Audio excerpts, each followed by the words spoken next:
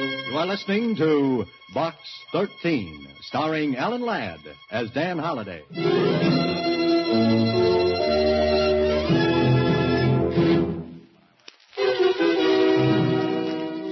And now, back to Box 13, starring Alan Ladd as Dan Holliday.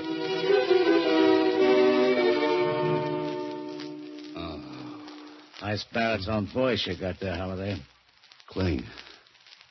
Inspector Clean. Where am I? Hospital. What for? For your head. There's a little dent in it, about 2 inches deep. Oh, I remember. Where is he? He? Who? The body. Oh, the body. What body? Wait a minute. How did you get in? Who found me?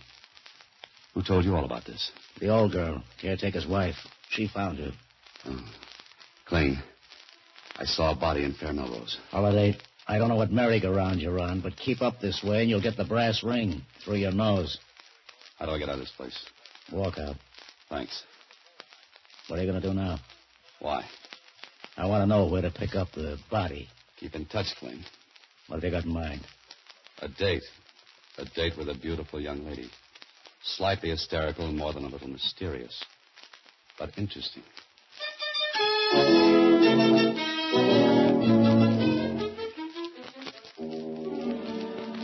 What do you want here again, Mr. Holliday? More to the point, what do you want? Will you please leave? Every time I come here, I get invited to leave.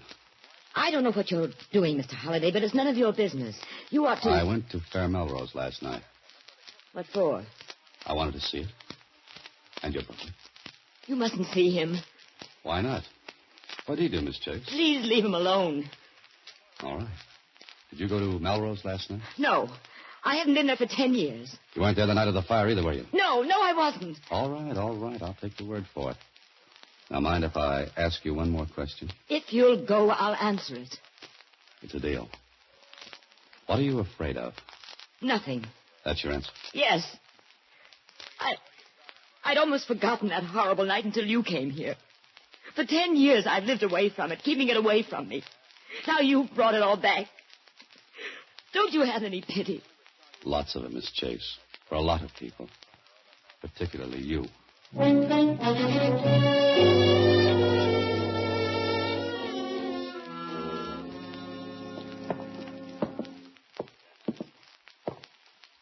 do you want to see him for? I got to. I want to talk with him. He can't talk. He can't hear. He's in the only wing left by the fire? Well, that he is. You still want to go up to see him? Yes, I do. Oh, the chases. Devil's brood, all of them. Devil's brood. The young'un with her temper, screaming at her mother and father. And him that's upstairs now, always fighting with his sister. The fire was a visitation and a judgment of Providence. There he is. Oh, no. Well, that's him. You stay here.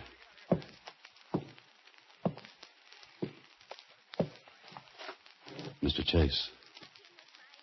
Mr. Chase. Can't hear you, can't hear you, can't. Shut up. Mr. Chase, I'm Dan Holliday. Box 13. Box 13, do you understand? Nodding his head. That's all he can do. Mr. Chase, you wanted to see me.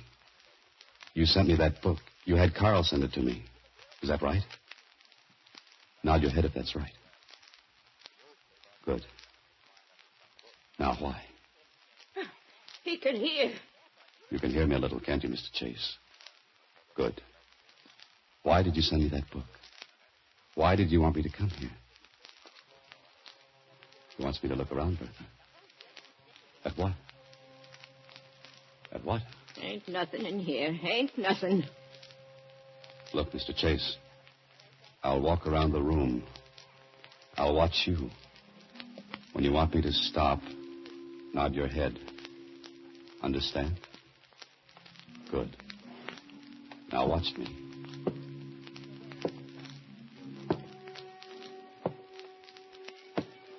Here? This trophy case. Is this it? What about it? What do you want me to see in this? Good.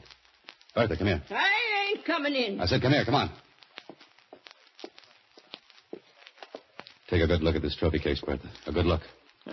I don't see nothing. There's a plaque missing from its place. There's heavy dust around behind all those cups and trophies, but there's a clean spot here where a plaque stood. No dust, Bertha. No dust. Someone took a plaque from here not more than a few days ago. Did you? I ain't touched nothing. Never touched nothing. Mr. Chase. That plaque. Whose was it? Yours? No. Your father's? Mother's? Mildred's. It was hers. But someone took it. Mr. Chase, try to understand. Try to answer. Please, you've got to. He can't. Mr. Chase, try hard. Try hard to hear me Let again. him alone. He can't do no more. Stay with him, Bertha. Don't leave him for a minute, do you hear?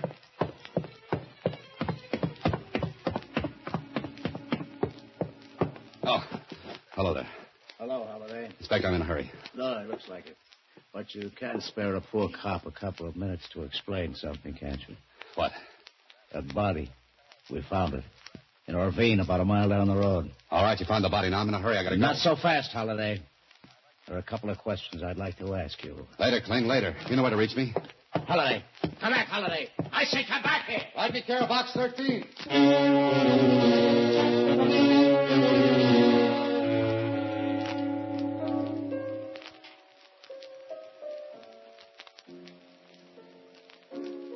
You saw my brother, Mr. Holliday? Yes, I saw him. Oh, please keep playing. I don't know why I let you in here. I do. Can't you leave me alone? Please. The piano. I like to hear it. What did you find out? So you don't know why anyone would have taken that plaque from the trophy case? No! Your brother managed to tell me it was yours. Where was it? In the lower right-hand corner of the trophy case. Lower right-hand corner. Lower. That mean anything? Well, it was a plaque I won for dramatics at Merrifield Academy. I don't get it. What value does it have? It isn't worth anything except... Except what? The plaque was presented to me at a dinner at Merrifield. So, go on. The dinner was the night of the fire at Melrose. And the plaque would prove you were at Merrifield the night of the fire. Yes. But somebody wants people to think you were at Fair Melrose. Were you? No. How many times do I have to say that? That's enough. Who hates you, Miss Chase? My brother. Your brother? They all hated me. My mother, my father, my brother. Sometimes I think I hated them. Watching me, picking my friends, cutting me off from the friends I'd picked. I couldn't stand it I see. All right, Miss Chase. We'll forget it for now. But can I come back this evening? Why? I said before I wanted to help you. That still goes. Miss Chase, it still goes.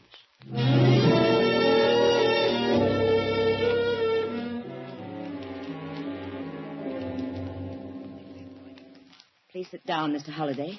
Thanks, Miss Chase. Do you have anything to tell me? A few things, yes. But first, is there anything you want to tell me? Tell you? Why, no. You sure? Positive. What could I tell you? A story. I don't know what you mean. All right, I'll explain.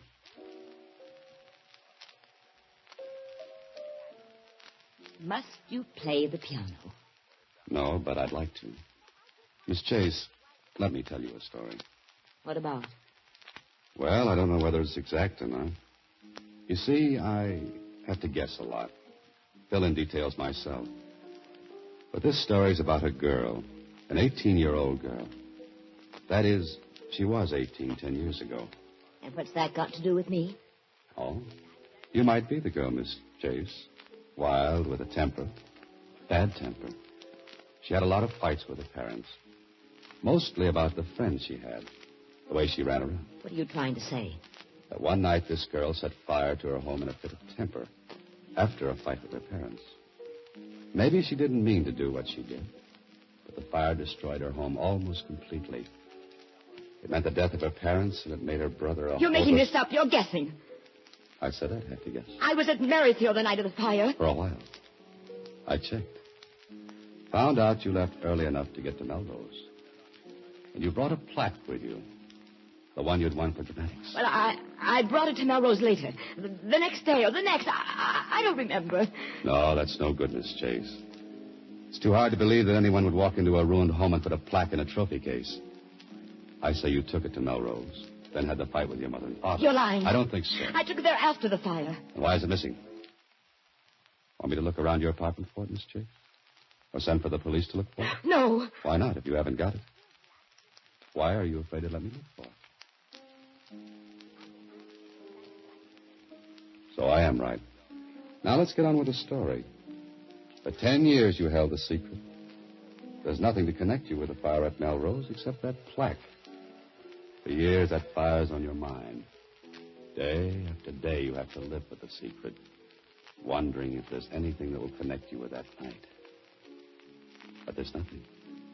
There's nothing. Then you remember that plaque. It will prove that you were at Melrose. Because the date engraved on it is the same as the date of the fire. No. I tell you it's not true. So there's only one thing to do. Get that plaque out of Melrose. But you didn't count on one thing. Your brother. Day after day he saw that trophy case. Day after day it was the same. Never changing. Like the four walls he had to stare at. But suddenly it's different. There's something missing. He racks his brains and he remembers. He remembers the plaque that was there. When he was able to read, he must have read about the fire. How you escaped the tragedy by being at school that night. How lucky everyone said you were. He read how you were presented with a plaque for dramatics. And his tortured mind puts two and two together. And he arrives at the conclusion that you were at Melrose. Home. The night of the fire. Well, Miss Chase, did you like that story? There's nothing you can prove. Maybe not. But how about Carl's murder? You killed him. Because you thought Carl was me last night. No. What are you doing? Calling the police. If for them now, I think they'll prove you killed Carl. They're good at that sort of thing, Miss Chase. Very good. No, please. What do you want? Money? I'll give you money. Anything, only don't call them. Why not? Please, please. Hello, Inspector Flint. They hated me, all of them. Okay, I hold hated on. them, and you. I hate you. Look out. Oh, no. Hello, Kling. Holiday. Come to the Sunview Apartments now. I just rang down the curtain on a 10-year dramatic act.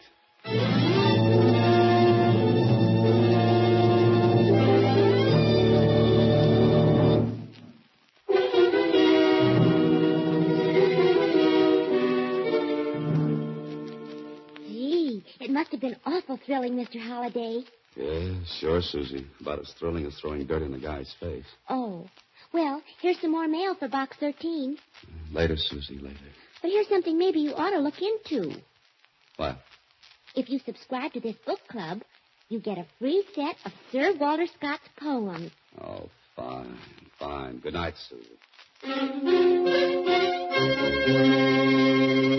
Next week, same time, Alan Ladd stars as Dan Holliday in Box 13.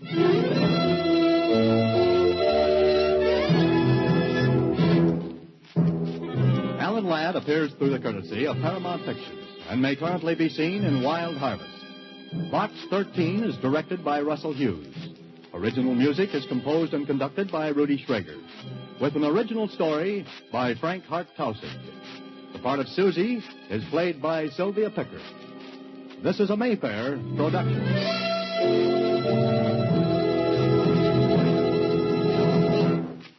Arthur Godfrey, who usually comes around with his talent scouts at this time on Monday, has just about finished his summer holiday. Godfrey will be back with us 1 week from tonight on August 28th.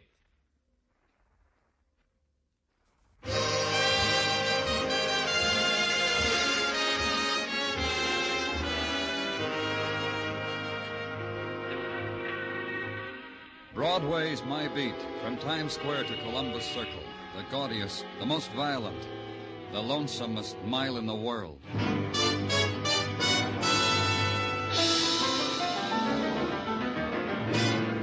Broadway's My Beat, with Larry Thor as Detective Danny Clover.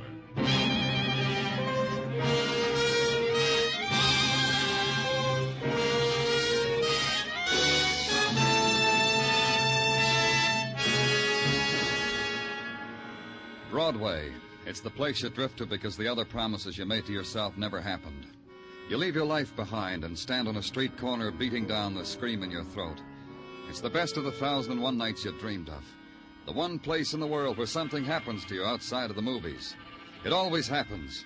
Something starts it, the tap on the shoulder, the laughter that floats down to your end of the bar, the smile, the special delivery, the phone call.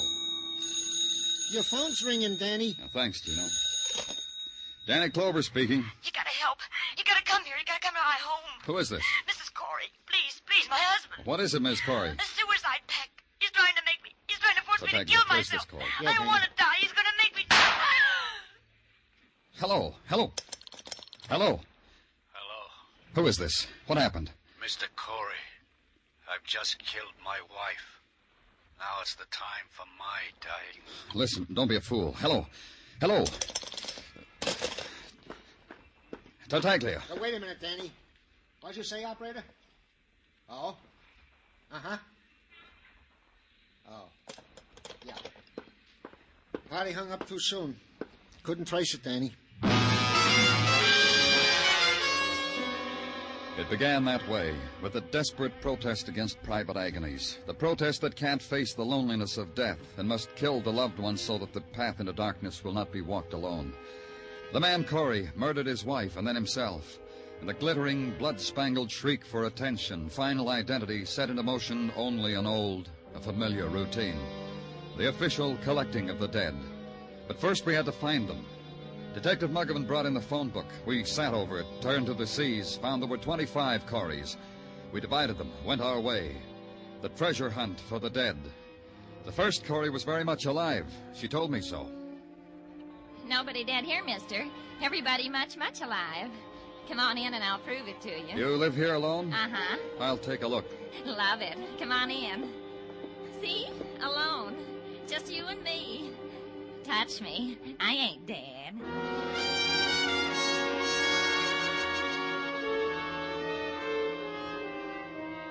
Yeah, sure. My name's Corey.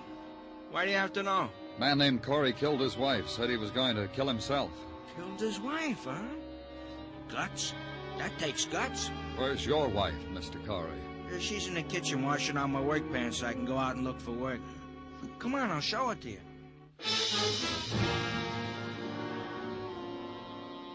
Look, mister, even if you're a policeman, it doesn't give you a right to ask me a thing like that. I love my wife. We never say a harsh word. Where is she? She's asleep. This late? She sleeps this late every morning. I was just preparing her breakfast. Call her. Look, mister, you don't know what you're asking. Call her. Fanny, wake up for a minute. It's a policeman. He wants to know, did we have a suicide pact? Fanny. Suicide pact? Tell him no, but thank him for the suggestion.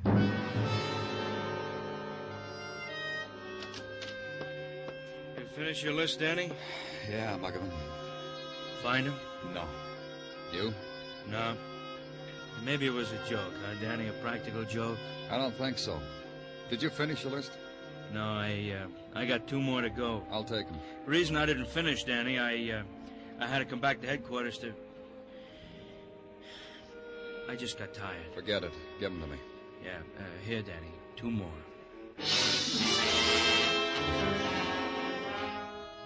Maybe Muggavan was right. Maybe it had been a joke. Someone's grisly idea of a joke to play on the gullible police. There are people like that. There are people who make a pact to die. The first Corey on Muggavan's remaining list of 2 was an invalid, a bedridden woman tended by her middle-aged bachelor son. He asked me to stay and chat with them. It was such an interesting thing to have happen to them. At the last place, the manager of a plush apartment house just off the park told me, indeed, yes, indeed, he had a Mr. and Mrs. Corey. Oh, yes, indeed. They've been with us, let me see, 5 years, I should say. What apartment are they in? 3A. You understand, of course, that solicitors and peddlers are not allowed on the premises. No, I'm from the police. See? Police. Police. What is your interest in Mr. and Mrs. Corey? You're perfectly right. Which way is 3A? Down this center hall. But we'll announce ourselves first, shall we?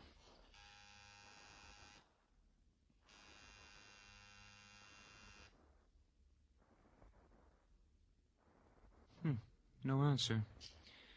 Well, they're either not at home or they've overslept. With Mr. and Mrs. Corey, I should say they're not at home. Let's go find out. And bring the key. Oh, but that's... Bring the key. Oh, very well. Here it is. After me, please.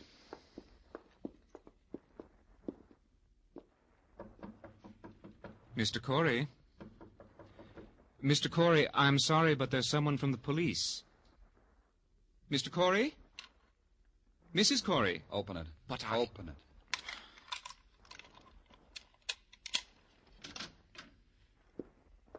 See? There's no one at home. They've gone out. Where's the bedroom? Through here, but I don't believe you have the right to intrude like this. As you can see, everything is in apple pie order. What are you looking for? Why do you pry so? They're dead, that's why. What? Oh. Well, in that case, you might be interested in something In what? A woman called me just a while ago. Said she'd been trying to reach Mr. and Mrs. Corey all morning. On their private phone. There was no answer, so she left the message with me. What message? Her name, her phone number. They interest you? Get them for me. Now, get them. This time it was easier. The message was from one Zella Stanley, with a phone number to match. As easy as investing a nickel in the nearest phone booth and telling Zella Stanley you were the police. Asking her if she had been calling the Coreys and would she be home, and I wanted to talk with her. Miss Stanley was in turn non-committal, puzzled, cooperative. Please come up, Mr. Clover. The address is 1520 West 46th, apartment 2A.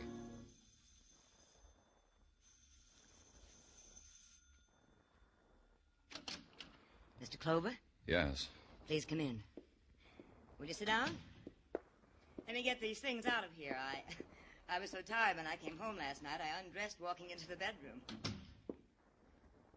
Now, won't you sit down? Thank you. About Mr. and Ms. Corey. Now, don't put me on the defensive, Mr. Clover. I want to help you with whatever it is, so just let me tell you. Good. Go ahead. I've been calling Alice all morning. That's Alice Corey. That's right. There's been no answer at her apartment. Is that something unusual? Not in itself.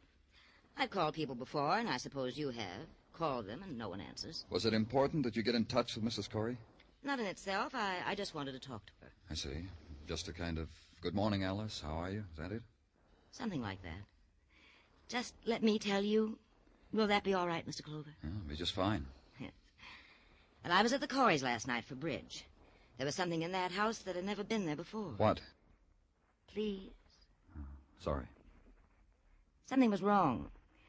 No laughter between the two. Silence, mostly. And now and then a bitter word. I've known them for years. The Coreys have been the cliché of matrimonial bliss. It embarrassed me. I left early. May I? Of course. You said you were playing bridge. You, Mr. Corey, Mrs. Corey. Who else? And Tom's partner. Tom Corey's partner. His business partner, Henry. Henry who, Miss Stanley? Henry Fairchild. Fairchild of Corey and Fairchild, you know. No, I don't, Miss Stanley. A factory. They make small things, electrical parts or something. I don't know. Tell me a bit more about last night. Well, just that Tom was depressed. Alice looked, well, frightened. I never seen Alice look frightened, but I think that's what it was. Henry did everything he could to brighten things up. It didn't work. You go ask him. Ask Henry.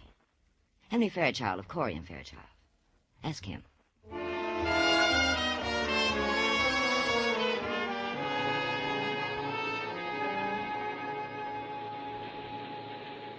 My secretary tells me you're from the police. I can't tell you how delighted I am to see you. Delighted. Thank you, Mr. Fairchild. Come over here, Mr. Clover. Quick, come over. I want you to see something. I'll draw these drapes back so you can see something. Look down there. What do you think? Yeah, it's quite a little factory you have there. It's more than that, Mr. Clover. It's 10 years of our lives. 10 years of blood, sweat, tears. No other way to say it. 10 years of that. And he walks on it, squashes it like it was a cockroach we'd built. Oh? We're ruined, destroyed, milked dry. All that work sucked dry because he was greedy, hungry for more money. $50,000. Like that. Like he was taking it out of a piggy bank. Arrest him, Mr. Clover. Go arrest him. Who? My partner, Tom Corey. Arrest him for grand larceny. Arrest him for dipping his fingers into our till. Arrest him for being an ungrateful, greedy... Tom Corey did that? Yeah, here are the books. Look for yourself. But you wouldn't know about a thing like that. Your experts will, though. They'll see how month after month he stole 5,000 here, 3 here, 10 here, 2 here. Uh-huh. When did you see Corey last? Last night. We were playing bridge. He was moody. Rude to his wife, to Alice. I tried to cheer him up because I thought it was dyspepsia or something. This morning I find it was this. When you arrest him, Mr. Clover, tell him I'll make it a point to visit him in jail. It'll give me kicks to see him there every chance I get. Corey killed his wife this morning, then himself. Huh? He didn't have to do that. He could have come to me. I'd have helped him. Honest. We can't find them. They're not at the apartment. How about their place on Fire Island? Where? They have a house on Fire Island. You think we should try there, Mr. Clover?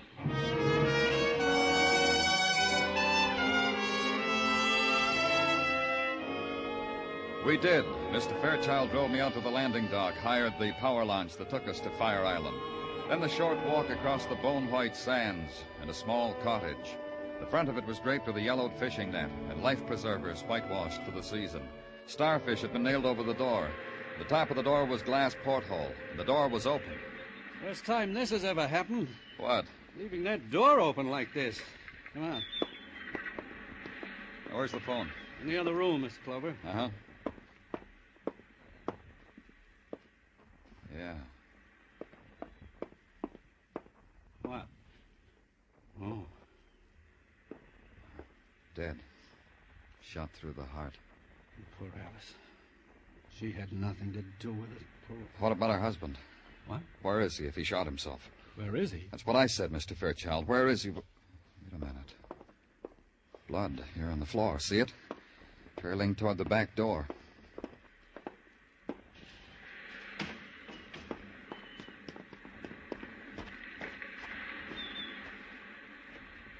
Here. Now the blood stops. But no Tom. Where is he? You said he committed suicide. I was wrong. He committed murder.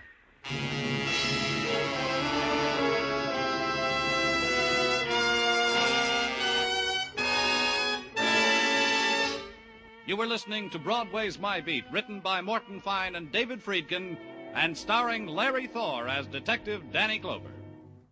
Next week, along about this time, Arthur Godfrey and his talent scouts will be on hand again to delight and entertain you. You'll find that Godfrey's amateur but knowing scouting have dug up some wonderful new discoveries for you, and they'll be here Monday after Monday all season long. By the way, next Monday also marks the return of My Friend Irma, the Lux Radio Theater, and the Bob Hawk Show on most of these same CBS stations. Don't miss next Monday evening with CBS, the network of the stars.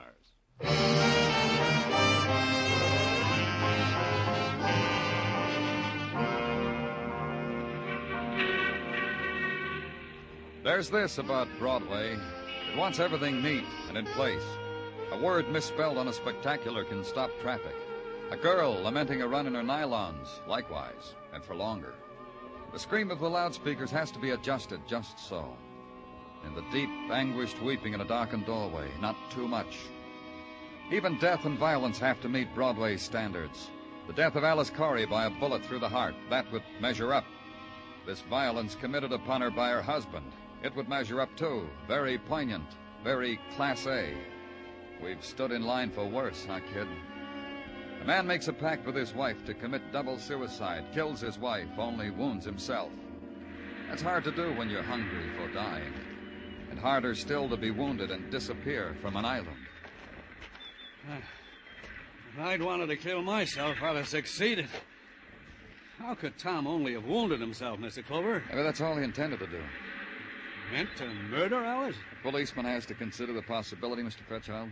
And then how, what I asked you before, how could he have only wounded himself? He shot Mrs. Corey in the heart. He must have thought that was the best way, in the heart. When he shot himself, he must have flinched, a reflex against his own death. He flinched. He saw he wasn't dead. He liked it that way. It's been that way before. But you said he committed... Murder? That's right. When someone kills someone else like that, we call it murder. Is there anywhere else on the island he might be, Mr. Fairchild? No, we've covered all of it. Places I never knew existed. I don't mind telling you, I'm tired, Mr. Clover. And he must have crossed over to the mainland. You know these people at the landing dock, Mr. Fairchild? Most of them. Call out and ask if anyone took Tom Corey across. All right. Did anyone here take Tom Corey across today? Did anyone take... Oh, Graham did, Mr. Fairchild. Where is he? Just the other side of the landing. See his boat? Let's go, Fairchild.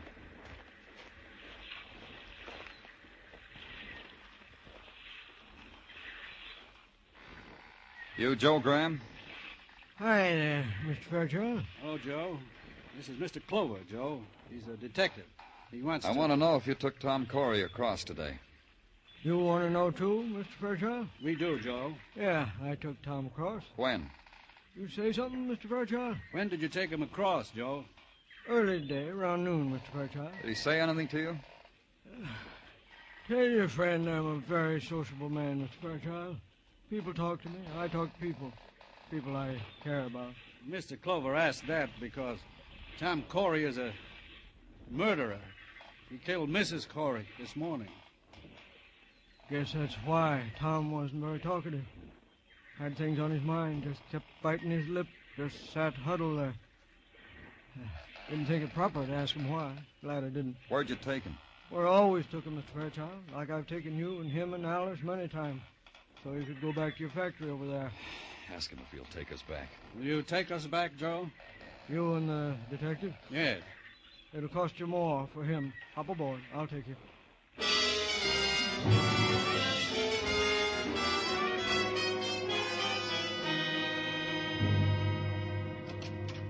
Danny? Come on in, Gino. What's on your mind? It came through, Danny. I'm going to miss you. Why are you going to miss me, Gino? What came through? But Captain Julius okayed your vacation request, and so did the inspector, and so did the commissioner. Then back again through the inspector and Captain Julius. So, here it is. Where you going, Danny? I haven't made up my mind. I've been mulling over the travel folders, me and Mrs. Tartaglia, and we feel the place for you is Mexico. Mexico, huh? See, in Ensenada, in Mexico, in the Riviera Pacifico. Imagine you with a serape over your shoulder, huaraches on your feet, and a la cucaracha on your lips. See, Mexico, man amigo. Me amigo. And we are friends, aren't we? Gino... Lieutenant Clover? Yes. What is it? I'm Dr. Haskell. They told me to come right in. Of course. What is it, Doctor? They said you'd want to see me, that you were working on something that might have something to do with what I want to see you about. All right. What is it? About 20 minutes ago, a man forced his way into my office. I say forced himself because he had a gun. What did the man look like? Oh, about 40, strongly built. I wrote it all down here because I knew you'd want to know. Here. Oh. I knew you'd ask me. Uh-huh. About 20 minutes ago, he came to see you about a bullet wound, didn't he? Yes. How did you know? We're looking for this man. How badly is he hurt? He'll die. Unless a miracle. Then I'm only a doctor. I gave him plasma, extracted the bullet, shot into the heart. He wouldn't let me give him anesthetic. He's hurt. Unless he's found immediately, he'll die. You let him go? I told you he had a gun. Oh, I see. Where do you live, Doctor? Here's my card. Thank you. Is there anything else you want to tell me? No, I believe that's all. It just came in, Danny, over the teletype. What did? Item about a woman you talked to earlier, Zella Stanley. Off the dime, Muggavan. What about her? She was found in her apartment, shot to death.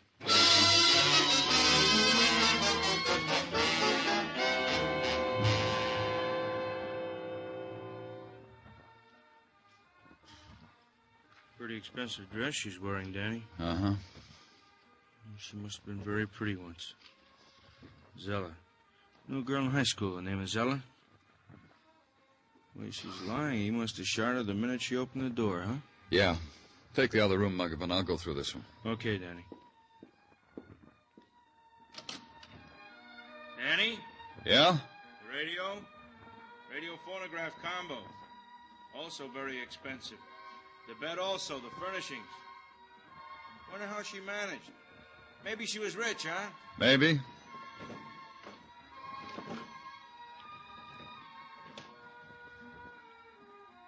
I think I find out how, Danny. How what? How she managed. These men's shirts in the bedroom closet. This robe. Let's see them. Embroidered initials in silk. Wish I could afford things like that. T.C., Tom Coring, Danny? Uh-huh. T.C. Tom Corey. So it began to take shape. Tom Corey had killed his wife, turned the gun on himself, had missed his heart. Then he had decided to rid himself of the source of his trouble, Zella Stanley. Committed grand larceny, committed murder, 2 murders. Now he was a dying man someplace in the city. Find him. We tried all points bulletins, newspaper releases, call on the hospitals, then back to headquarters and wait. Then nodded a man who nudged his head through a door and listened to his story. I run the Diamond Hotel on 37th Street. A little while ago, a man came in my place to register. Why do you think that's of interest to me? The man had no bags. I saw that right away when I handed him the pen to write. Then on top of that, he said, "You write my name for me. It's Smith." That's what he said. "Write John Smith." I said, "Why?" He said, "Because I got my hands in my pockets, that's why." I said, "Oh, do you?" Come to the point, will you? The point is this. I looked over the desk at these hands in his pockets just to see what went. What went was the side of his coat was blood. And I got cagey. Cagey? Cagey. I said, "How long you want the room? Months? Day? Week?" And he looked funny and said all he wanted to do was rest a while. I said, because I saw trouble. He left. I came here. I did right, didn't I?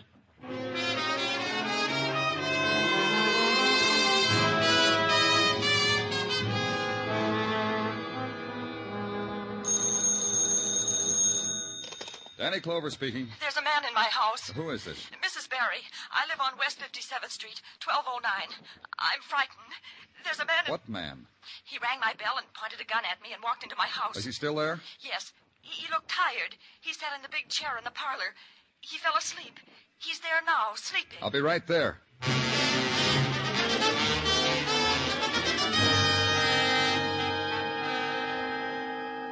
Can't you understand? He's gone. But just 10 minutes ago, you called. 10 minutes ago, he was sitting in that chair sleeping. He woke up and left. He had a gun. All right, all right. All right, he says. He had a gun pointed at my nose. What did you want me to do? Hit him over the head with a candlestick? Huh.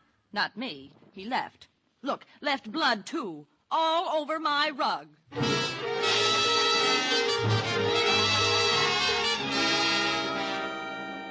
Back to headquarters again. Then a phone call from a pedestrian who'd just seen a man who fitted Tom Corey's description on West 62nd. The man was staggering, Mr. Clover. So Mr. Clover dispatched a squad car to the area. The man was nowhere in sight. Then Mr. Clover sat down and thought about it. Tom Corey left Fire Island by boat, found a doctor on 12th Street in the village. Put a thumbtack on the map. Tom Corey has tried to get a room at the Diamond Hotel on West 37th. Thumbtack. Tom Corey had murdered Zella Stanley, West 46th. Thumbtack. Tom Corey had been asleep in a parlor on West 57th. Thumbtack.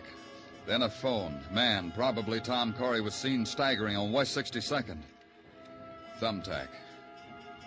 Tom Corey was headed uptown. Tom Corey was crazed with pain. Then a recheck of my notebook.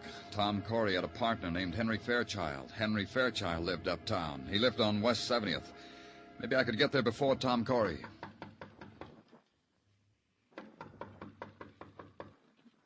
Who is it? The police. Danny Clover. Come in, quickly.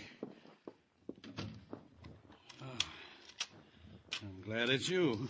You afraid of something, Mr. Fairchild? Am I? The door bolted, locked. What are you afraid of? I read it in the newspapers. Tom, he's still loose. You still haven't answered my question. What are you afraid of? Isn't it obvious? Tom has killed his wife, killed Zella. Now he's... That's why you're here, Mr. Clover. You know Tom is on his way. Uh-huh. I figure he is. I'm just wondering why you figured it. You just said it's obvious. Tom is out of his mind. He killed Zella, didn't he? You know why, too, don't you? No. Tell me why. You found his shirts there, didn't you? At Zella's. How did you know that, Mr. Fairchild? It wasn't in the newspapers.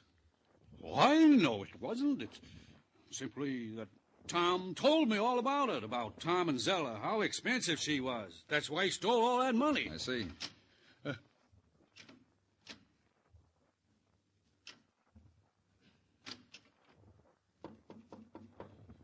Mr. Clover. Put down that gun. But... Give it to me. I said give it to me. Now stand right where you are. I'll take care of it.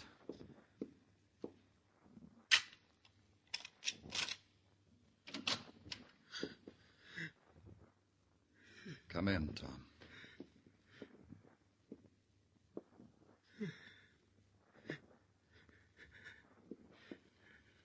Shoot him.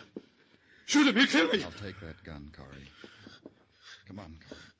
I'll help you. Sit down over here. There. Don't believe him, Mr. Clover. Don't believe anything Corey says. Huh? He's going to tell you I killed his wife, that I shot him, that I stole the money. Ridiculous things, crazy things, because he's crazy now. Tom? Of course, Tom. He's crazy. He's going to say that Zella and I arranged the whole thing to make it look like a suicide pact, that I killed Zella. Tom. Tom. That's right. Tom's dead. He just confessed to a dead man.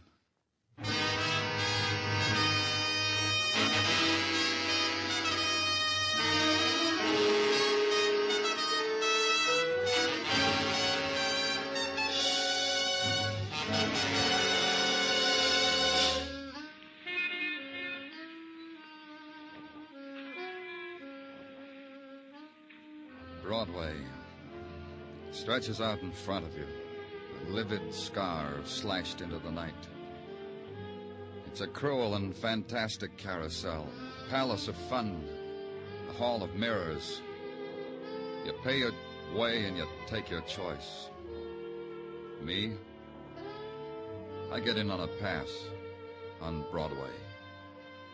The gaudiest, the most violent, the lonesomest mile in the world. Broadway. My beat.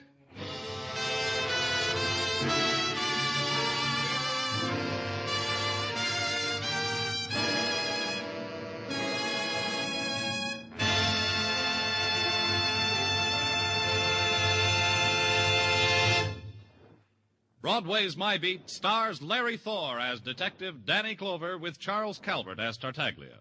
The program was produced and directed by Elliott Lewis, with musical score composed and conducted by Alexander Courage. Included in tonight's cast were Herb Butterfield, Janet Logan, Ann Stone, Junius Matthews, Byron Kane, and Jack Crucian.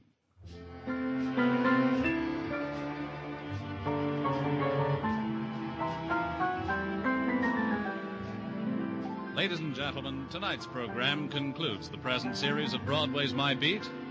We thank you for listening and hope to return in the near future when Danny Clover will bring you more adventures along the Great White Way. Meanwhile, listen to Arthur Godfrey, who returns at the same time next Monday with his Talent Scouts.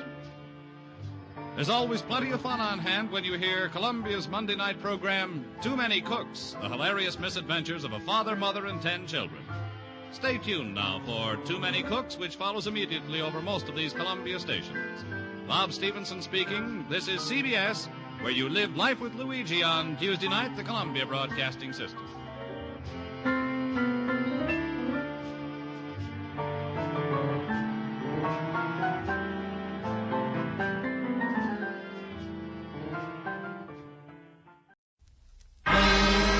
Time now for Rocky Jordan.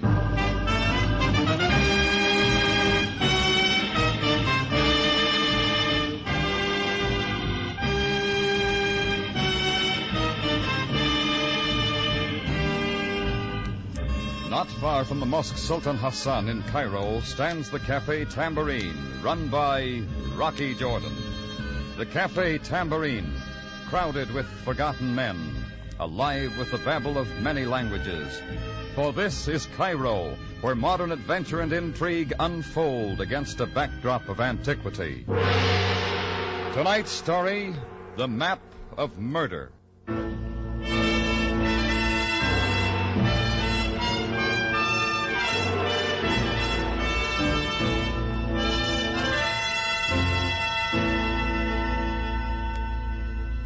To begin with, I'm a businessman. I run a cafe, and when business gets bad, I look for ways to pep it up.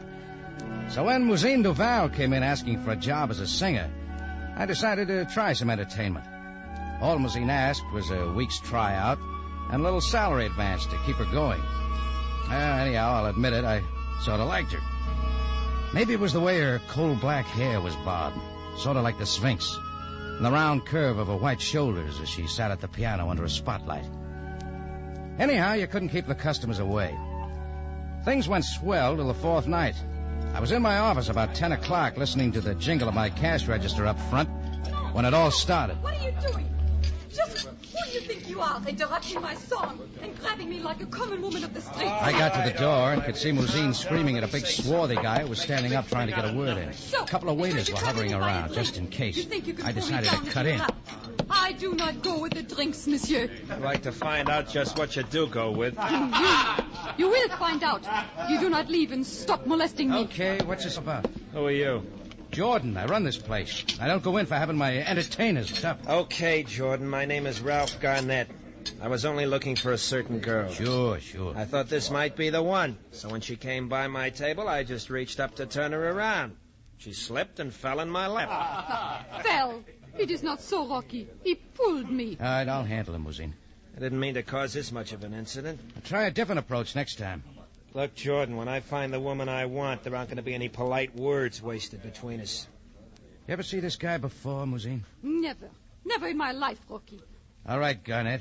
I suppose you blow. Okay, we're playing in your park. But I'd like to meet you on my home ground sometime. I'll work you into my 1960 skill. We play a rough game there, Jordan. I've never lost. Garnett jostled his way through the tables to the door and was gone. Right then, I wrote it off the books. And that was my first mistake. About 3 days later, I had a note saying an old friend of mine was in town. Gunter Rentz of the 32nd Foreign Legion Regiment. I'd met Rentz a couple of years before.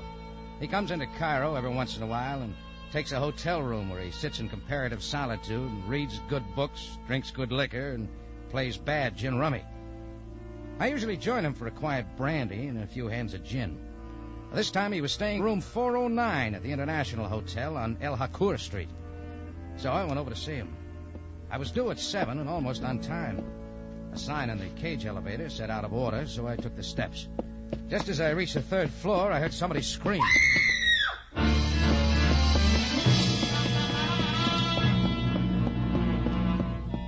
And nobody screams in Cairo for fun. It seemed to come from the room almost in front of me, so I got over to the door and knocked. No one answered, so I tried the doorknob, and it opened. And what I saw made me forget for the moment about my date with Rentz. The phone began ringing, so I walked over and picked it up before I realized what I was doing. Hello? Is this room 309? Just a minute. Yeah, it's 309. Who's this? Mr. Amar, the hotel manager. Do you have a girl in your room? I'm afraid I do. Well, she will have to come down and register.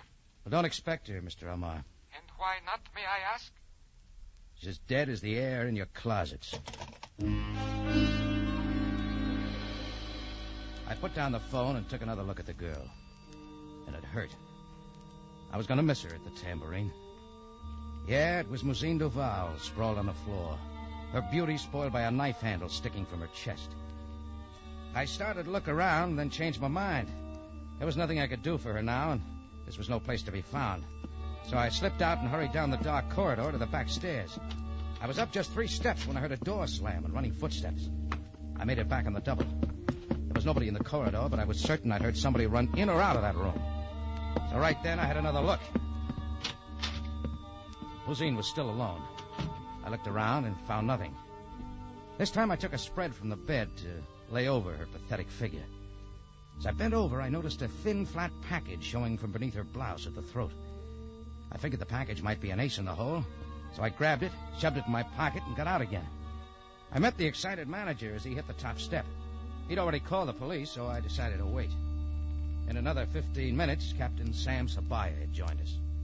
He listened real patiently. Yes. So that is your story, Jordan. Every bit of it, Sam. He was in this room when I called Captain Sabaya. He answered the phone. Jordan, you say your being here was a coincidence. Yet she worked at your cafe. Look, don't start getting ideas, Sam. I gave it to you straight. I'd like to know the answer, too. There is much more you can tell us. Yours was the voice on the phone. One moment. Miss Emma, who rented this room? Not the girl. Some man whom I did not see because I was not at the desk when he registered. Where are you when everything happens? At the time, I might have been counting linen. Do not pick at me. I am nervous enough. What was the man's name? The register says John Smith.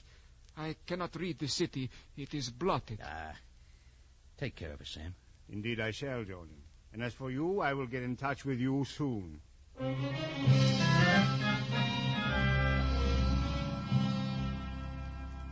I was in no mood for it, but I decided to keep my date with Gunter Rentz. But first I stopped on the back stair landing for a look at the package I'd found on Muzine. It contained 2 sets of passports and visas. One for a girl I'd never seen before named Helen Brecht, and the other for a man named Rudolph Crane, only there was no picture of him. Then there was a ring with a curious design on it, and most of all, 5 $1,000 American bills. I put the bills in one pocket and the rest of the stuff in the other. And I went up and knocked on Rentz's door. Ah, my good friend Rocky Jordan. Come in, please. Hello, Rentz. Welcome to the big city. Well, the city is good only because I can get away for a while from the confinement of the barracks. To the confinement of a hotel room? Yeah, but in this room I can pick my friends, well, like you, Rocky. Yeah. Yes, please, sit down. Thanks. Well, come, Rocky. Are you not glad to see me? Oh, sure. Just some unpleasant excitement. Oh, excitement? The girl was killed in a room downstairs. Ah, death. That is too bad. Let us not talk of death. You'll play cards, huh? I found some things you might help me with. Oh, so? Yeah, this ring here has some kind of German design. Maybe you can tell me what it is. Yeah, I can most certainly tell you. This is a ring worn by the members of a certain German regiment during the last war, the 274th Schutzstaffel, to be precise. Well, I found it on the girl, and these passports, too. Well, let me see. Well, no, these are nothing. But should you not turn them over to the police? Yeah, I'll give them to Sabaya in the morning. Well, now perhaps a drink would help. No? Yeah, a big tall one, huh? Brandy and soda. Very well, in a minute I will have it.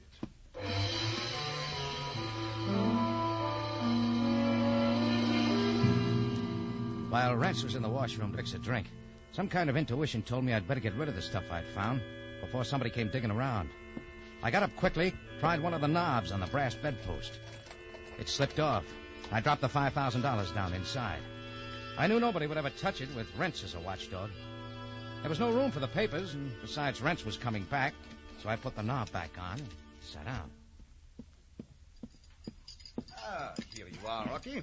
Brandy and soda. Yeah, thanks. And now the cards. The best antidote for a weary mind.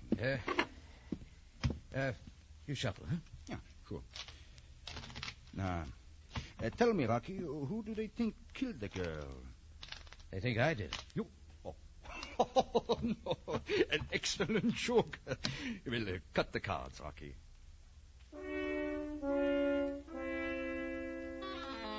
Well, I stayed late playing gin with Rentz and started home long about midnight.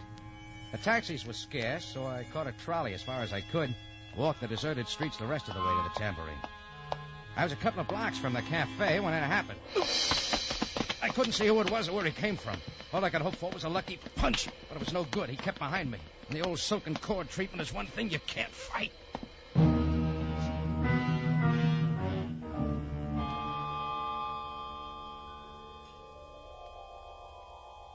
I came out of it maybe a couple of minutes later, slumped against a wall and wondering why I was still alive. My pockets were inside out and my neck burned where the cord had been. I was stripped of everything I carried. The papers, the ring, the billfold, and my watch. Now I knew there was a killer in Cairo I had to meet again.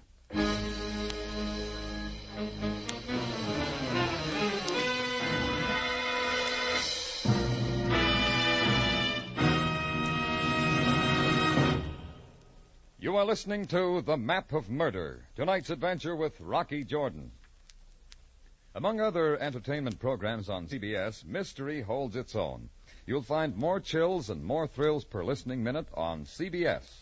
Take Inner Sanctum, for example. This week, Everett Sloane stars as a waiter who overhears a murder plot and tries to defend its victim.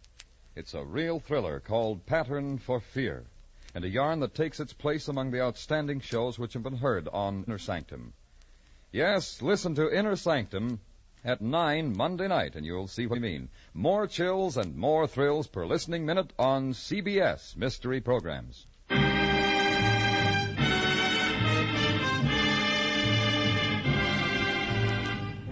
And now we take you back to Cairo and tonight's adventure with Rocky Jordan, The Map of Murder.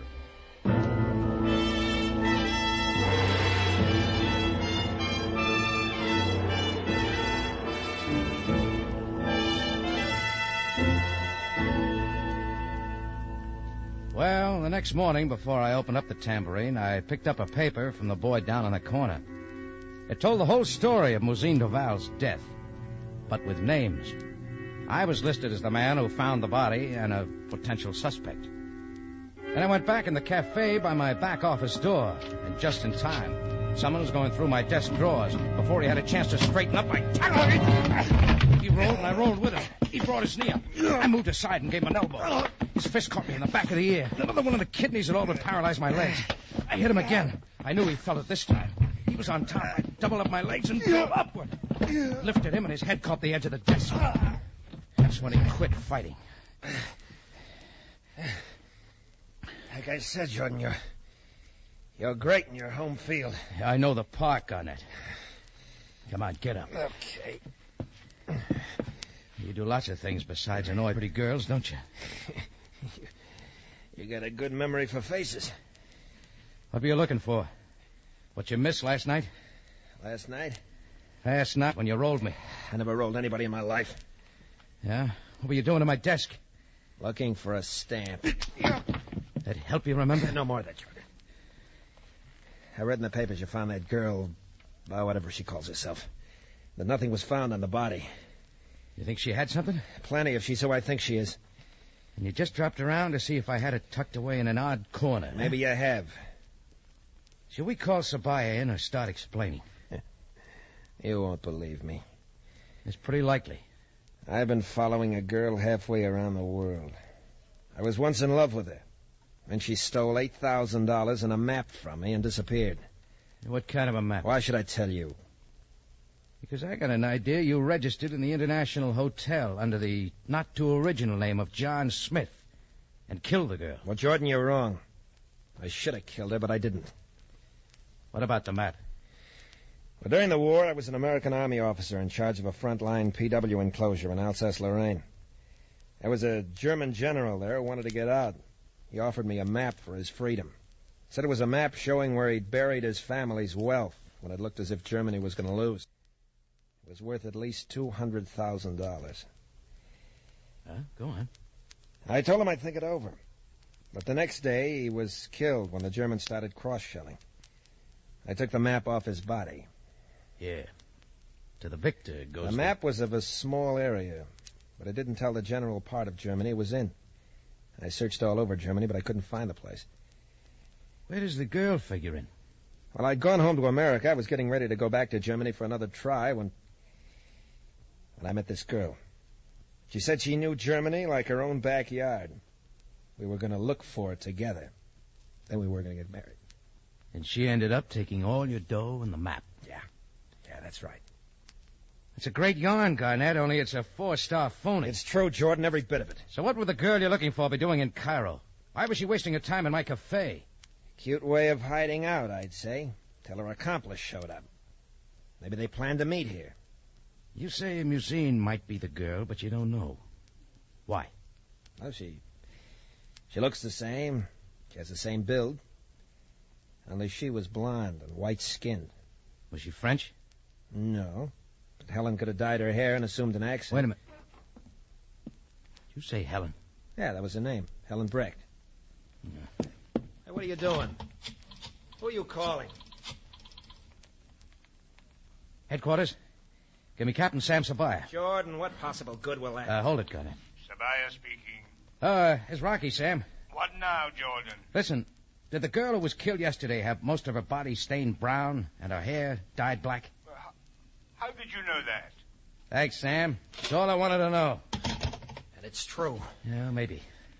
Look, leave your address in the desk where I can find you, Garnett. Right now, I've got an errand. When will I hear from you? With luck, a couple of hours. With no luck, never. All at once, Garnett's story was making plenty of sense. Helen Brecht was the name on the passport I'd found on Musine. Right then, I was on my way to the Hotel International to hunt up Gunter Rentz. But I got just 2 blocks in the tambourine when I realized I wouldn't have to look for him. He'd found me. Get in, Rocky. Oh, okay, Rentz. Oh, it so happens I was on my way to see you. Oh, convenient. I was just going to see you, Rocky. I hired this car and thought we might drive out of the city. Well, there's nothing this way but the desert. You know, you're right. There's almost nothing to see, and even less to hear.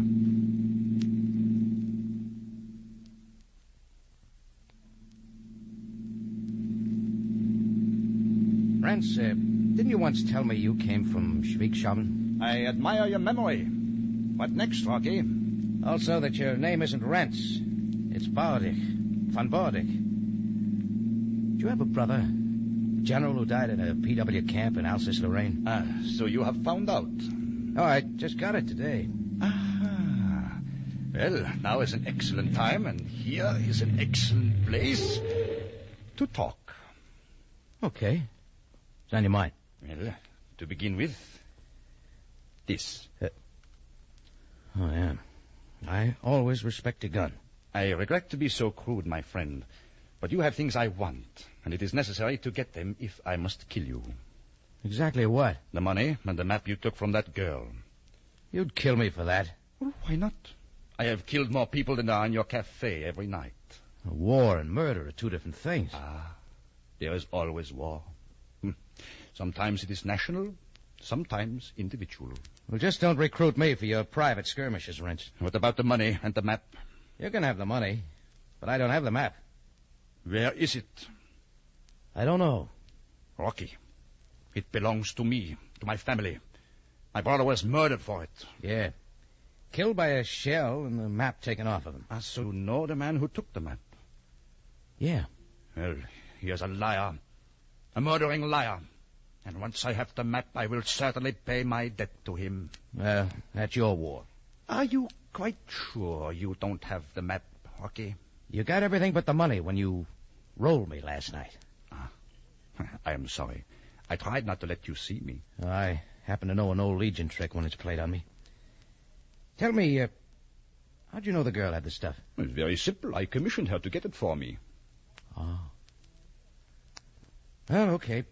Take me back to town. I'll deliver money to you. Well, how can I trust you? Look, Rance, I never let a friend down, even if he's turned into something else. So, yeah. Yeah, very well. But if you fail me, Rocky, nothing will stop me from reaching you.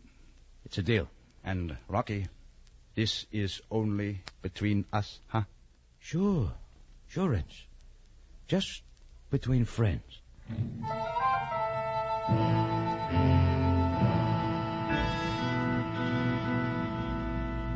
Well, there you are. In 2 days, I've been taken in by 2 people I thought were friends. And if I was going to shake the police and Rentz and a guy named Garnett off my trail, I had my job cut out for me. Finding a certain map. Well, I figured the room at the International Hotel where Musine was killed would stand a little more searching. It took a £5 note to bribe the key away from the room clerk, and it wasn't worth it, because I turned up nothing. So that left only one other chance. Musine's effects at the police station. At headquarters, I gave Sabaya the whole story, top to bottom. Then we had a look at Musine's clothing and luggage. No more luck. There is no map, Jordan. But it's gotta be Sam. She wouldn't let a thing as valuable as that map get 2 feet away from her. If there ever was one. Well, I'm betting on it. Everybody's story checks too well. The fact remains, Jordan, we have searched everything. Wait a minute. What about the murder weapon? Only a knife. Well, let's have a look. Where is it? Yeah, in this case. That's our last hope, Sam. A faint hope, Jordan. After all, this was held by the murderer. It won't hurt to try. Maybe this handle... Oh, careful. Here, use this handkerchief. Right. Look at that, Sam. The handle comes off. Let's take a look inside. Here, these tweezers will get it out. Right. Here she comes. Now, let's see. That's it, Sam. Yes. We have the map. You know what this means? Indeed I do, Jordan. This was Muzine's knife. Who's the only person she'd have to draw it on for her own protection? Friends? No, she was working for him. That leaves only the American, Garnet. Yeah. He was looking for her, and she was afraid of him. Then why would she go to his room? I don't know. You see, Jordan, I am interested in finding the murderer. We still have no proof. All right, I'll get it for you. Just let me have that map for a little while. And for what purpose? Give, Sam. We're going to lay a little trap.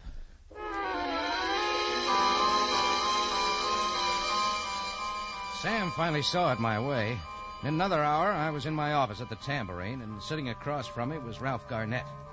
He'd received my call and gotten there in a hurry. Okay, Jordan, what's this about? You want the map, don't you, Garnett? You found it? Yeah. The map and $5,000 money Muzine took from me. Where, Jordan? Let's see it. I went to a lot of trouble to find the stuff, Garnett. Oh. A deal, huh? Well, don't think I risked my neck for nothing, do you? Jordan, you're my type of man. You know, we could work well together. What are your terms? You get 40% of anything we find and dig up. That's fair enough. Except for one thing. Yeah? When I'm working with a guy, it's got to be an open book. Did you kill Muzine? No, Jordan. After that night in your cafe, I cornered her on the street. She admitted she was Helen Breck. She promised to come to my room at the hotel and make a deal. You were there when she got there? No, I was late. And when I arrived at the hotel, the police were around, and I stayed out of sight. I don't know how she got into my room. All right, Garnett, do you want the map or don't you? What does it take to get it? The confession? Right down the line. Just between the two of us? It won't change the deal. Just so I know. All right. All right, I killed her. I was scared away before I could find the map of the money. I good enough? You swear to that? Yes, I swear to it. He's all yours, Sam. What? Mr. Garnett, you under arrest. Why, Jordan, you lousy liar. Move, Garnett. You had the cop planted in your closet just to dig a confession. Yeah, it worked. Well, I didn't kill the girl. I just said that so you'd give me the map. I find that very hard to believe. Why would I follow her halfway around the world and then kill her before I got the map? Oh, take him away, Sam. Get him out of here.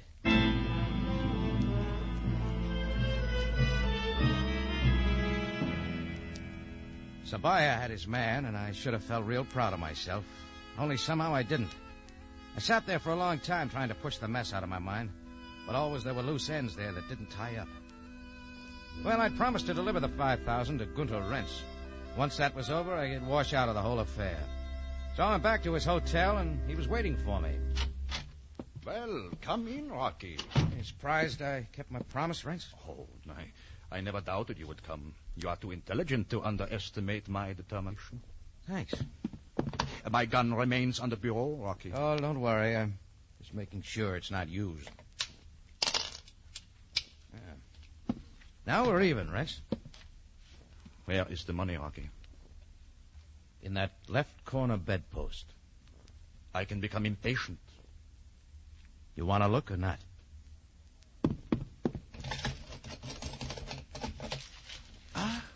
So it is $5,000. Well, your cleverness amuses me. Now, if you want the map, go talk to Sam Sabaya. The map? He has it? That's right. Well, I have every right to it. He will give it to me. And he has something else. A guy named Garnett who just confessed to Muzine's murder. So the killing is finally solved. Yep, only for a while it figured kind of different. What? With me as a suspect, perhaps? It sure looked that way. Let's say you found out she had a deal with Garnett. Yeah? Playing his offer for the map against yours. Oh, well, that much is true. All right, Garnett's room was directly below yours, so you went down to talk to him. Just then the girl came in. You argued, she pulled the knife, and you killed her. Well, it is over now. As you say, Garnett has confessed all. So, now let us have a drink together. Yeah, sure. Mix them up, Rentz. It will only take a moment. Oh, Rentz. Yeah, Rocky? This fire escape outside the window. You been on it recently? Oh, certainly not. Why do you ask? The footprint in the flower box. Somebody's been out here. Well, what of it, Rocky? If I didn't know different, I'd say that explained how you got into Garnett's room. Ach, now, please. Why do you not forget all about this? Rocky, where are you going? To police headquarters, Rents. To tell Sam Sabaya you killed Musine Duval. And with that, I took off down the hall, running as fast as I could. I knew if that got a rise out of Rents, I was finally right about the whole thing. It didn't take me long to find out. Rocky, come back here! Rents was out of the room and down the corridor after me faster than I could believe, with speed born of a lifetime of military training. He caught me from behind, just as we reached the top of the stairs. We hit hard, we rolled down the whole flight of stairs. We hit the landing and kept rolling. Then there was a loud crash of splintering glass. Rents disappeared through the low window. A second later, I heard him hit the alleyway, 3 stories below.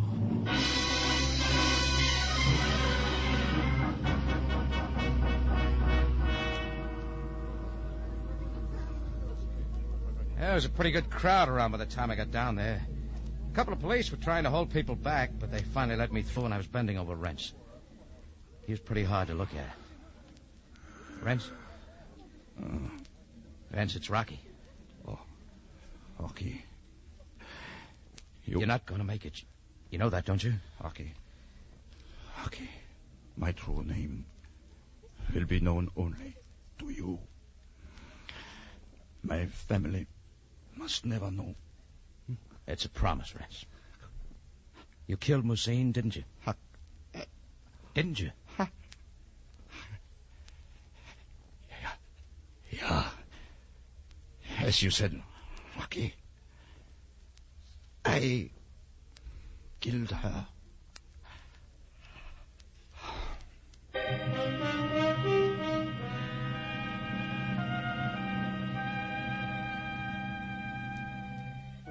Well, Sam Sabaya got the story from me and a few other witnesses.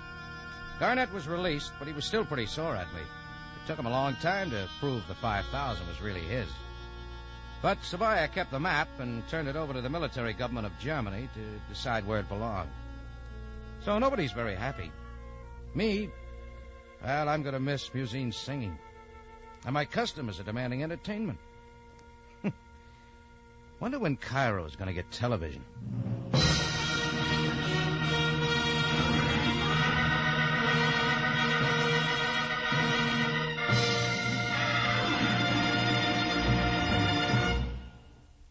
It's CBS again at this same time next week for another story of adventure and intrigue when we take you back to Cairo and the Cafe Tambourine run by Rocky Jordan.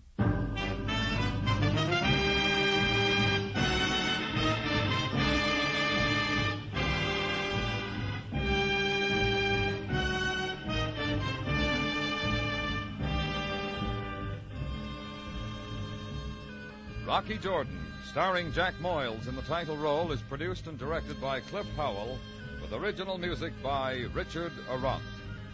Tonight's story was by John Michael Hayes, edited by Gomer Cool and Larry Roman.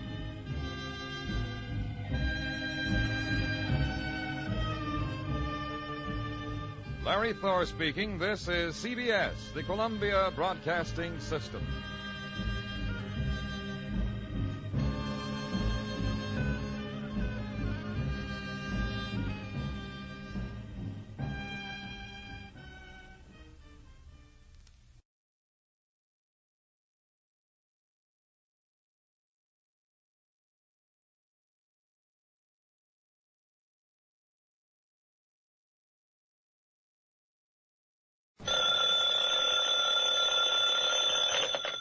Hello? Yes, this is the Falcon speaking. Oh, Margot. You'll have to cancel me out tonight, Angel. Army intelligence is flying me to Lisbon, Portugal. Yeah. Seems some little girl there is playing fast and loose with Uncle Sammy's secrets, and I gotta run her down if it kills me.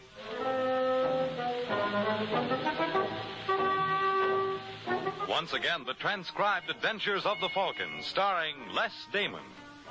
The Adventures of the Falcon, dedicated to private investigators everywhere. Those hard-hitting detectives who, like Mike Waring, risked their lives to aid law enforcement agencies. So join him now when the Falcon solves the case of the silent butler.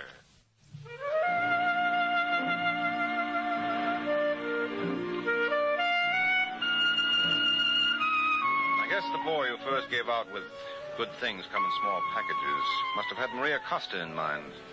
Maria is the luscious-looking brunette walking down one of the steep, winding alleys in Alfama, the old section of Lisbon.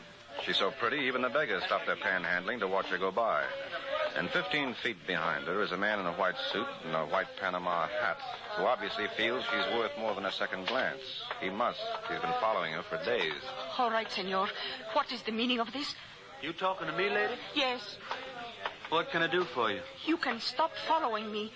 Following you? I saw you at the Castello de San Jorge. You mean that Moorish fortress up on the hill? Yes. Oh, not me, sugar. Well, I wouldn't make that climb for anything. I know it was you. And yesterday you on the Rua Aurea. But that's the section where the goldsmiths have their shops. You're mistaken. I aim to cover that tomorrow. You are lying. Not me, no man. You ask anybody. They'll tell you Dixie Harris ain't told a lie since he was knee-high to a grasshopper. No, ma'am, it must have been some other tourist in a white suit. Well, in the future, you will be so good as to leave me alone. Why, sure, Maria. Anything you say. How did you know my name is Maria? Did I call you that? Yes. Well, now, what do you know? I guess there must be something in that mental telepathy business after all. I demand to know why you are following me. Well, I told you, honey. I'm just doing a little sightseeing. And you're the prettiest sight I've seen in all of Portugal. And you can't blame a fella if he comes back for a second look, can you? I'll be seeing you, sugar.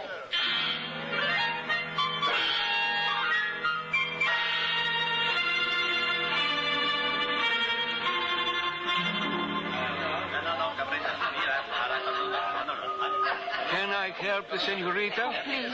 My name is Maria Costa. Oh, yes. Senor Butler is expecting you. Just follow me. Has he been waiting long? Oh, perhaps a half hour. Maria. Oh, hello, Stephen. I was beginning to worry. Sit down. Oh, thank you, darling. Would the senor care to order now? Yes, I think so. What would you like, Maria? Oh, a double Smirnoff and orange juice. Double? I've developed a great fondness for vodka. All right, Jose, I'll have the same. Oh, very good, senor. Oh, Stephen, it is so good to see you. I cannot tell you how glad I am. Ever since you called this morning, I felt like a bird. All right, Maria, what's up? What's up? Why are you so nervous? Has my wife been bothering you again? Oh, no, Stephen, honest. Then what happened? Nothing, sweetheart. Now, don't tell me that. You're trembling all over. What happened? I do not wish to worry you, Stephen. You have enough trouble at home with Anne. Come on, Maria, I want to know. Well, some man has been following me. What? Ever since Thursday. I think his name is Dixie Harris. Dixie Harris?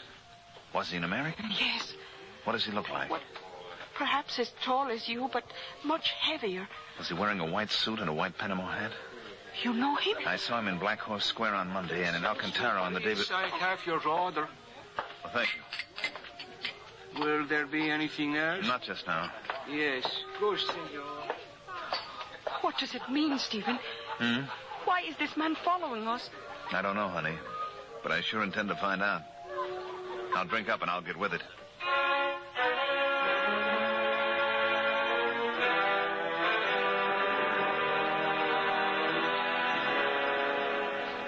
Four, two, two, one. Hello? Have I the honor of talking to that distinguished gentleman known far and wide as the Falcon? How are you, Dixie? How in the world did you know it was me? I recognize you by a white suit. How we doing? Well, not so hot, Mike. Maria spotted me. When? This morning in Alfama. Tough. I'm sorry, pal, but it couldn't be helped. Though I managed to tail her to the Cafe Europa where she heisted a couple with Steve Butler. Always Steve Butler, isn't it? Uh-huh. You learn anything else? No, not a single blessed thing. If you ask me, friend, we got a bum steer. That gal's no spy. And what about those confidential reports from the embassy we found in her apartment? I'm beginning to think they were planted. By whom? By the same little lady who gave us the original tip. Are you able to latch onto her again? Nope. That name she used was a phony. Well, I don't get it. Me neither. But I lay you 6'2", and even somebody's trying to frame Maria. What gets me is why. Yeah, that's a very good question, Dixie. I'll get busy on the answer right away. Keep in touch, fella. I may have news for you real soon.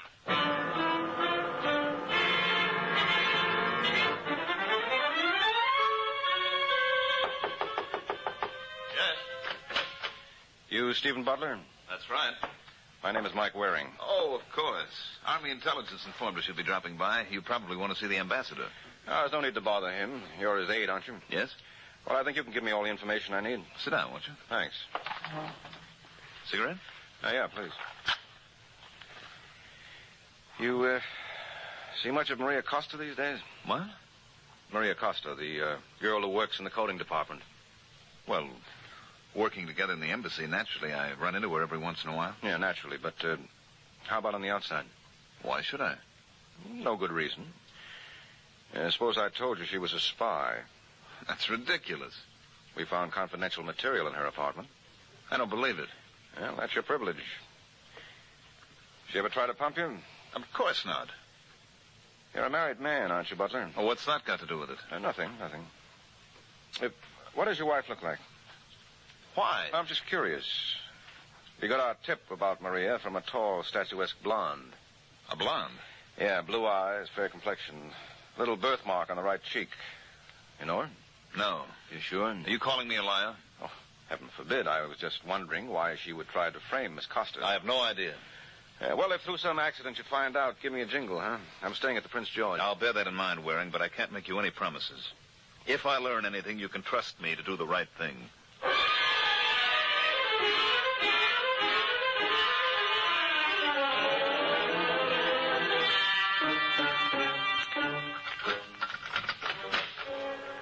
Hello, Ann. Oh, Steve, you startled me. I didn't think you'd be home. Yeah, it is kind of early for me. Oh, I gotta get off my feet. I had the most miserable day. Oh. I had a pretty lousy one myself. A fellow named Mike Waring dropped in to see me. Who? Mike Waring. He's with Army intelligence. Seems they got a tip that Maria Costa was a spy. Really? Really. According to Waring, his informant was, how did he put it? Oh, yes. A tall, statuesque blonde with a birthmark on her right cheek. Darling, you're not suggesting Yes, that... I am. You're being absurd. Why should I? Because you're out of your mind. All right, Mr. Butler, I did it. Sure, I sicked Army intelligence on your precious Maria. Why don't you ask me why? I don't have to. No? Do you think I was blind? I know you're in love with her. You know, it's a funny thing, Ann. I bet I've heard you say that 1,000 times in the last 7 years, and for once in your life, you're right. No. Yes, this time you've hit the nail right on the head. Steve, you don't mean that. You couldn't. You're just trying to hurt me. I don't have to. You're the kind who hurts herself. Steve, please, listen to me. I know I was wrong, but I love you so much. Darling, every time you look at a woman, I go crazy. I know. You gotta understand, I just do these awful things because I'm so afraid of losing you. Well, you have now. No. You love me. You know you do. It's all over, Ann. I'm going to marry Maria. No. I couldn't live without you. You better get used to the idea. I'm moving out now. I won't let you go. Stop it. I'll kill her. So help me, if you move out of here, I'll kill her. You're insane. Stephen, don't go. I promise you, darling. I'll send for my things in the morning. Steve, please.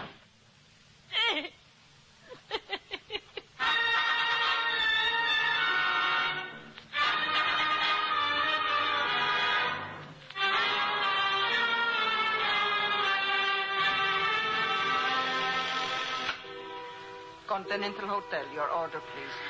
This is Louise Butler in 419. Yes, senora. What's the house detective's name? The house detective, Luis Machado. Oh, Are you having difficulty, senora? No. I just would like to see Senor Machado. Is he around? Not just now, senora. Well, the moment he comes in, will you please send him up to my room? It's very important. You might even say it's a matter of life and death.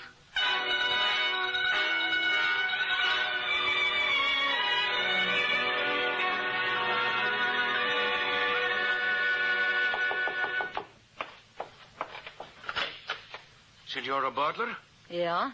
I am Luis Machado. Oh, yeah. Come on in. Obrigado.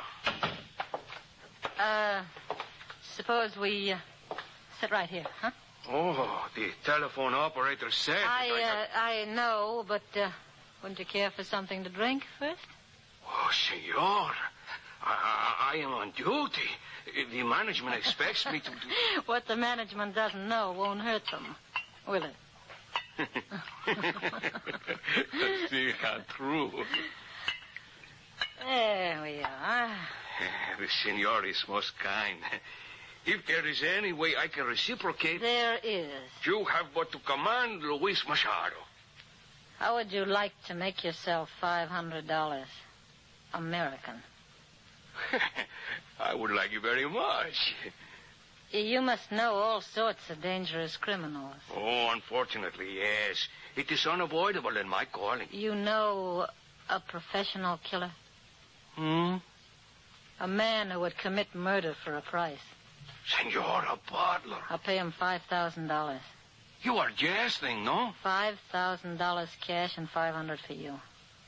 I got the money right here in my purse. It pleases the senora to make fun of Luis Machado, huh? You don't believe me? Oh, naturally not. If I did, it would be my sacred duty to inform the police. You're right, senor. I was just pulling your leg. It was just a bad joke. I am relieved for a moment. You thought I really meant it, huh? Yes. Now, what would I want with a hired killer? After all, if you want a job done right, there's nothing like doing it yourself, huh? I do not understand. That's not important. Senor, I hate to rush you, but would you mind finishing your drink? Huh? I just remembered I got something to do.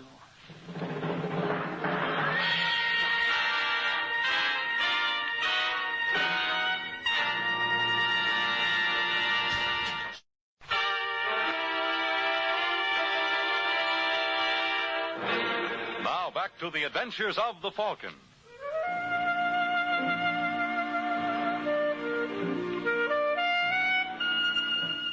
Well, there's one nice thing you can say about being married to a girl like Ann Butler. Makes life kind of interesting. You never know what she's going to cook up next. And while Mrs. Butler was comparing recipes with Luis Machado, the obliging hotel detective, Dixie Harris and I were cruising on the Avenida de Libertad, past the obelisk which commemorates the liberation of Portugal from Spanish rule. But Dixie never even noticed it. Apparently he thought I was a more interesting sight. What's eating you, Mike? You look unhappy. Yeah, that's me. Old transparent face wearing. You worrying about that Maria Costa? Uh-huh. Ain't you convinced yet she was framed? She's no spy. That's what bothers me, Dixie. I don't get you. Watch it. You almost got that pedestrian. Shucks, and I thought I had him for sure. What'd you make of Steve Butler? Strictly the Lanolin Plus type, a real smoothie. That's where I had him pegged, too. But I figure he's real gone on Maria. Yeah, which forces us to the unhappy conclusion that the frame for Maria was staged by his wife. Hey, you think that's who our blonde tipster was? But deaf. Well, wait till she finds out a little stunt fell flat on its face. She's going to be real annoyed. Yeah, and a gal like Ann Butler believes in the old saw. If you don't succeed at first, try again. What do you think she'll try next? There's no telling. Yeah, I guess you're right. Doggett, I once knew a doll like that back in Atlanta. She was real crazy about a friend of mine and real jealous, too. Man, every time she blew her cork, you'd have to make for the hills, because that gal was murder. She was what? She was murder. Yeah, that's what I thought you said. Where does Maria Costa live? Right off the road to Principe. Well, turn this heap around. Let's go. Hey, you don't think Miss Butler... I think she's exactly the same type as that girl you knew in Atlanta. Step on it, boy. We got to make like the Marines.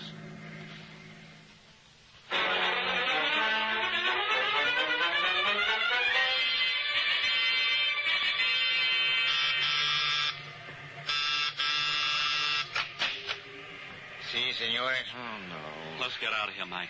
Just a moment, please. You are looking for someone? Yeah, but I don't think we'll find her in. Is this Maria Costa's apartment? It is. Uh-huh. That's what I was afraid of. Excuse me? Oh, don't mind him, Lieutenant. He always acts like this when he sees a man in a blue uniform. He's from the South. He keeps forgetting the Civil War is over. That is most amusing. May I inquire as to your names? Sure, I'm Mike Waring, and this is Dixie Harris. We're attached to American intelligence. I see. Be so good as to enter. Well, where is she? In the bedroom. Dead? She was shot twice. Tough. Obviously, this does not come as a surprise to you, senor. Hardly. I would be most interested to hear why. Can we see her first? Of course. Over here, senores. Can we take a peek? You would like me to remove the blanket? Yes, please. Holy smoke, that ain't Maria Costa. No. You are surprised? That's the understatement of the week. You do not know this lady? Well, judging from the blonde hair and that birthmark on her right cheek, I'd say she was Ann Butler. You are absolutely correct. Where is Maria Costa? Senorita Costa has momentarily disappeared, but it is of no import. We have already apprehended the assassin. Who is it? The victim's husband. Steve Butler? I don't believe it. He has even obliged us with a confession. Where is he? In the Palace of Justice. Can I see him? It will be my pleasure.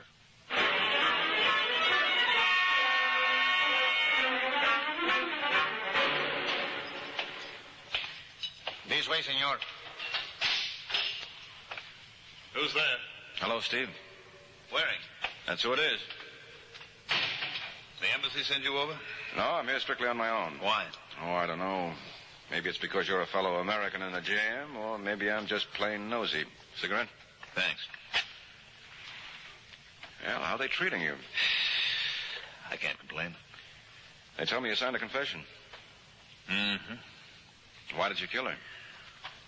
The usual reason. We didn't get along.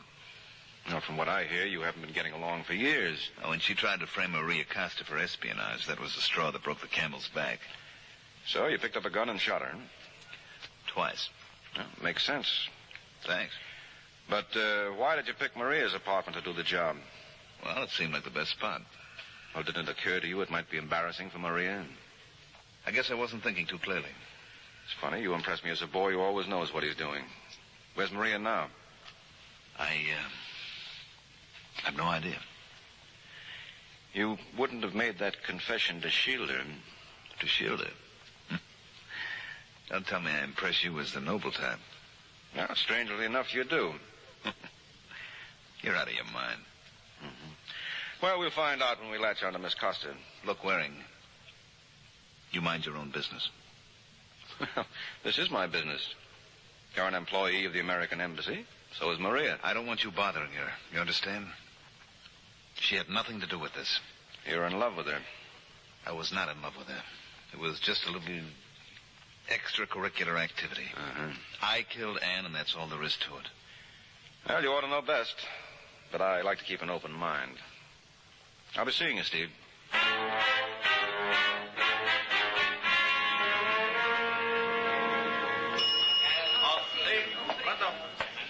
Can I assist you, senor? You can if you're the house detective. I am, senor. But how did you know? You're wearing a derby. My name is Michael Waring. Me wearing? Well, that's close enough. And I am Luis Machado. Well, glad to know you, Luis.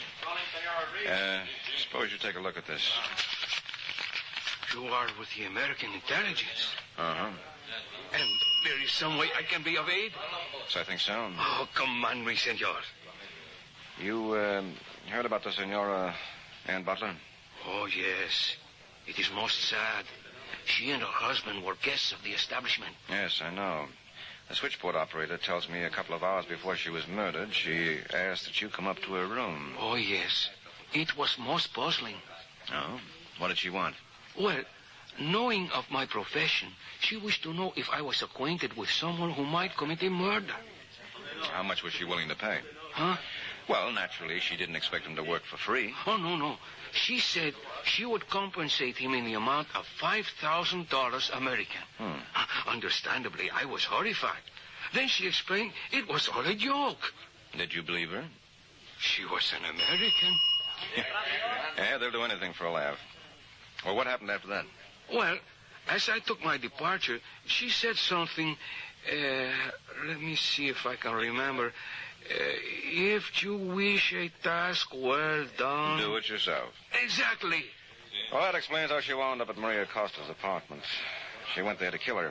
Oh, it does not seem credible. I'll take my word for it. That's how it happened.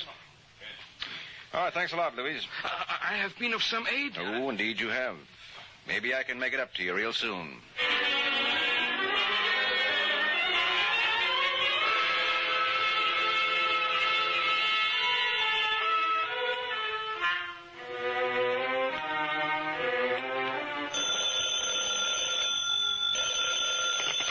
Hello? That you, Dixie? Yeah? Mike Waring. Oh, what's a good word, Pappy? Look, I'm at the Continental. I just got through at the hotel, Dick. Was there any help? Not much. How did you make out? I didn't. Did you find out who identified Ann Butler for the police? Oh, they didn't need anybody. They found a purse right next to the body. Was there a gun in it? No, everything else but. Passport, driver's license, $12 and change, and her keys to the hotel. What about Maria Costa? Oh, she wasn't in there either. I mean, have you been able to locate her? Not yet. Well, now, look, we got to find her, Dixie. Go through her application at the embassy. She must have given the name of her close relatives. Maybe she's holed up with one of them. Oh, I'll get right on it. Good boy. I'm going back to my hotel. If you learn anything, lift a phone.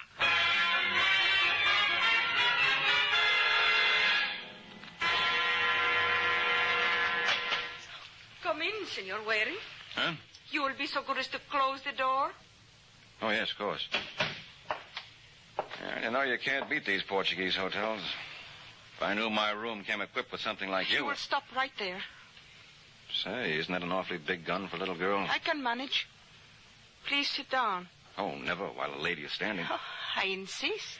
I just wanted to show you I never forget my manners. You're Maria Costa, aren't you?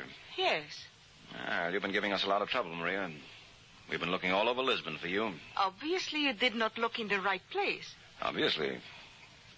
You know Steve Butler confessed to his wife's murder? That does not surprise me.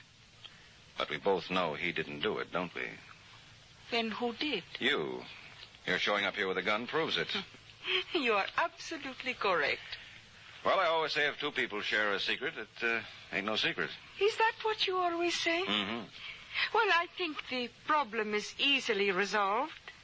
If I should kill you, that would leave only one. Hey, now, wait a minute. If there is a fallacy in my logic, Senor, I will be happy for you to point it out.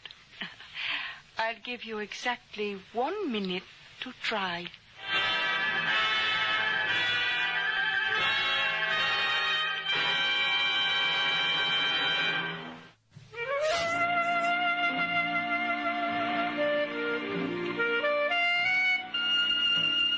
I don't know if you've ever been alone in a hotel room with a beautiful girl, but take my word for it, it's overrated. Especially if she's chaperoned by a gun. Still, I was awfully pleased that Maria gave me a full minute to dig up a reason why she shouldn't use it. In this day and age, most girls wouldn't have been that patient. Well, Senor, have you any final request? Yeah, I'd like to see Brooklyn again. Look, Maria, killing me won't solve anything. I believe it will. It doesn't bother you they'll hang Steve Butler for his wife's murder? Not at all. You were in love with him. You're being very childish. You know he confessed to Ann's murder just to shield you. And you feel I should do as much in return? It's what I would have expected. Yeah, it seems to me. It seems to me, Senor, you have exhausted your allotted time. So if you will forgive me... Oh, no. What happened, Angel? The gun was fired? Let me go. Don't be silly. No, you don't. We only allow one chance to a customer. Come on, drop it. All right, now sit over there while I phone. Yes, come in. You behave yourself. Senor Waring? Ah, if it isn't Luis Machado. Yeah, come on in, Luis. My visit is not inopportune. No, as a matter of fact, your timing couldn't have been better. Oh, but the lady... Naturally, as a hotel detective, you'd think of that. This is Maria Costa. Maria Costa? Yeah, she just tried to kill me. I will succeed yet. I wouldn't make book on it, Angel. Certainly not with this gun. The firing pin is gone. What? Am I right, Louise? Let me see.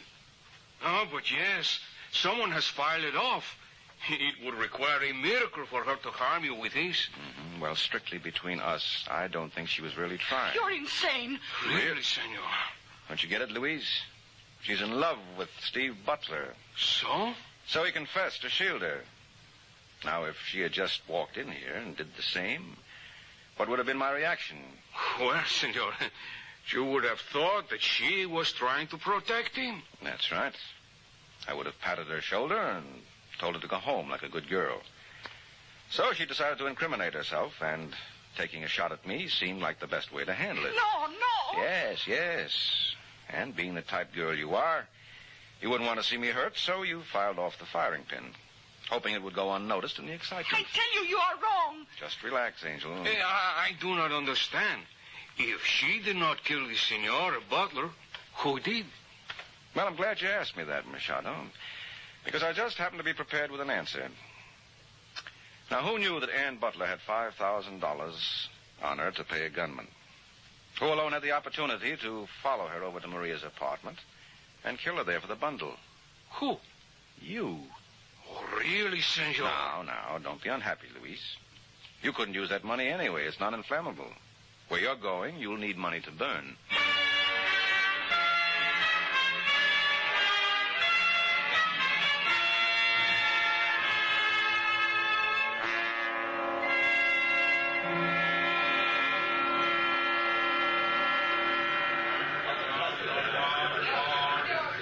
Well, Dixie, looks like my plane's all warmed up. Madrid, I'm on my way. Now, hold it, Pappy. Oh, you don't want me to miss it. You're not leaving Lisbon till you answer one question. I can see how you figured Maria didn't kill Ann. But what made you so sure Steve Butler didn't do it? Well, that wouldn't have been ethical. Ethical? Yeah. Oh, it may happen in detective stories and radio programs. But don't you know in real life, the butler never does it. Ooh. So long, Dixie.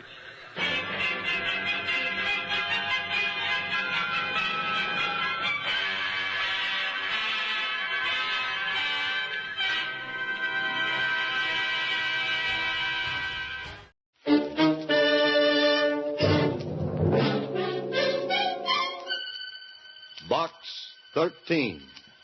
With the star of Paramount Pictures, Alan Ladd as Dan Holliday.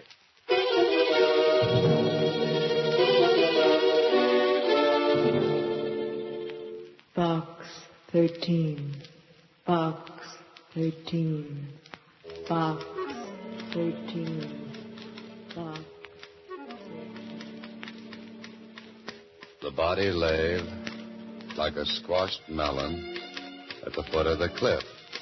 Period. Period is right.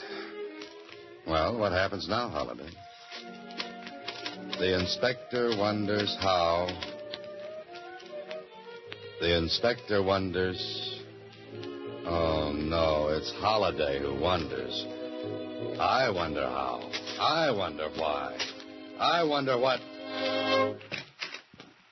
I wonder where you've been, Susie. But, Mr. Holliday, I've only been gone 10 minutes. Went down to the Star-Times after the mail. Oh, so you did. What's new in Box 13? Box 13, starring Alan Ladd as Dan Holliday.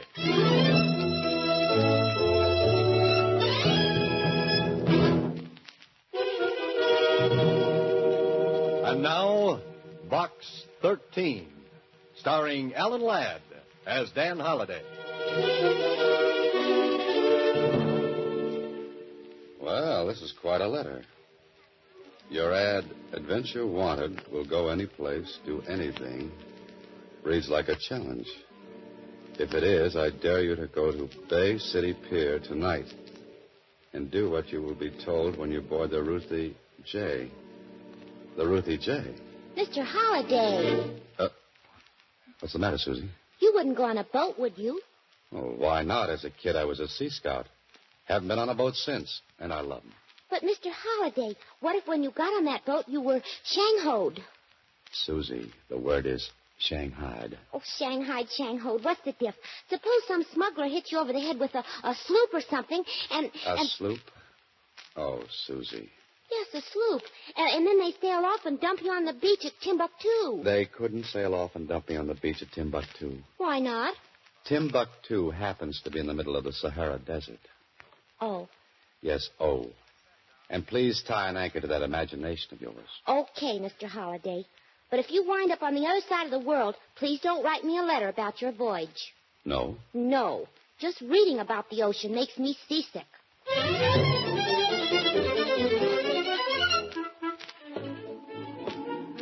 Well, Holliday, this is it. Take in a lungful of that fresh ocean breeze. Smell that fresh salt air. And fish. Not so fresh. Well, the letter said I was to board the Ruthie J. I wonder where she'll be. I wonder what she'll be. A schooner, trim and neat, 42-footer, 12-foot beam. There's your dreamboat. And, brother, what a scow. Neat. Like a tub of dirty clothes in a mud puddle. Ahoy! Calling me, Mac? Yeah. What's with this, ahoy mate stuff?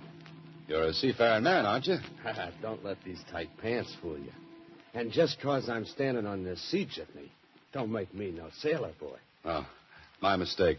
Where's the skipper? The skipper? Hey, look, Mac, I told you I ain't no sailor.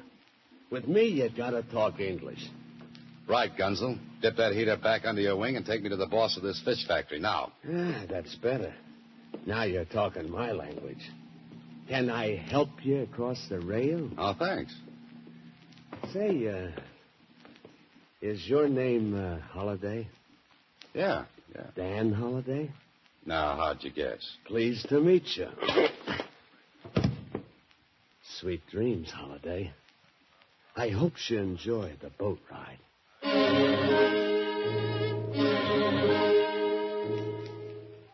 Holiday.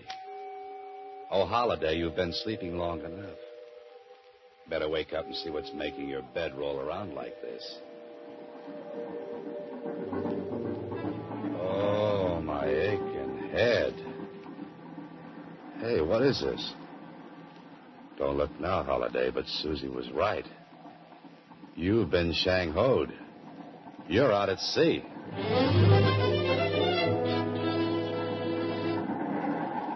Well, and a pretty girl aboard. Hello, Mr. Holiday. I see you're up and around. Yeah, I'm up and my head's going around. Bit of a blow, eh, Mr. Holiday? You mean the one on my skull or the one outside? Oh, I'm sorry about that sapping you took. Sometimes Manny leans a little heavy with that blackjack of his. If he'd have leaned any heavier, he'd have driven me right through the deck. Was it you who answered my ad for adventure? Does that surprise you? I wouldn't have associated such a violent reception with a lady. You've embarked upon a real adventure. Well, suppose I decide to sit this one out. You could go ashore. Now, which direction is ashore? Immediately astern. Oh, thanks. About 15 miles. Oh, well, in that case, I think I'll stay. Good. I didn't want you to decline my invitation, which explains Manny and his blackjack as a reception committee. Oh? Well, since you're in back of this, just who are you? My name is Marie Gordon.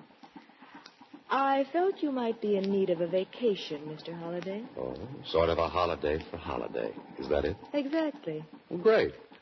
Now, just where do we go on this vacation? You go fishing with the captain. Oh, I go fishing with the captain. What about you, Miss Gordon? I remain locked in my cabin. I have things to think about. What about Manny and his convincer? He didn't sail. Other business kept him ashore. The plot thickens. I fish with the captain while you stay locked in your cabin, and Manny with his blackjack prowls ashore. Correct. And speaking of plots, Mr. Holiday, I've always admired those in your books.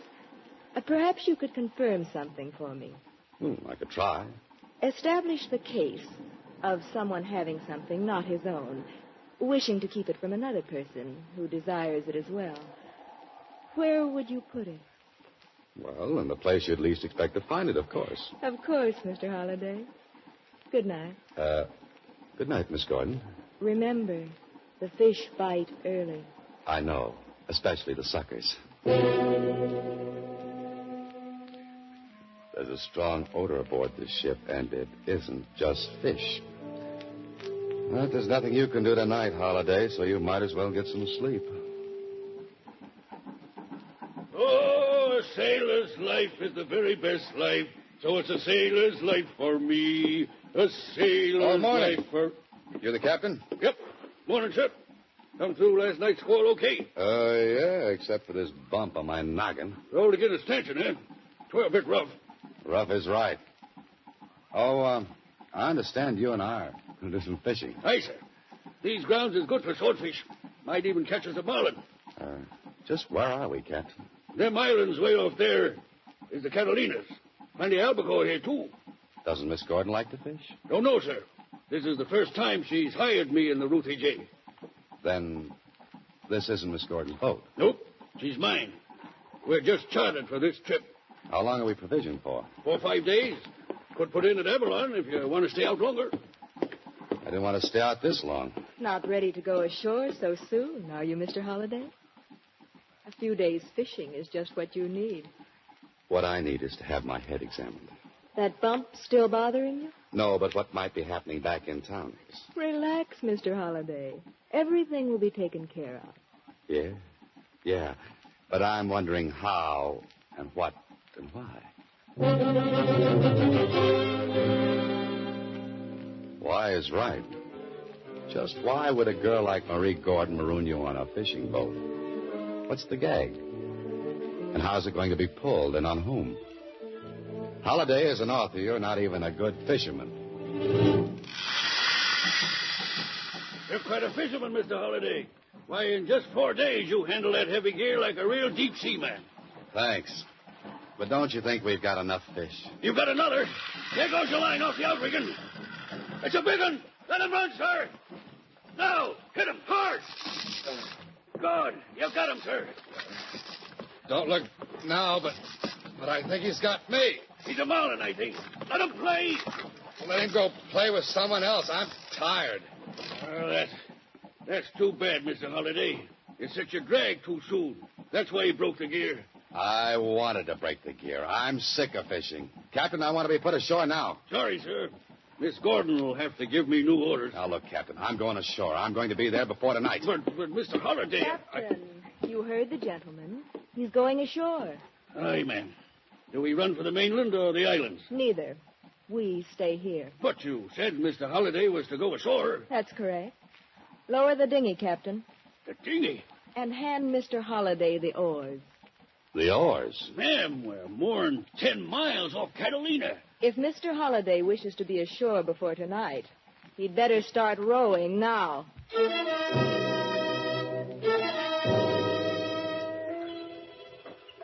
Oh, you beautiful Box 13. If it hadn't have been for you, I wouldn't be out in the middle of the Pacific Ocean in a rowboat. Better rest on your oars a minute, Holliday. Because the wind is coming up, the bump on your head is swelling, the ache in your back is growing, and the blisters on your hands are spreading. Oh, when Susie mentioned the beach at Timbuktu, she knew what she was talking about. There's no ocean there.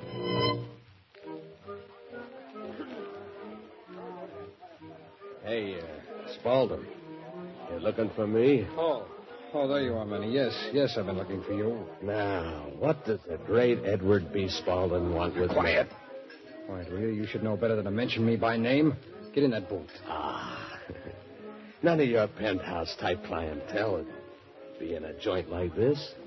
Have a seat, Spaulding. I tell you, that doesn't matter. I just shouldn't be seen even talking. In that case, hit the road. I gotta keep my rep, too. Meaning what? I'm a nice, honest hood. And even though you act and look like the owner of Tiffany's, to me, you're just a fence. Where's your boss? Marie? She's out fishing. Fishing? She couldn't be. Look, pretty boy. If her and this Holiday want to go on a fishing trip, it's their business, see? It's my business to get what I've paid for.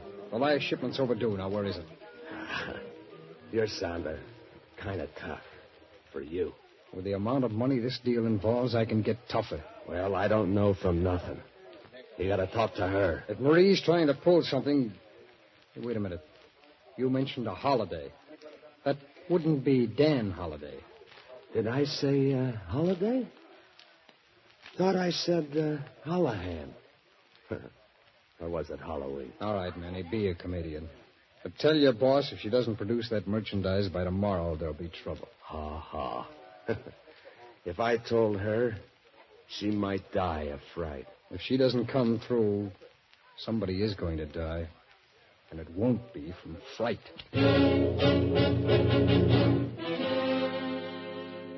Well, Holiday, you finally made it. You were towed into Catalina, hocked your watch for a ticket, and flew right back to town. If this is adventure, you'd better stick with the more dangerous sports like croquet or something. Susie. Oh, I forgot about Susie.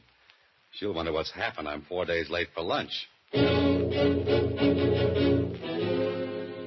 She's not here. Guess she got hungry. She's not here, Holiday, but I am. Yeah, who are you? Get in that office. All right. All right. All right, now what's this all about? I want to know where you've been for 4 days. I don't think I've had the pleasure. It may not prove to be a pleasure if what I suspect is true. Now, where's Marie Gordon? Marie Gordon? From your expression of surprise, I gather you know what I'm talking about. Did you catch any fish, or was it larger game you were after? Not knowing who you are, I'm at a disadvantage. Disadvantage is even greater now. Now, do you talk, or do I shoot? Oh, do I have a choice? No. In that case, I'll talk.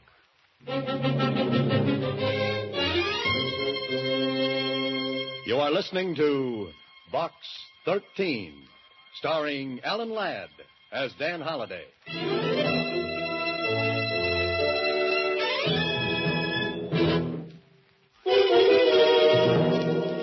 And now back to Box 13, starring Alan Ladd as Dan Holliday. Holliday, you can run into more trouble than a kid playing football with a beehive. You know, I don't think this guy's in the mood to believe you just got popped on the bean and taken for a boat ride. He thinks you're in on the deal. Yeah, but what's the deal? Come on, Holliday, talk. Oh, I'd love to, but what do we talk about? About 5 minutes. And if by then you haven't told me where you and Marie have been instead of fishing, I'm going to pull this trigger. Now, believe me, I caught 5 tuna, 10 albacore, 4 swordfish, and a pair of blistered hands. And that's no fish story. Hey, where you going? Over here to turn up your radio.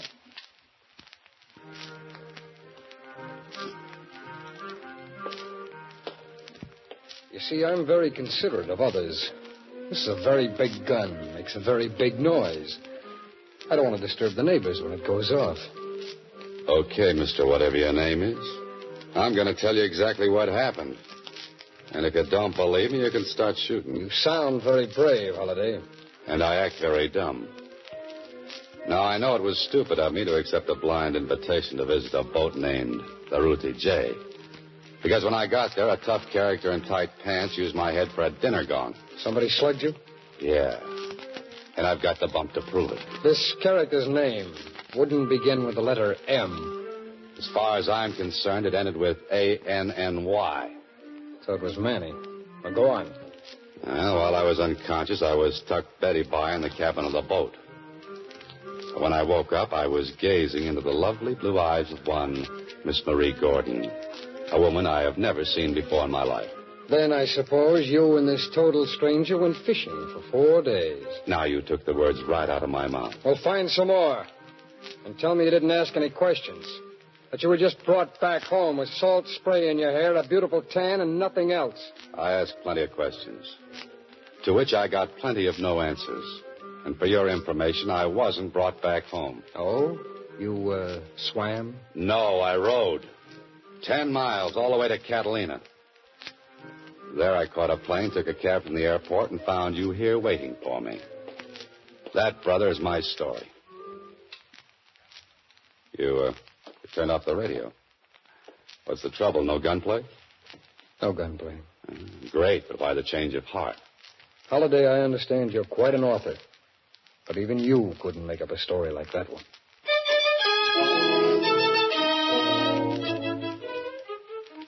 So, Holliday, you got rid of the mysterious man with a gun. Hey, but what about Susie? She's not here. She's not at home. The Star Times. They'll know what happened to her. Well, if it isn't Dan Holliday. Have a nice vacation? Oh, wonderful, Jonesy. Hey, have you seen Susie? Not since the other morning. She came in with a wire telling her to take a few days vacation. Hey, who told her to take a vacation? Well, you did, of course. Don't you remember? Jonesy, sometimes my left hand just doesn't know what my right hand is writing. Where'd she go? She didn't say. She came in with a man wearing tight pants. She looked for the mail. There wasn't any, and they went away. Man with the tight pants. Manny, I'll see you later. Now, wait. All this mail came while you've been gone. In a box, too. Here. A box? What could this be? Maybe candy. Oh, nobody loves me that much. Wait. What? You hear something tick in that box right now? Tick. You think it's... I think you better get that thing out of here. Oh, but Jonesy, Take it to police headquarters. Get it out of the building fast. It might blow up any minute. You've ridden in many a taxicab, Holiday, but this is the first one you've taken with a maniac in the driver's seat and a bomb in the back. Inspector Blake. That's my man. You say this thing ticked? Yeah, it sounds like a clock in there. Come on, hurry. Where are we going? We've got a bomb shelter down in the basement. Oh, that's great, but why take the bomb with us? We're going to open that box. That's all I need. Been soaking for 30 minutes. We're safe now. Whew. Thanks, Inspector. Say, do you mind shoving my heart back into place for me? Well, there's nothing to worry about, my boy. We'll open up this beauty and see what we've got. Holy smoke. These are jewels, Holiday. Now, what made you think this was a time bomb? I have an aversion to anything that ticks. I have an aversion, too. To people like you who come in here talking about time bombs when all they've heard are some loose jewels clicking together. Well, I'm sorry, Inspector. Well, I think I'll beat it. Just let me wrap up those stones. Oh, no, you don't. No, you don't. Those jewels stay here until you can prove ownership. Now, where'd you get them? To whom do they belong? Give me about 30 minutes, Inspector, and I think I'll be able to answer you. So that's what it was, Holiday. A stunt to smuggle jewels. Into box 13, no less. That Marie Gordon, she's a clever, clever girl. No wonder the mysterious character at the office was waving that gun at me. Oh, think of what would have happened if I'd tried to lie to him. Come on, Holiday. You've got places to go and some people to meet. I was so worried about you rowing all that way, Mr. Holliday. Oh, that's okay, Captain. Hey, what I came here for was to locate Miss Gordon. Do you know where I can find her? She's a popular woman. 2 other men come a-looking for her. 2 men? Yep. One was a smooth-looking sort of fella. The other was a tough. With tight pants? That you mention it, yes. He was here when we docked. What happened? Did you hear the conversation? Only that the tough one was to go right quick to a place called Rambler's Inn and wait. Then the other man arrived. Yep. He seemed sore about something. They got in a car together and drove off. That's the last I seen of them. Captain, you're terrific. When my blistered hands heal up, you and I are going back after the Marlin that got away.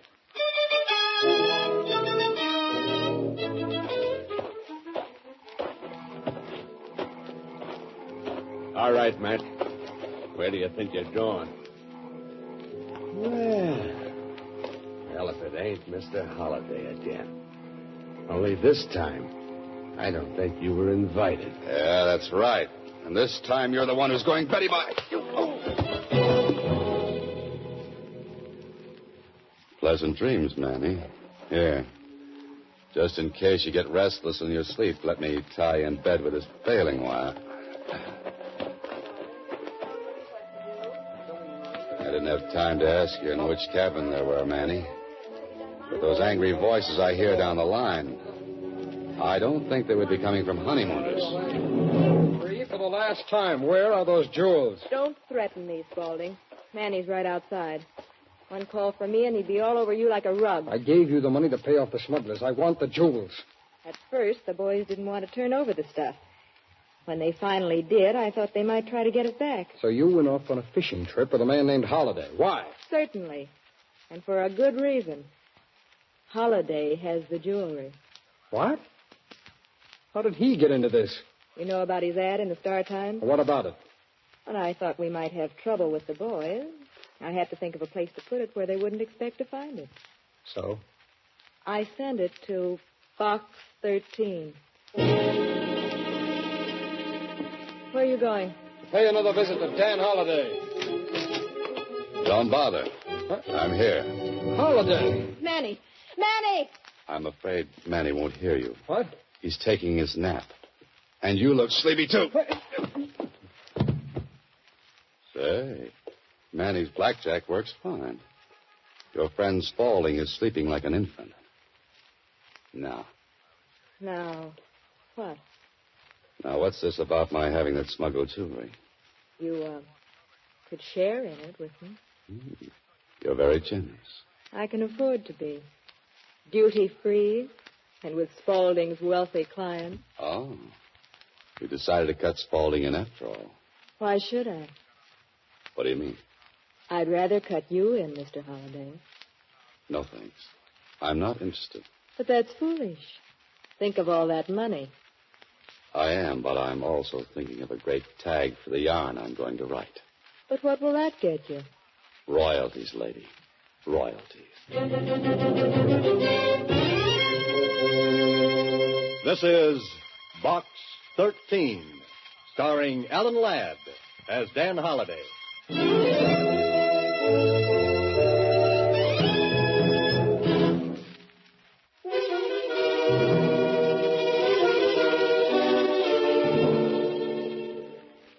Well, Holliday, prepare yourself for an I told you so from Susie when she comes in. Brother, wait till she finds out she was right about those smugglers and my being Shang-Ho. Holiday. What is it, Inspector? We've been after that smuggling gang for a long time. If that Gordon dame hadn't gotten so greedy and tried to chisel on Spaulding, we wouldn't have caught up with him so soon. And, of course, you helped a bit, too. Oh, coming from a police inspector. Those are very kind words. Well, Susie, it's about time you showed up. Oh, hello, Mr. Holliday. My, what a beautiful tan. Catch any fish? All kinds. Tell me, Susie, where have you been? Out of town. The wire you sent me said to take a vacation for 5 or 6 days. Oh, the wire I sent, which I didn't send. Well, anyway, you didn't specify which, so, Mr. Holliday, I took 6. I see. And, Mr. Holliday... Yes, Susie. You know the nice man that I went down to Box 13 with? Yes. Well, I told him how I warned you about being taken by smugglers, and do you know what he said? No. What did he say? He said you were right about the smugglers. They wouldn't hit you on the head with a sloop. They'd use a blackjack. Oh, fine. Next week, same time, Alan Ladd stars as Dan Holliday in Box 13.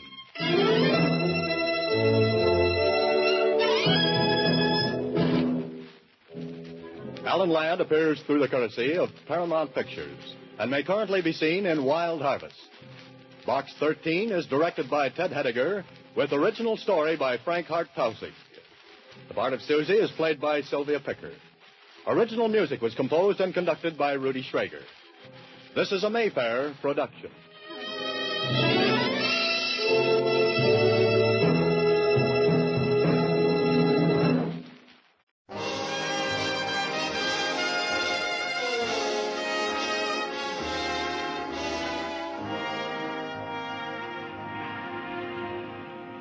Broadway's My Beat, from Times Square to Columbus Circle, the gaudiest, the most violent, the lonesomest mile in the world.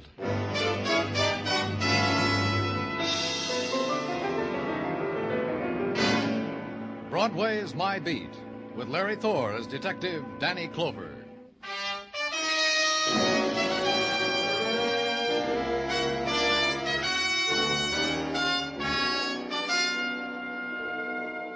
Broadway, where you walk through the October evening and hold close the things you want to save for memories. Then Broadway's as innocent and nostalgic as music drifting from a carousel. And you move on. You get hit in the face by a guy fishing for nickels under a grating. Whatever you were pursuing is gone now, lost. And Broadway trails off into the side streets. Walk them, like I did. And try to close your eyes against the pattern of scars in the street of the tenements. The kids with the torn deck of cards under the lamppost, the dogs at the trash cans, the wide-eyed girl who lurched against me. Pardon me. That's all right. Pardon me. Pardon me. That's all right. Is something wrong, miss? No, it's all right. I'll find it all right. Find what? May I help you? You've seen it? You know where it is? You're not feeling well, miss. Let me take you home. Home? That's right. Where do you live? I don't know. Then tell me your name. We'll find out. I don't know my name. I don't know who I am. I don't know who... Tell me who I am. Now, just take it easy. That's better. What were you looking for? Pocketbook. I remember I had it. I think I had it when I was rocking right over there. I fell down. Well, let's go see. How long ago did you miss your pocketbook? A little while, I think. I don't know. An hour, just a few minutes ago. I can't remember when. Here's where you fell? Yes. I remember because when it happened, I stretched out my arm so I wouldn't hit the trash can. Uh-huh. Is this it, miss? Yes. Yes, that's it. I can remember that. Let's open it. Yes, yes. Here, a wallet. Here's a driver's license made out to Linda Arnold, 1912 West 54th Street. 5'4", blonde hair, green eyes. That fits. And this, in case of accident, notify Helen Carroll. Address the same. Helen Carroll. Aunt Helen. Yes, that's right. My name's Linda Arnold, and Helen Carroll's my aunt. Uh-huh. There's something else in this purse, Miss Arnold. Recognize it? What? Why, that's a letter opener. Aunt Helen's. And there's blood on it. That's right, Miss Arnold. It's sticky with blood.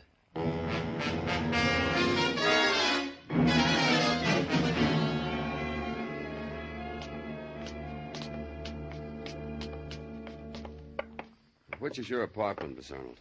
That one. The one at the... Okay. Are you all right? Yes. I'm all right. It's the one at the end of the hall. I have your key? It's in my purse. Muggavan. Hi, Danny. You got the call, huh? What call? Homicide, Danny. You mean you didn't get it? Then why are you here? Miss Arnold lives here. She's ill. I found her wandering in the streets, so I brought her home. You said someone was dead. Who is it? Who's dead? Who, Muggavan? A woman named Carol, Mrs. Helen Carroll, in the kitchen. Here, take care of her, Muggavan. Make her lie down someplace. Okay, Danny. The bedroom over there. Here, Miss Arnold. Let me help you. Danny, we've been waiting for you. Hi. You got a cigarette, Danny? Oh, sure, Dr. Sinsky. Here. How? Stabbed in the chest. Over and over. Pierced the lungs, the heart. The murderer made very sure, Danny. Like it was what he'd lived for all his life. Who called it in, do you know?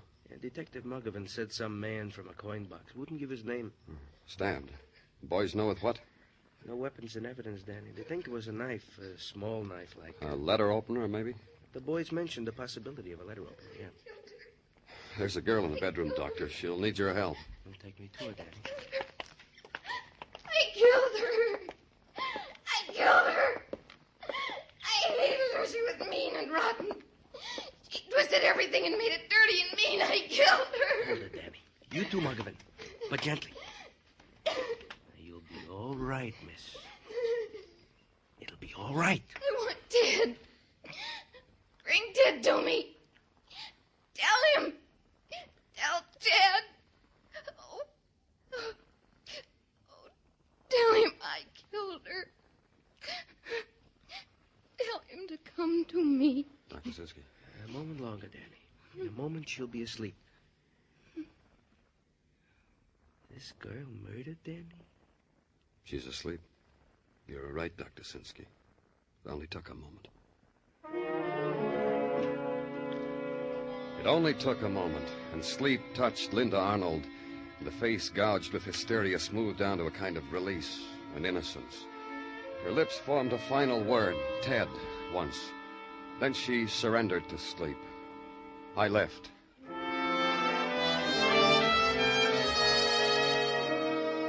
Routine, then. Questions. Questions prefaced with the word Ted.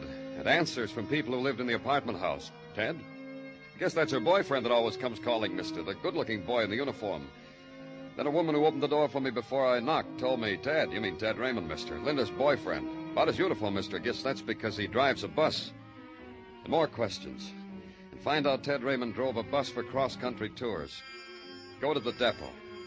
Ted was off yesterday, but here's his address. But Ted wasn't home when I got there. Assign a man to call me when Ted got in. The next morning at 10, a phone call. Ted Raymond had been out all night. He just got in. I went there.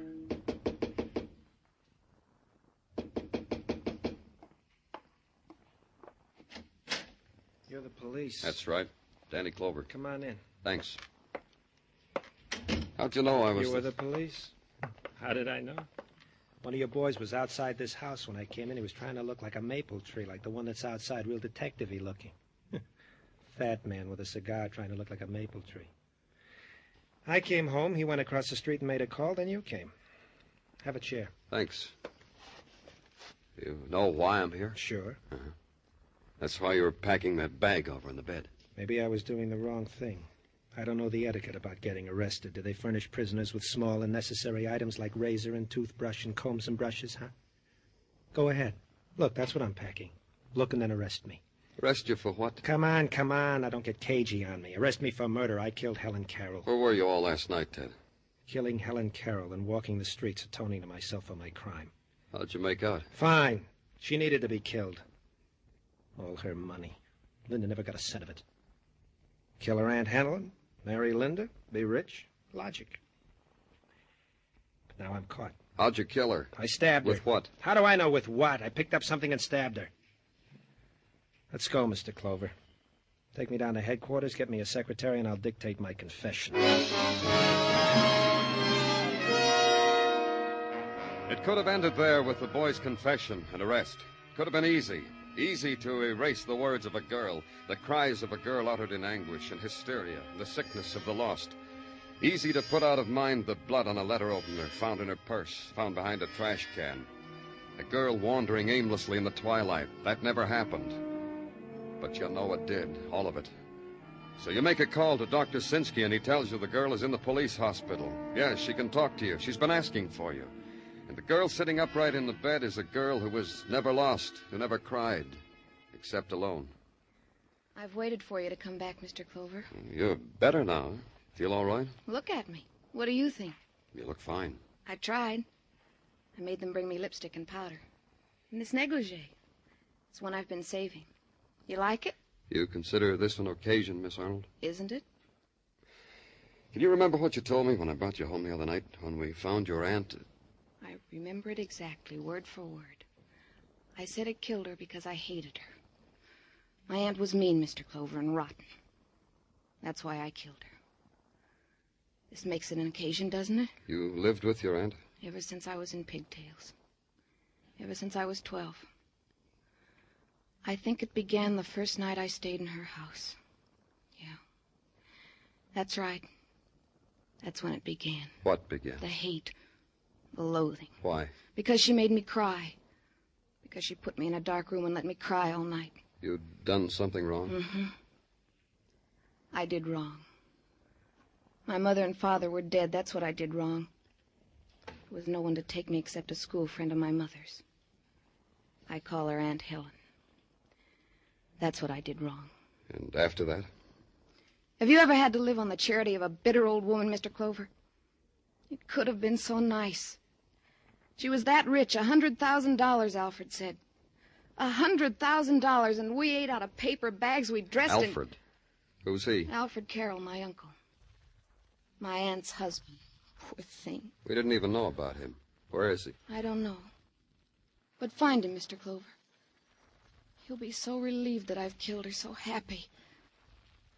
I'd like to see his face. Find him for me, please. We will. We'll put out an all-points bulletin. Thank you. Now you'll put me in a cell, I suppose. I'm well enough for you to do that. Ted Raymond says he killed your aunt. You're not fooled, are you? He said that because he loves me. Turn your back, Mr. Clover. I'll get dressed so you can put me away.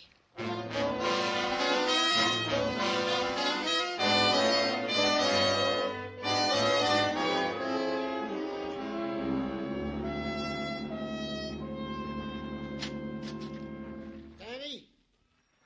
Hi-yo, Danny. Oh, come on in, Tartaglia. Oh, what's on your mind? Oh, things, Danny. Especially to extend to you formally the warm hand of welcome back from your vacation west of the Great Divide. Oh, thanks, Gino. And to remark that the western winds have indeed done wonders to your features. The sunburned brow, the hearty handshake, and that Don Juan shirt. You look like a veritable Don Juan. Thanks, Gino. And to tell you that I have prepared myself during your vacation for whatever problems perplex your brain. Oh, tell me about it. Well, I have been studying the exploits of Mike Schreck, the bald-headed miracle detective from Philadelphia. Detective Schreck is a man who has coined two interesting theories. Gino. First theory, find the woman. Second theory, the criminal always returns to the scene of his crime. Put them together. In other words, when a man walks past the scene of the crime with a girl, he's the killer. Hey, how did you know? Lieutenant Clover? That's right. Come in. Thank you. I understand you're looking for me. I am? My name is Alfred Carroll. Yes. Yes, we were looking for you, Mr. Carroll. Do you know why we want you? Yes. Yes, of course I do. It's about my wife's murder. It's this way. Two people have confessed to your wife's murder. What? That's right. Linda Arnold and Ted Raymond. I'm not a young man anymore, Lieutenant. Would you mind if I sat down? Please do. Yeah, that's strange. Why should two people confess to my wife's murder? What? Why should they do that? I killed my wife. I killed Helen.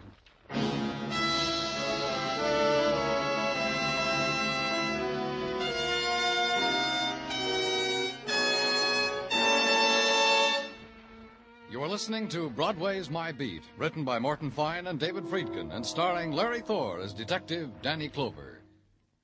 Keep your guard up. That's the key slogan of the 1950 National Guard recruiting drive, and it's a slogan as timely as today's headlines. More than ever before, America stands prepared, and the National Guard must recruit approximately 220,000 men as soon as possible.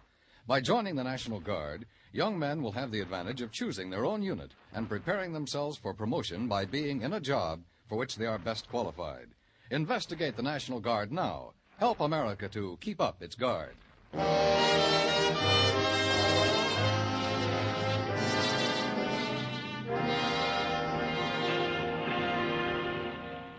In the late October afternoon, Broadway stands on a corner, sips its coffee, snaps at a coney, and sums up the day. Some days are better than others. You know because the Translux says it was. Our men in Korea are doing fine, it says. A horse out in far Hollywood paid 90 for two, it says. But you went on it, were you, kid? For the rich, they run, I kid. Get this item. Look what it says. 3 people confessed to murder of Helen Carroll. A field day for the police, huh, kid? 3 tries, 3 scores. Coming up in the world, the police. And at headquarters, the husband sits quietly waiting for the police stenographer to catch up with him because his confession spills out of him like laughter, like it has to be shared with the world. Have you got that now, young man? All of it? Every word? He's got it, Mr. Carroll. Go on. Yeah, there's not much more. I wish there were. There are so many things. Where did you go after you killed your wife, Mr. Carroll? I went to do things she'd never let me do. Like what? Enjoyable things. Pleasurable things. Like what? I went to a bar and had a drink. A lot of drinks. With her money. With Helen's money. What else? There was a girl there sitting all alone. She came up to me and asked me if I was having a good time. I said, indeed I was. Then I asked her if I could buy her a drink. And she smiled. What have you done with Linda? Where's Linda? How much money did your wife have? $100,000. Imagine. $100,000, and she made us live like pigs, like beggars. She wouldn't even let me get a job so I could have money for myself. Where does she keep her money? It's all in the bank, in her name. It's all coming to me now. You know what I'm going to do with it after I die, after you... What are you going to do with it? I'm going to leave it all to Linda, to my child. I think of her as my child, but she isn't, you know. It's like a blessing to have Linda in our house. I want her to have all that money. Well, let me look at the transcript, Florio. Thanks. You'll see to it that Linda gets that money, won't you? You said here you stabbed your wife with a letter opener, Mr. Carroll. What did you do with it? Didn't I tell you that? I must have forgotten. The excitement. I walked around, and all of a sudden I was on the dock. A garbage scow floated right past, so I threw the weapon onto the garbage. I thought that was right for Helen. Is this the letter opener? Let me see. Yes, that's it. It belonged to Helen. That's what I killed her with. I found it in Linda's purse with blood on it. You lie. You're lying. I threw it away. I threw it on that barge. You're lying. Tartaglia, see that Mr. Carroll gets home. I all right. killed her. I killed Take her. him home, Tartaglia.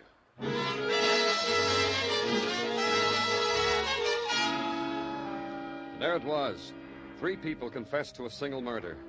An elderly man, Alfred Carroll, said he killed his wife, but the details of the killing were too cloudy. A young woman, Linda Arnold, said she did it, killing done in a mental blackout. A young man, Ted Raymond, swore he was the killer. Take a premise, consider it, make up your mind that one of the suspects was the murderer. But who? All had motive. As far as I could gather, all had opportunity. That was the Joker. Routine again, and questions again. The knocking on doors and tipping the hat and flashing the badge and intrude into lives of people who thought the word murder was reserved for headlines only. A person like Mrs. Westfall, for instance, landlady and purveyor of towels and clean sheets for Ted Raymond. You're talking about Ted Raymond, ain't you? That's right. Ted drives a bus. What are you looking at, Mrs. Westfall? Fiddle, fiddle, bird. Look at her walking down the street. Giddled in her uppity ways. It's just October, and she's got out the raccoon coat already. Look at her. Ted Raymond. He drives a bus driver. Jockey for a bus. Look at Giddle. Do you know whether he made any phone calls? On my phone, where he always makes them. Broke a date with his girl. I heard him because I was peeping with my ear. Then what'd he do? I don't know. Maybe he went to work where he works at the bus depot. I'll bet it's not even real raccoon.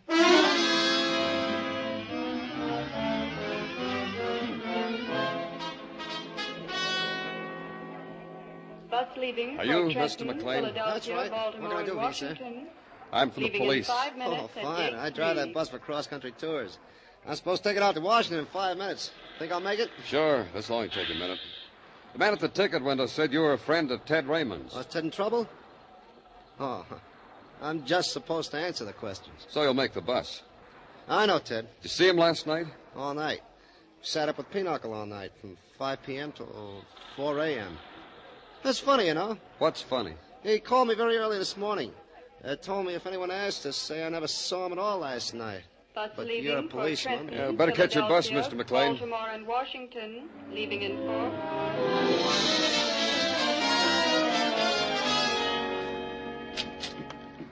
Your name, Clover? That's right. Who are you? My name is Jones, and I've been looking for you. Why have you been doing that? Because I read in the paper you were assigned to the murder of Mrs. Carroll. Therefore, this. Therefore what? Here. $100 bill. Take it. As you see, I didn't spend a cent of it. Look, Mr. Jones, what's this all about? It's about that boy, Ted Raymond. He gave me the $100, and I'm giving it to you. Why are you doing that? Because I'm the superintendent of the apartment house in which Mrs. Carroll was slain. Ted Raymond gave me the $100 early this morning. He said to tell anyone that asked that he was lurking around the apartment house at the time of the murder. I see. What took you all this time to come to the police? Yes. What? Yes, it did take me a long time. What happens to the $100 bill now, Mr. Clover?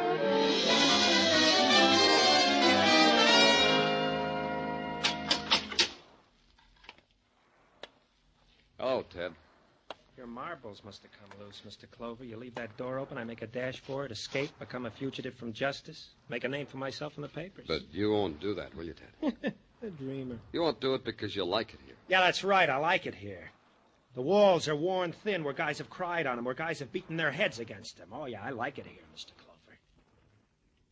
But you'll be careful, huh? Careful I don't hurt you when I try. It's open, Ted. All you have to do is walk out. So what is this? This I never even read about.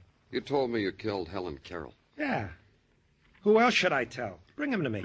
I'll whisper it in their ears. She was killed in the evening at 7 o'clock. The medical examiner says so. Bless him, I killed her in the evening at 7 o'clock. You're lying, Ted. We know everything you did from 5 until 4 in the morning. You weren't even near Helen Carroll. How much did you lose at Pinochle, Ted? You're crazy. The man you played cards with, McLean, is he crazy too, Ted? All of us and Jones? The man you paid $100 to establish at the scene of the crime? At the current price for a confession to murder? Answer me, Ted. So I didn't kill anybody, so you don't have to put your hands on me. Who did you do it for? It's this way, Mr. Clover. Somebody gets killed, I feel guilty. So I confess and I don't feel guilty anymore. It was for Linda, wasn't it? I do it for her, too. For Linda, huh, Ted? Leave her out of this. I want you to leave her out. Look, Mr. Clover, you're wrong. Linda couldn't kill. She's a sick... But she wouldn't kill. Not Linda. She's just sick, that's all. All she needs is... How sick? Ask her doctor. He'll tell you. Dr. Malcolm. Dr. Malcolm? Yes, Dr. Robert Malcolm in the Equitable Building. Go ask him how sick a girl like Linda can be. We won't need you anymore, Ted. The guard at the end of the tier will show you where to go. Goodbye, Ted.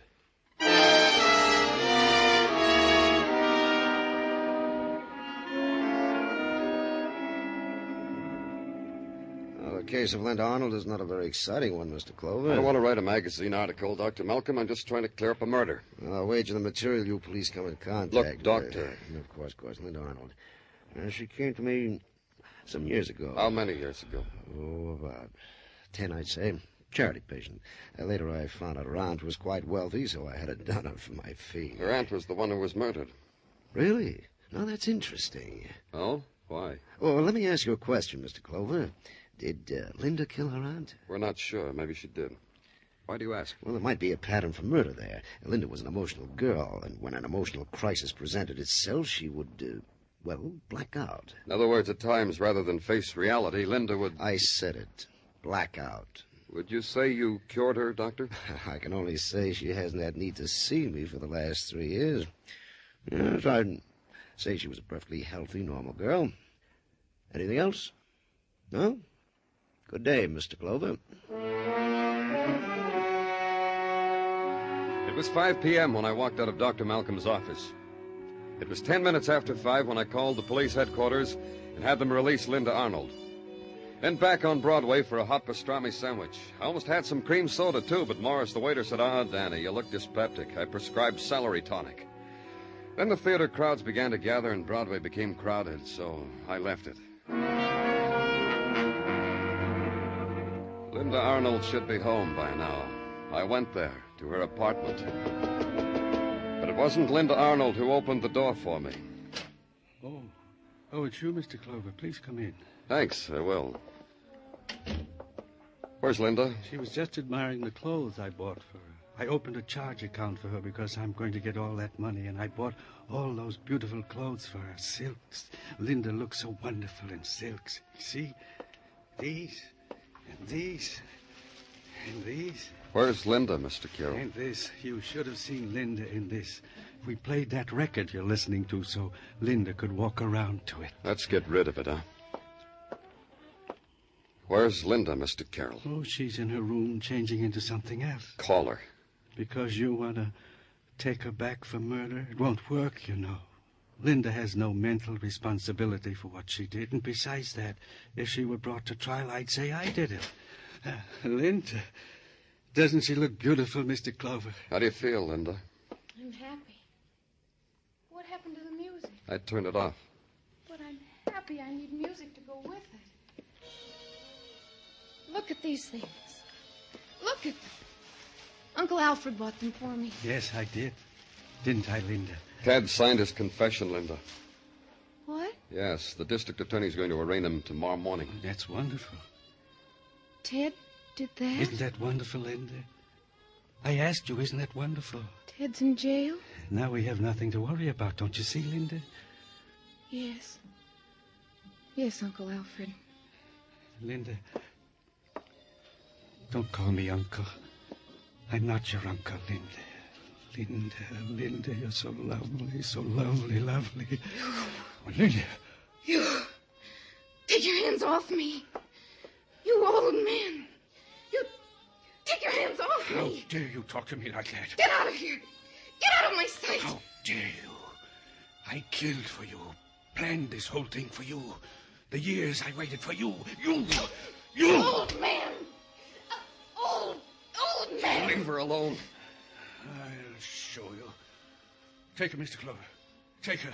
Me, too. Alfred, you're crazy. Listen to me, Mr. Clover. I planned it all.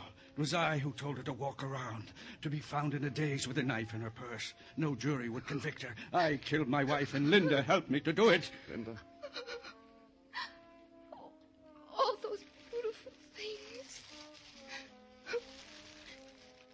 take them all away. All these things. All these beautiful things.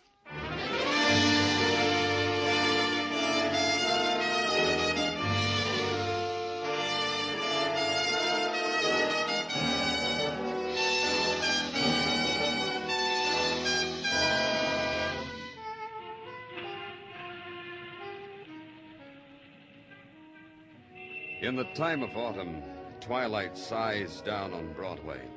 You walk toward it. Someone smiles and takes your hand, whispers to close your eyes, then bangs your head against a wall.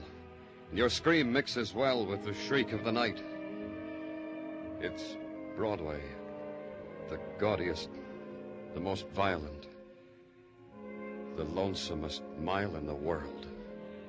Broadway, my beat.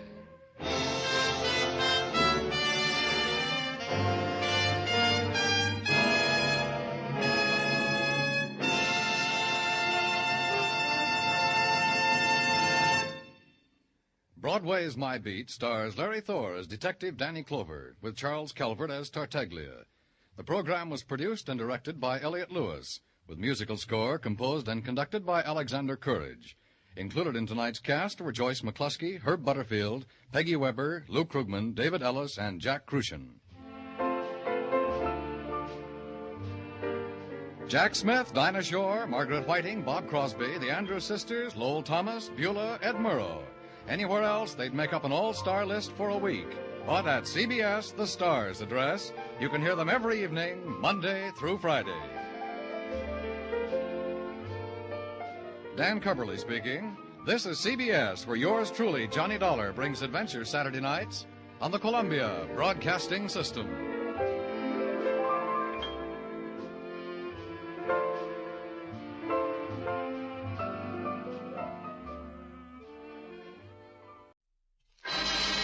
Time now for Rocky Jordan.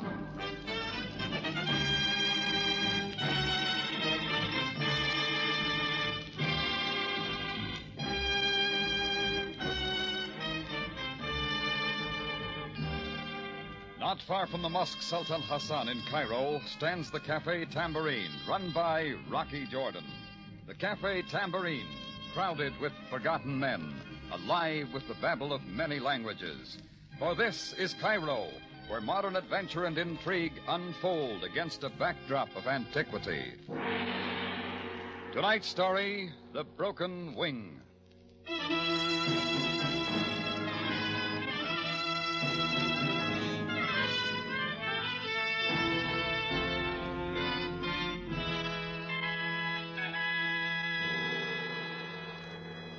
There's a saying I've heard around Cairo that all a man needs for happiness is good food and good companions. Me, I add one thing more. That's lots of sleep. So naturally, I don't like it when somebody comes pounding at my tambourine door at 2 o'clock in the morning. But that's what happened. And the pounding got wilder and wilder. So I finally got up, put on my shoes and a robe, and went down the balcony steps into the cafe. Mr. Jordan! I beg you! Open the door! All right! Cut up the noise. I'm coming. Please, Mr. Jordan, make haste! I switched on the front light. Through the door glass, I could make out a stooped figure, gray-bearded, in burnous and fez. I threw the latch, opened the door, and he bowed down, groveling at my feet. Look, Buster, just get up and state your business. Oh, Mr. Jordan, my true Effendi, I come to you on my knees. Ben Abram. Alva, it is I, Ben of the once honored house of Abram. Ben Abram, you don't have to bow down to me. You should know that. Thus, I express my distress, Mr. Jordan. Well, look, if there's something wrong, tell me. My good Effendi, you will recall that when you first came to Cairo, I was able to do you a small service. Oh, you bet I remember. You stood between me and certain of your own people who wanted to give me trouble. Believe me, I've never forgotten it. It was not with the thought of ever asking a service in return. Sure, I knew that. I owe a great debt to you, Ben Abram. Mr. Jordan, I must entrust to you my greatest treasure for you to guard and protect.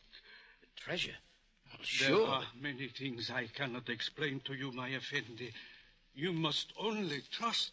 I trust you just as you trust me. It has been written, a promise is a man's most priceless gift. You have my promise. Now, where is his treasure? Allah be praised. Wait here but a moment. Then Abram ducked quietly down the sidewalk to a dark doorway. In another second, he was coming back. But this time, he wasn't alone. Just 2 steps behind came someone else. I didn't see who it was until he stepped aside to tenderly draw her before me.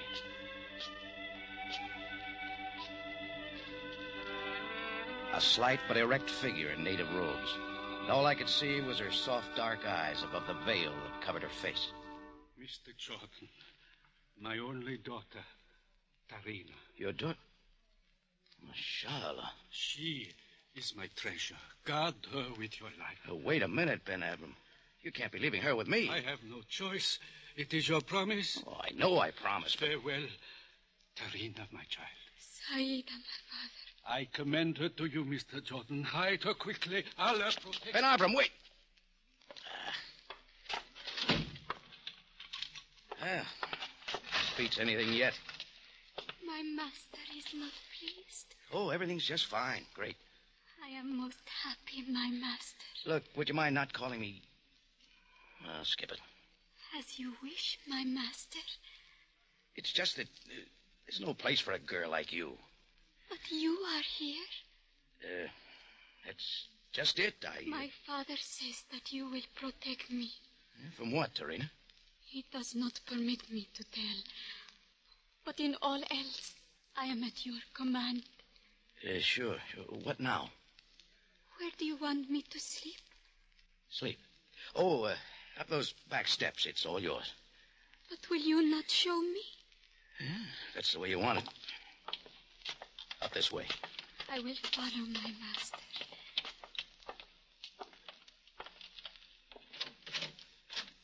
There's the bed. Fresh sheets are over there. Where will you sleep? Outside, lady. Just give me time to get a few things out of here. Wait, Serena. Yes? What happened to the veil? In her own quarters, a woman does not wear the veil. Did you not know? No. I trust my master will sleep well. Thanks.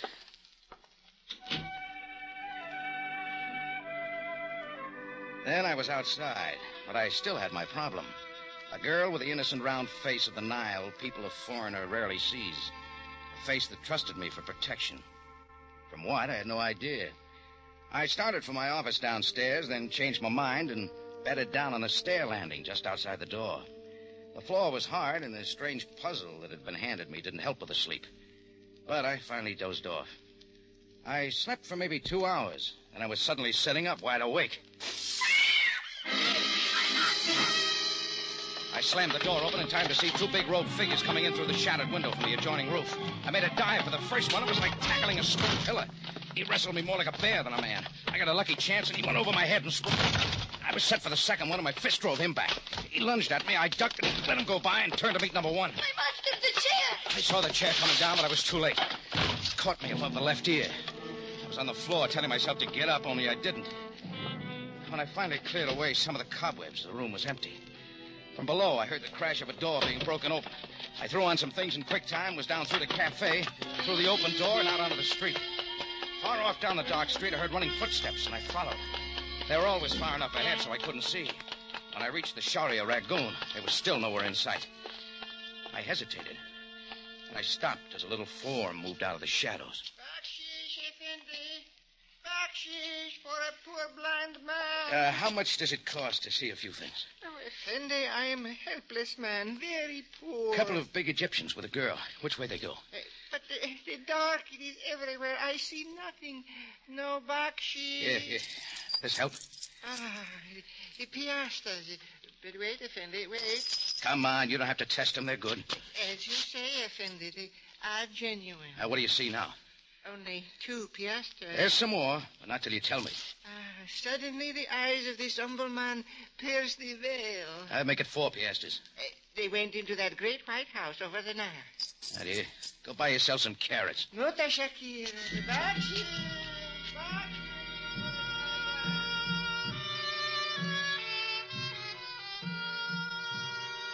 In 2 minutes more, I had reached the great house on the Nile, all white, a symbol of power in Egypt. A front gate led to the wide courtyard, and I kept going past the fountain toward the main door till 2 guards quickly moved from their posts to bar my way. The intruder will be gone. I got lots of business here. The house of Sheikh El-Had Bey sleeps. Well, let's wake him up. Back. The unbeliever is asking trouble. A lot of trouble you don't want to get mixed up in, brother. To the streets with you. It is a command. Yeah, well, I'm going the other way. Fatah, it is El-Had Bey. Who comes to disturb the quiet of my house? An Americani, master. Let him approach me.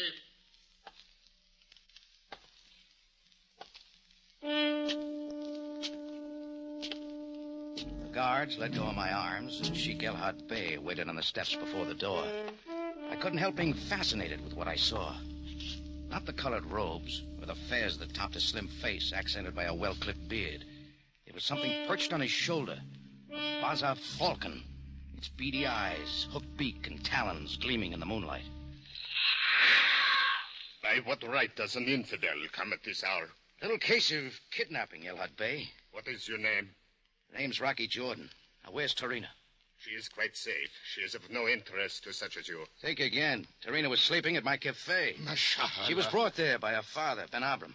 I promised to protect her. You know what a promise means. It was not yours to give. But you admit Tarina was brought here against her will. By the orders of my honored nephew, Fingal Jarus. I, as his guardian since the death of his father, give my blessing. Your nephew sent those 2 muscle boys to drag the girl from her bed? It was his right. Yeah, well, not in my books, El-Had Bey. Mr. Jordan, it is obvious you have much to learn of the ways of the East. Until then, you had best accept my word. What about Ben Abram's word? It is like dirt at my feet.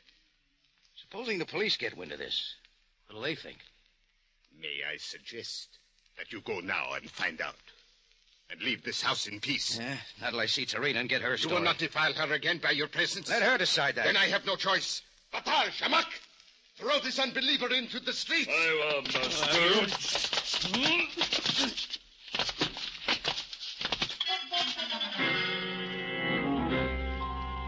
I rolled over 3 times, got up and started back for the gate, till I saw the knives the guards had pulled out from somewhere. Then I knew getting to Tarina right now would be about as easy as stealing the Sphinx. But it looked like the best thing I could do was to go to Ben Abram and admit I'd failed him. That took me all the way across Cairo to the East Hills. When I got to Ben Abram's house, it was empty. There was no sign of him, so I waited in the court. He finally showed up almost an hour later. He came staggering in at the point of exhaustion. Great red marks across his face and his robe spotted with blood. I got to him and helped him to a bench. Please, my friend. My welfare is nothing. But you've been hurt. Look, I'll get you to a doctor. No, tell me of my daughter. Why do you not guard her? I've got bad news, Ben Abram. Oh, tell me quickly. Tarina's in the house of El-Had Bey. It cannot be. I know, I promised. But... Well, 2 men got in from the roof. They were a little too much for me. They got her away, and I followed them to Sheikh El-Had Bey's house. Then there is nothing more. She was taken there by orders of his nephew. El-Had Bey told me he had the right. Yes, it is as he says. No man has that right. You know, I think it's time you made a few things clear. Yes, I must tell you now. Mr. Jordan, I loved my daughter more than my life. It was my desire that she marry in dignity. It has been written, an unwed daughter is like a broken wing. Sure, Abram. 3 years ago, Mr. Jordan, while Tarina was but a child, I promised her as wife to Fingal Jarus, the nephew of El-Had Bey. But since then, I have learned many things about Jarus. He is a kelp, a vicious man who would bring her nothing but sorrow. I think I'm beginning to see. A few days ago, Jarus came to me demanding that I bring Tarina to him as wife. I begged him to release me from my promise, but he would not listen.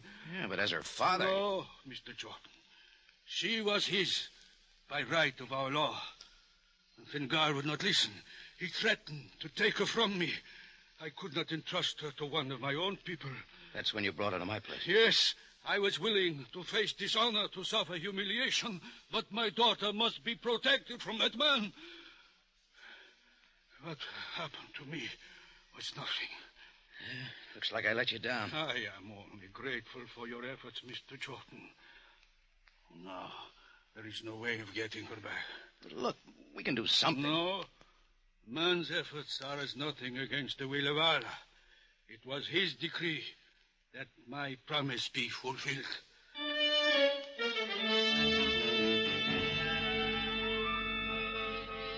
I tried a couple of arguments, but all I met with was despair. I could tell Ben Abram wanted to be left alone, so I finally walked away. Just as I reached the gate, a black limousine pulled up. The back door opened, and after carefully adjusting his fez, out stepped Captain Sam Sabaya, Cairo Police. You will stay with me, Jordan. What's the complaint, Sam? You will learn in good time once I have talked with Ben Abram. He's right there in the courtyard. Come along.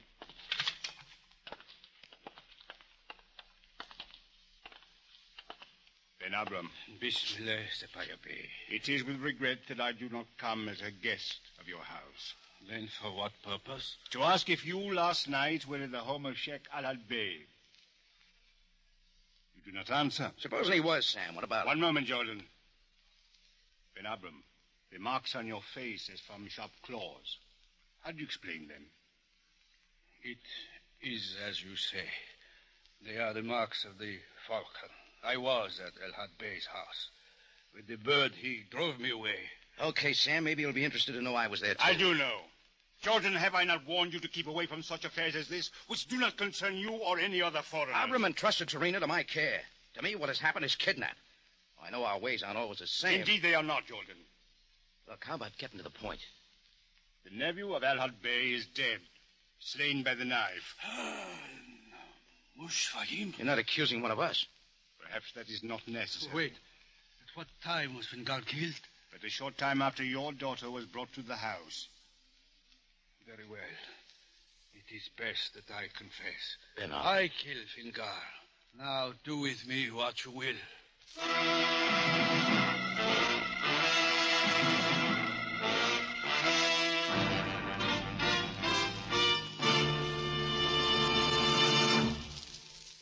You are listening to The Broken Wing, tonight's adventure with Rocky Jordan. Don't miss the brand new comedy show coming up tomorrow night on most of these same stations. And steady now, it's called Breakfast with Burroughs. Yes, the fella who wrote The Girl with the Three Blue Eyes, the man who gets up so late he has breakfast in the middle of Monday evening, will be on hand with a bright, new, highly original program. And as though you hadn't guessed, his first name is Abe. So tomorrow, please don't go to bed until you've had breakfast with Abe Burroughs on CBS tomorrow night at 6:30.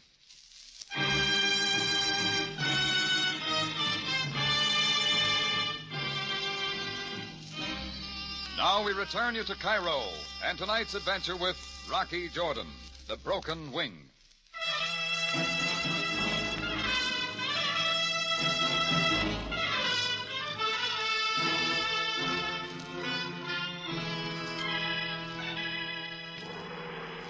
Well, ordinarily I don't mix in family feuds, especially in Cairo. But I owed a debt to Ben Abram. When he entrusted his daughter Tarina to my protection, I had no choice. And I failed. Tarina was captured by her promised husband. Shortly after that, he was killed. When confronted with the news, Ben Abram confessed to the murder. Sam Sabaya took us to headquarters, got my story, and put Ben Abram in a cell. Then he let me stay with the old man for a few minutes, and I tried to get some sense out of him. My good Effendi, it is for the best. I don't see it that way, Ben Abram. But you must not concern yourself about me. I just don't think you're a man who would kill, that's all. Mr. Jordan, can you not see? What does murder mean to a soul that is already lost? Tarina is now free from the rash promise I once made. Look, you still have time to change that confession. No, please leave me now. I ask but one thing of you. Yeah? The happiness of my daughter. I leave her in your hands forever.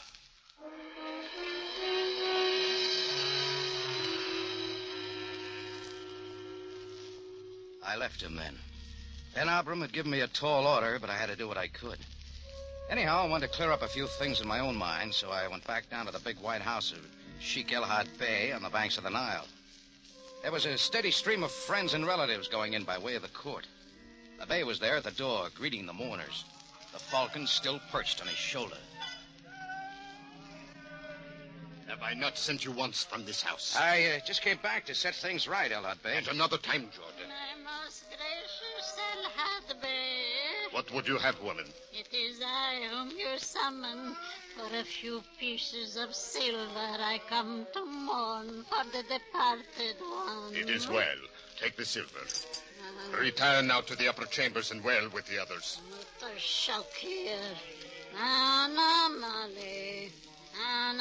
A moment, woman. Your grief is most restrained.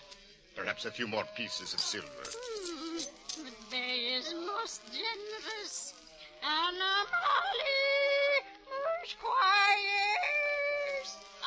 Hey, now, how about a word with me, eh? Have you not gone? I just want you to know getting mixed up in this wasn't my idea. You have come to tell me that? Sheikh Elhad Bey, the last thing I want to do is meddle in the affairs of your people. I hope you believe that. I regret very much the death of your nephew. I will make peace with you, Bismillah. Thanks. Do you mind telling me where Tarina is? She has no place in my house now. The girl is gone. Where? I do not know. I see. Oh, one thing more. I'd like to see Fingal's body. It has not been prepared for burial. As a special favor? Then I'll go. Very well. I cannot refuse. This way, please. The adjoining room. My nephew is here. The only son of my elder brother. Yeah. I pray you spend little time. A bandage on his chest. The knife was there. You think Ben Abram did it? By his own confession. For this outrage against my house, he also will die.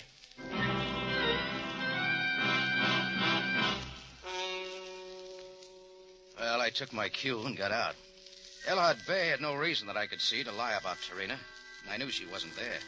But there was no stopping now, till I'd found her and set Ben Abram's mind at rest. I took the long trip back out to Abram's place, but Tarina wasn't to be found. I tried a few people I knew were Abram's friends, and they'd seen nothing of her. For an American man to find a veiled Muslim girl poses too many problems. I was finally back at Ben Abram's cell, telling him his daughter was gone. You must find her, Effendi. Where would she be? What's she hiding from? She's a tender child, only frightened. This has been a terrible ordeal for her. You still say you killed Fingal? There was no other way. Can you not see? I had a look at Fingal. I'm surprised you went for his throat. It had to be done quickly. The knife at the throat is certain. Ben Abram, you got a promise from me. That still stands. But from now on, I gotta have the truth. I do not understand. Fingal was stabbed in the chest. Only you didn't know that. Not the throat at all. It does not matter. Well, it does to me. Now, come on, admit it. You didn't kill him. Say what you will. I thought so. You're covering for Tarina, aren't you? You think she did it? She could have. Please forget this thing, Mr. Jordan. I am an old, disgraced man. She's young with a full life before her. But the fact that you didn't do it... I alone am responsible for her sorrow. Should I not pay the penalty? I'm not the one to decide that. Mr. Jordan, before Allah, I swear the guilt shall remain on my shoulders.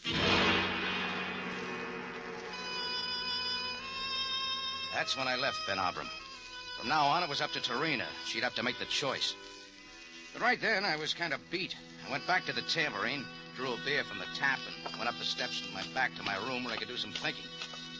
Where I'd find Tarina or where the search would begin was anybody's guess. But when I opened the door to my room, that much was answered. I await my mother. Tarina!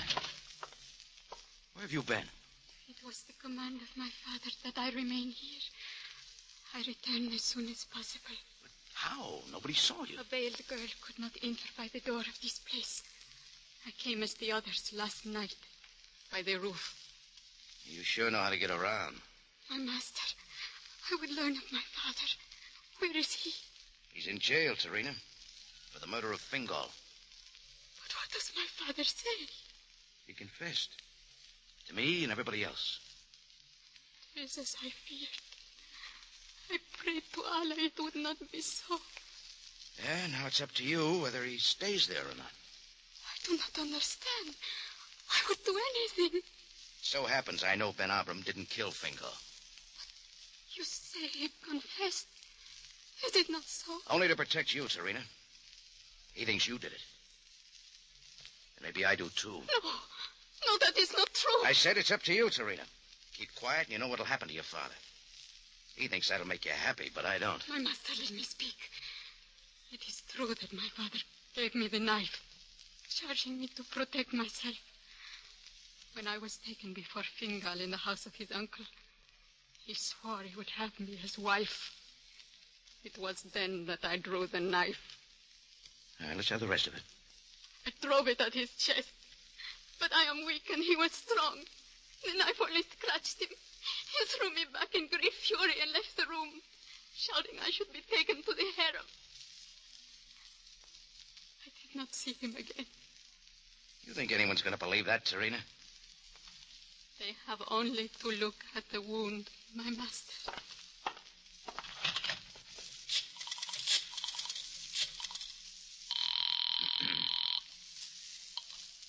Captain Sabaya speaking. Rocky, Sam. Yes, Jordan.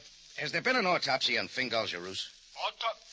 Certainly not. For what possible reason do you ask? So you better do it, Sam. You'll find out some things. I will do no such thing. Besides, the burial procession leaves within the hour. Then get busy. There still may be time to stop it. Jordan, you know that cannot be done without cause. All you have to do is check on Sheik El Hadbey's background. He was quite a gambler, Sam. Find out how he stands financially. You'll get a surprise. What are you driving at, Jordan? Fingal was the only son of El Hadbey's elder brother. Now they're both dead. Who stands to benefit most by Fingal's death? That is of no consequence. We have the confessed murderer. But it's all wrong. Hurry, Sam. Meet me at El Hadbey's house in 10 minutes. Jordan, you will not go to that place at such a time. Think again, Sammy. I'll see you there. What would you have me do, master? Stay right here, Terina. Keep those pretty little fingers crossed.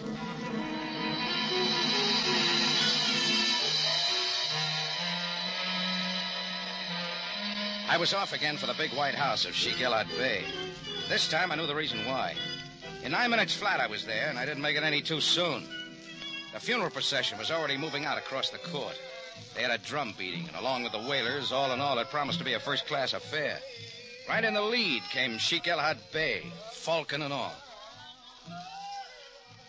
Stand from the gate, Jordan. You're rushing things a little, aren't you, El Hadbey? Can you not see the procession has begun? Why not the usual 3-day wait?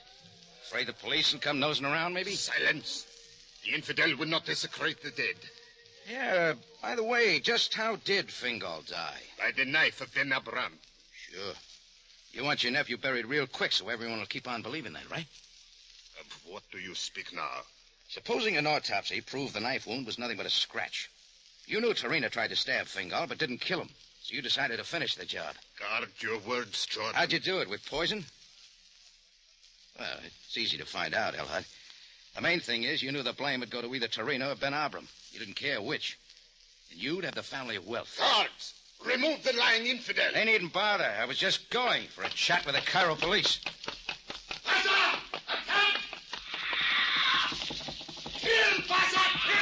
Before I could turn, the giant Falcon was on me, striking with terrific power and driving me to the ground. I scrambled to my feet, shielding my face with my arms as the bird knifed in with its sharp claws. My shirt was in ribbons, my arms and head slashed in a dozen places. Now the Falcon began circling and striking with its powerful wings, driving me down again. I braced myself for the third strike, but it never came.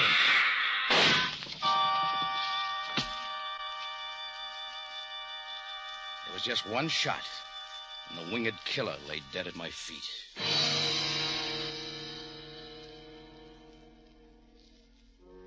Maybe it was loss of blood, or exhaustion, or downright fear. Maybe all three. Anyhow, for a while after that, I didn't know much. It was water on my face that brought me out of it. I was lying by the fountain. The procession had vanished, except for a couple of police at the gate. I was getting personal attention from Sam Sabaya. No. Lie quietly, Jordan. I will soon have the bleeding stopped. Oh, is there anything you can't do, Sam? When one must contend with your unpredictable escapes, Jordan, much knowledge is necessary. What about Sheik Elhad? As you said, Jordan, Fingal's knife wound was superficial. The sheikh is being held pending an autopsy. Then my hunch was right. The fact that the sheikh made this bizarre attempt on your life is proof enough at the moment. What about Ben Albert? I've ordered his immediate release. Jordan, is there nothing more you wish to ask? What about? Tarina. As Ben Abram reminds me, a promise is a man's most priceless gift. What are you getting at? He says he has promised his daughter to you, Jordan. Oh, no. Not on your life. Look, you've got to talk to him. Calm yourself, Jordan. I have convinced him that you will release him from his promise. You will not have to marry the girl. Sam, why don't you mind your own business?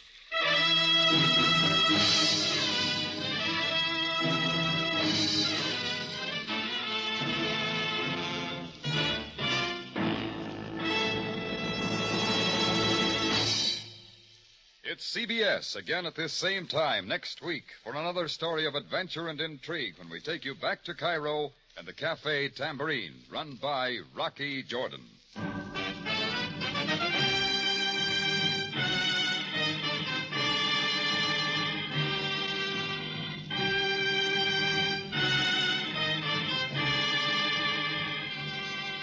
Rocky Jordan, written by Gomer Cool and Larry Roman, stars Jack Moyles in the title role and was produced by Cliff Howell and directed tonight by Gordon T. Hughes, with original music by Richard Arant. Larry Thor speaking. This is CBS, the Columbia Broadcasting System.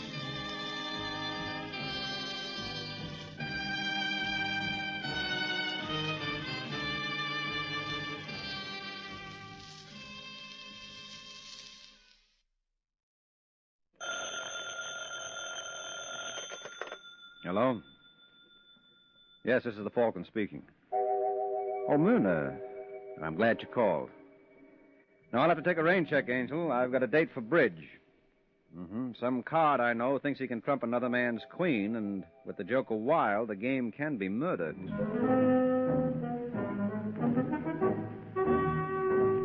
Once again, the adventures of the Falcon, dedicated to private investigators everywhere. Those hard-hitting detectives who, like Mike Waring, risk their lives to aid law enforcement agencies. So join him now when the Falcon solves the case of the King of Hearts.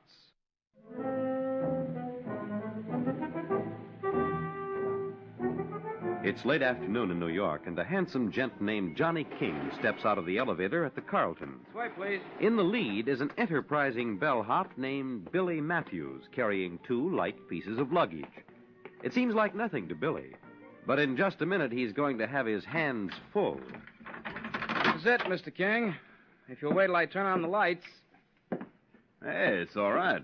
Would you like me to open the window? Not a bad idea. Okay.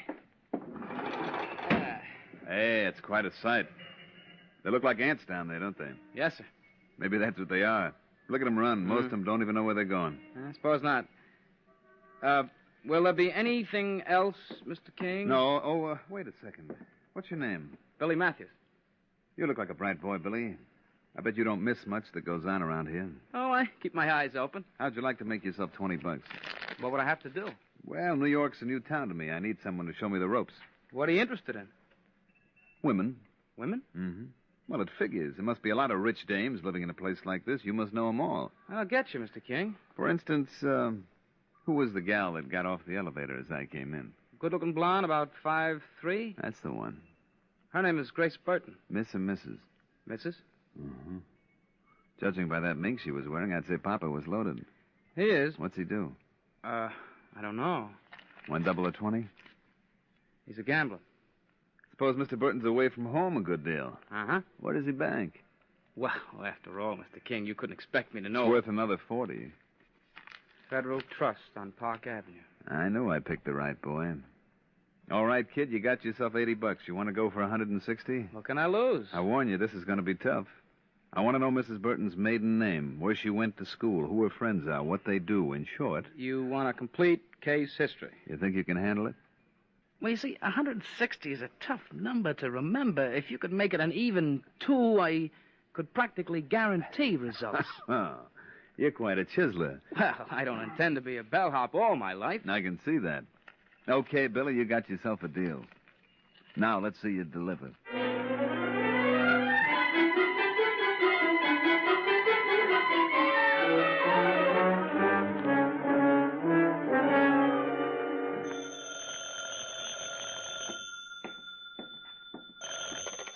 Yeah. Mr. King, this is Billy Matthews. Hiya, Billy. What's the score? We're leading, 3-0. Mrs. Burton's maiden name was Grace Sherman. Grace Sherman, Yeah, she went to Clinton High School in Chicago. What about college? 2 years at Northwestern. Her best friend was an Alice Gordon. You must have been reading her mail. No more than I had to. It's pretty dull. What does she do to keep occupied? Nothing much. Matinees, shopping, the usual gook. But at 4 o'clock every day, you'll find her in a cocktail lounge downstairs. Alone? Yeah, she drinks Smirnoff. That's good to know. Well, wish me luck, kiddo. I'm off to the races.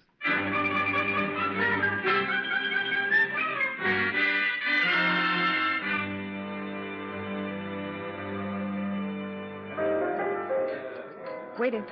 Waiter. I'll be right with you, Mrs. Burton. Grace Sherman. What? Well, if you're not a sight for sore eyes... I beg your pardon. Well, aren't you Grace Sherman? Well, that was my maiden name. So you went and did it, Now, look, mister. Am I being snubbed or don't you recognize I'm afraid me? I don't. I'm Johnny King. Johnny King? We went to Clinton High together. It's funny that I don't remember. Well, you did go to Clinton. Yes. And as I recall, you and Alice Gordon went to Northwestern for a couple of years afterwards. Yes, that's right. I suppose I should be ashamed of myself. Well, I'm an easy man to forget. No, I wouldn't imagine so. Take my word for it. I've lived with me for 38 years. But if you'd rather... No, please, stay, Mr. You see, you've forgotten again. King, Johnny King. Won't you join me? Only if you let me buy you a drink. Waiter. Monsieur? 2 Smirnoff vodkas. Oh, you have a fantastic memory. Well, I've forgotten very little about you, Grace. Tell me, what have you been doing with yourself these last few years? Well, for one thing, I got married. Anyone I know? No, I don't think so. He's from New York. His name is Vic Burton. What's he do? Oh, a little of this and that. He's out of town at the moment. And he lets a gorgeous creature like you run around loose? Oh, yes. Serve him right if he lost you. I don't think there's much danger in that. You never know. Your drinks, monsieur? Thanks. Let's have 2 more of the same. Oh, really, Johnny? Look, we got to make up for lost time. Go on, waiter. Oui, monsieur. To us, Grace. I got a feeling that this time you won't ever forget me.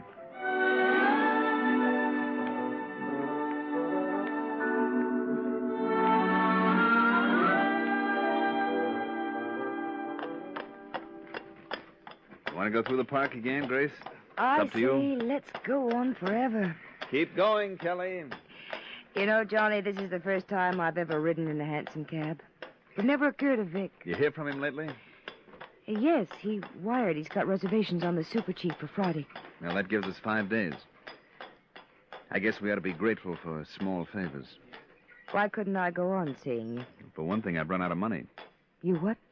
Well, I only intended to stay in town for a week, but meeting you messed up my plans. How long would you stay if you had good money? That's a pretty ridiculous question. How long would you stay?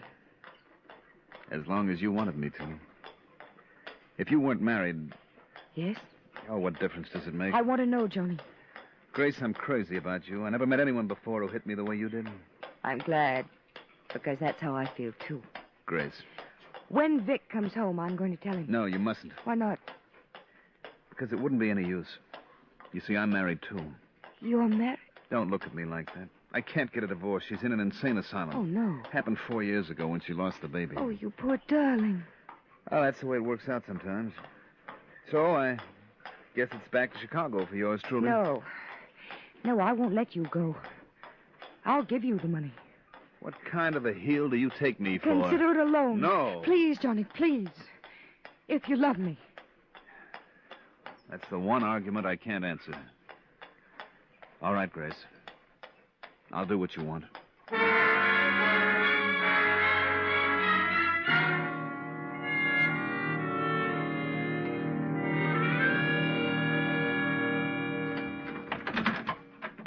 That you, Grace? Yes, Vic. Where you been? Shopping. Oh, I've got to get off my feet. You wouldn't believe how jammed the stores are. I should have imagined they'd have locked the doors and just waited on you. Hmm? Would have paid them. In case you haven't kept tabs, you wrote $18,000 worth of checks last month. I what? Well, isn't this your signature? They're all made out to cash. What's wrong with it? Nothing, but I'd like to know where the money went. Oh, various things. For example. Well, how can you expect me to remember? Well, if I spent 18 grand, I would. Don't you trust me? Of course. Then why the third degree? Well, after all, baby, $18,000. There you go, harping on that again. Well, if you must know, I lost it gambling. You lost it gambling? Yes. Why should you have all the fun? It isn't fun with me, sweetie. It's business. Who'd you drop the money to? I won't tell you. But you don't even have the faintest notion how to place a bet. Are you calling me a liar? I didn't mean it that way, but I got a right to know. Look, if you think I'm going to sit here while you make like Mr. District Attorney... Grace, where are you going? Grace!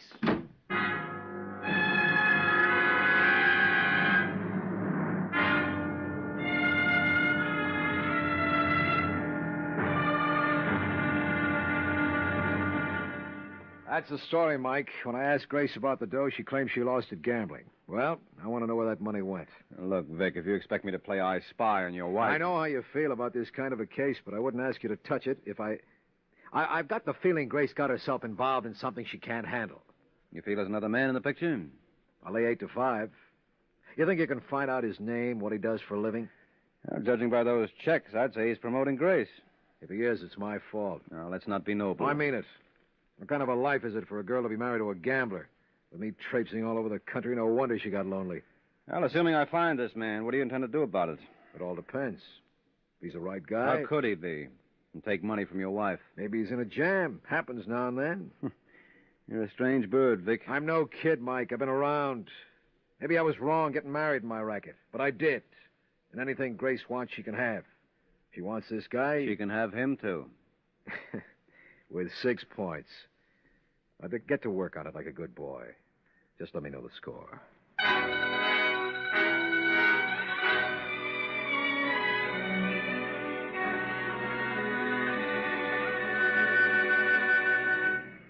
Taxi! Hey, taxi! Take me to... wait a minute. Hey, you. Me? Yeah. Why don't we share the cab and save some dough? How's that again? Well, aren't you tailing me? Well, if I was, Johnny, I wasn't doing too good a job. And I thought the Falcon was the best in the business. I thought so, too. Obviously, we were both wrong. Obviously. You working for Vic Burton? Would it do me any good to deny it? Not a bit. But you can tell your client his troubles are all over. I'm giving Grace back to him. Well, that's nice of you. Well, that's the sort of guy I am. Yeah, from here on in, he's got nothing to worry about. Of course, it cost him a few pennies, but think of the lesson he learned. Mm-hmm. Well, you know, Johnny, I've got a hunch you've got yours to learn yet. Take care of yourself, fella. Wish I had time to.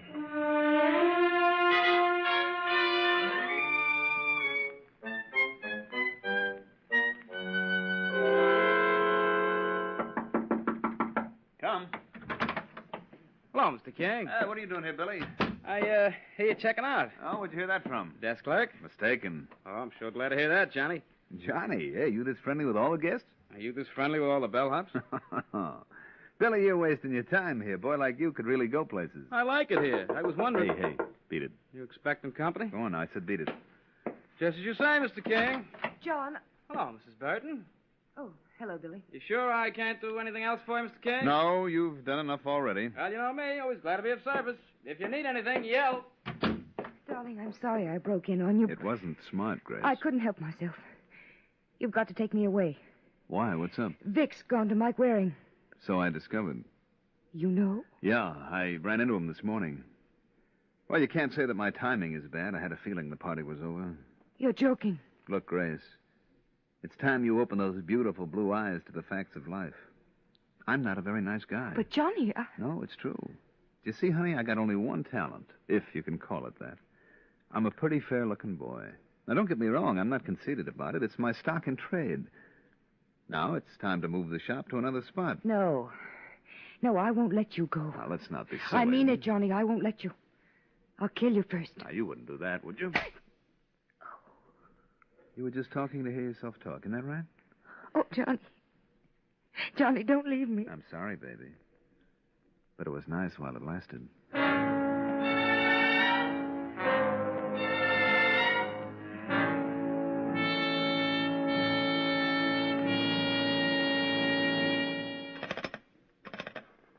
Your order, please. This is Mr. King in 912. Billy Matthews around there? you hold on. Yeah, well, hurry it up, will you? Love her when you're near me. Mr. King. Yeah. I'm afraid he's busy. Will one of the other bellhops do? No, I want him. Look, as soon as you locate him, tell him to call. Oh! Mr. King!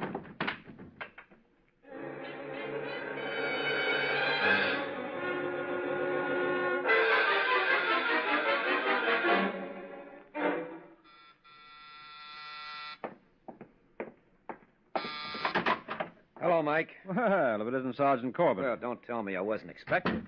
Well, you were overdue. Haven't seen you in a week. Sit down. What's the point? Only be getting up again.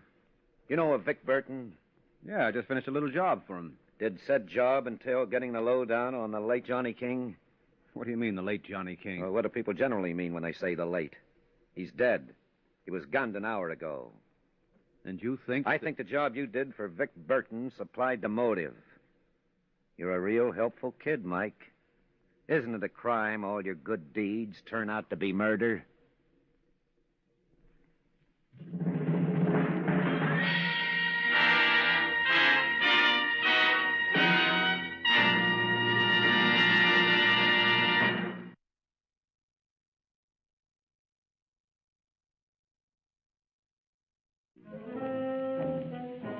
2 hours have passed since Mike Waring's client was nominated by the police as chief suspect for the murder of Johnny King.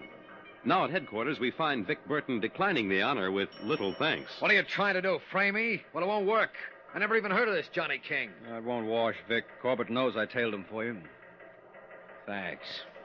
Maybe I can do something for you someday. Don't be a chump, Burton. He had to tell us. Well, the whole thing's ridiculous. I never used a gun in my life. I wouldn't know how. I believe they include directions in every package. All you got to do is follow them. You're crazy. You know King was romancing your wife. That's a lie. They were just friends. Well, his friendship came pretty high. I understand it cost you $18,000. I tell you, I didn't kill him. No, you hired a pro to do the job. How do you know that, Corbett?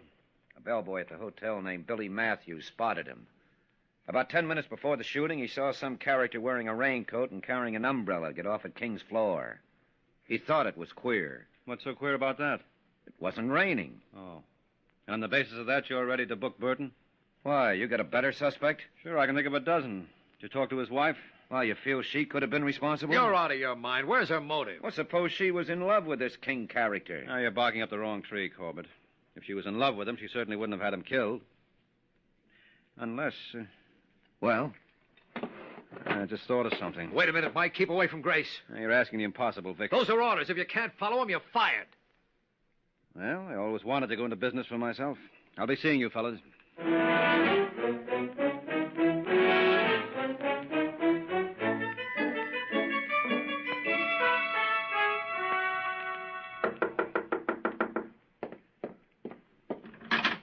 Hello, Mrs. Burton. Who are you? Mike Waring. Oh? I take it Vic mentioned my name. May I come in? Yes, please. Thank you. Sit down, won't you? Did you see Vic? Yes, not more than 10 minutes ago. He's in a bad spot, Angel. He didn't kill Johnny. And there's only one way to convince the police. How? Give him a better suspect. You got any nominations? No. You wouldn't care to volunteer for the post yourself. What? Well, you were in love with Johnny. I don't deny that. Suppose he packed you in. Why should he? He did it to other women. You're lying. Oh, you mean you didn't know? What was there to know? That's not true. You going to stick to that story? Why shouldn't I? Because if I can disprove it, it's going to look awful sad for you. Get out of here. Look, Grace, I'm not enjoying this any more than you are. But unless I can dig up another suspect, Vic is going to fry. No. Yes. Now, do you think he killed Johnny? No. Well, then who does that leave? I thought you were the detective. Well, thanks for reminding me. I'll get busy on it right away.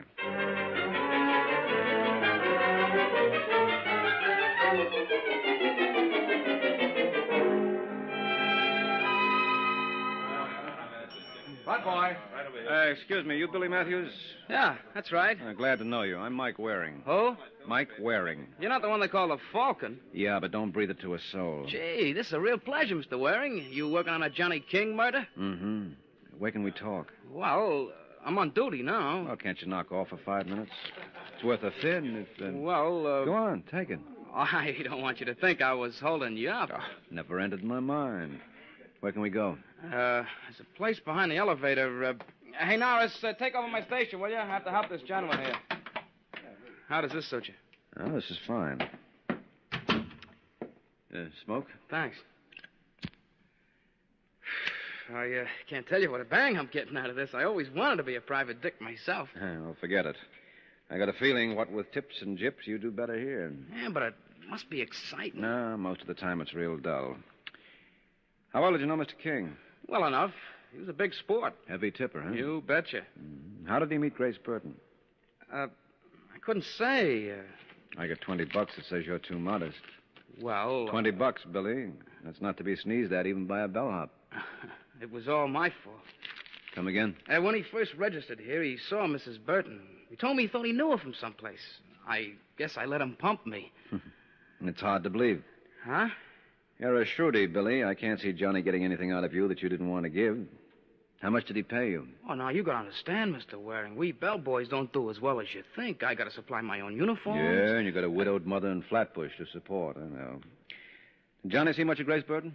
Practically every day. He really went for her. She was nuts about him. They ever fight? Not that I know of. You sure? Positive. About an hour before he was bumped, I saw them together, and they were real lovey-dovey. Oh. Well, that kind of knocks my hunch in the head. Huh? Skip it. Listen, Billy, here's my card. Huh?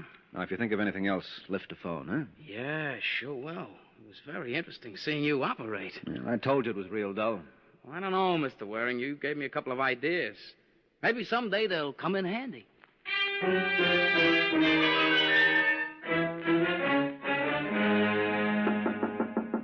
Yes.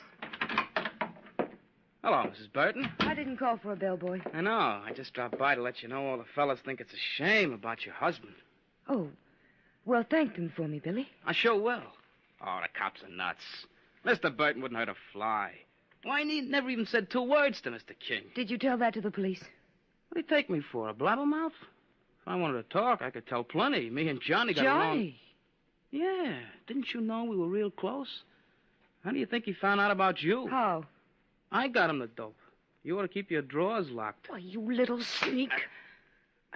I wouldn't try that again, Mrs. Now, B. get out of here. If I do, I go straight to Mike Waring. Suppose I told him you and Mr. King had a beef. What? I heard you threaten to kill him when he sloughed you off. You're lying. You know better. I was parked right outside his door. Of course, I could always have amnesia, but that'll cost you real dough. What do you call real dough, Billy? $5,000? Don't be a fool. I haven't got that kind of money. Are you kidding? You and your husband have a joint checking account at the Federal Trust. You don't miss a trick, do you? No, not a one. So start writing. And since you might have trouble spelling my name, just make it payable to cash.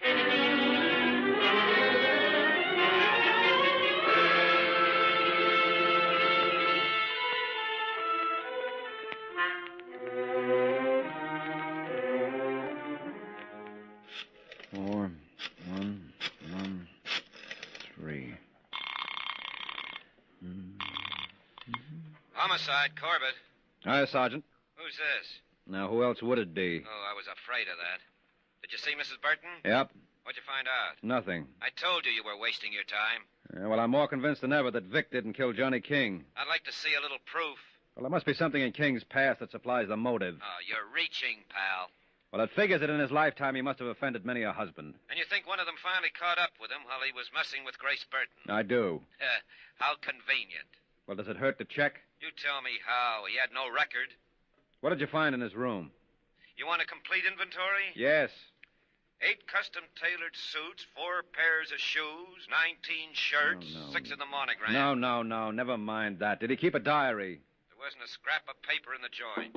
Well, I don't get it. Hold it, Sergeant. I've got company. Yes, come in. Listen, Mike, if you're all through... Well, I'm not. I'll be with you in just... Oh. Hello, Mike. Hey, what's going on there? Hello? Hello?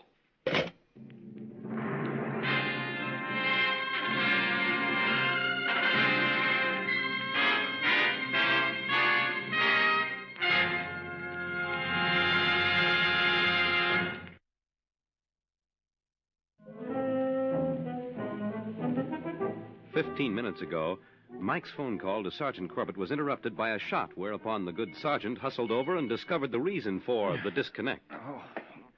All right, Mike, here, take a swig of this. No.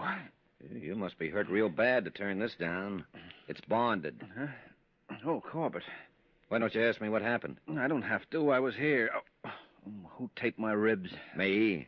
You made it too tight. Oh, that's gratitude for you. Did you get a look at the party? No, I didn't have a chance. Wonder what he had against you. Not that I can't think of a dozen reasons. So can I. Must be getting close to the truth. From what you told me, you weren't getting close to anything. Well, this proves Vic Burton couldn't have killed King. Does it? Well, it figures the same one who killed Johnny shot me. So? So Vic's in stir, isn't he?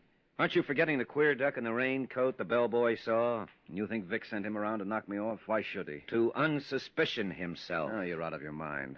Well, then who do you think was responsible? I have no idea, but if you'll help me into my coat, we'll see Grace Burton. Maybe she'll provide a little inspiration.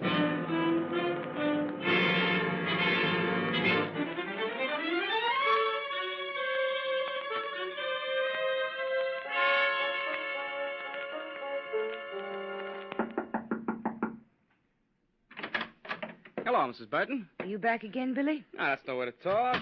Come up here to do you a favor. Don't bother. Well, if that's the way you feel. No, wait a minute. What is it? If I was you, I'd be real careful when I use a phone. They got a bug on it. A bug? It's tapped. I think your friend Mike Waring is responsible. What'd you tell him anyway? None of your business. Now, look, I can't protect you if I don't know. I'm only... You expecting someone? No. Well, thanks again, Mrs. Burton. If you want the papers, please let me know. Hello, Billy. Oh, Mr. Waring. I was just on my way out. Stick around. We're going to have a ball. Oh, but I got to get back to work. It'll keep. What's the meaning of this? You know Sergeant Corbett? Sure she does. I still would like to know. Corbett and I thought you might be interested in the latest developments. An hour ago, someone took a shot at me. Oh, obviously. They missed. No, I make a real neat bandage. Well, anyway, it came from the same gun that killed Johnny King. Well, then that proves that Vic didn't do it. That's what I claim. But Corbett here is still holding out for the queer little duck in the raincoat. The one I saw? Yeah, tell me some more about him, Billy. Nothing more to tell. He was about 5'3" or 4, kind of chubby. Well, why didn't you question him when you saw him loitering in the hall? Well, I thought maybe he was a guest in a hotel. And, of course, you wouldn't risk offending. Look, I got to get back to work. Now, what's your hurry? You always said you wanted to see how a detective operates. Well, latch on, kid. I'm operating. Now, what do we know for sure?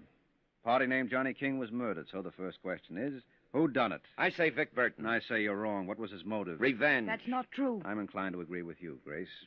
Want to make it unanimous, Billy? I wasn't paying attention. Well, you should. We're going to ask questions later. I submit the motive was money. What are you talking about?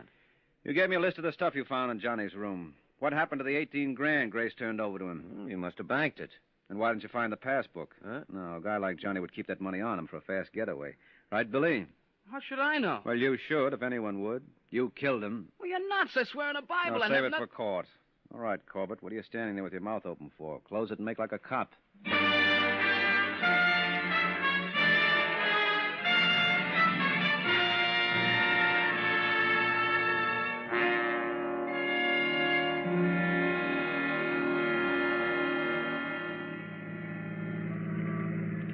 What's the matter, Sergeant? You don't look happy. Oh, I ain't.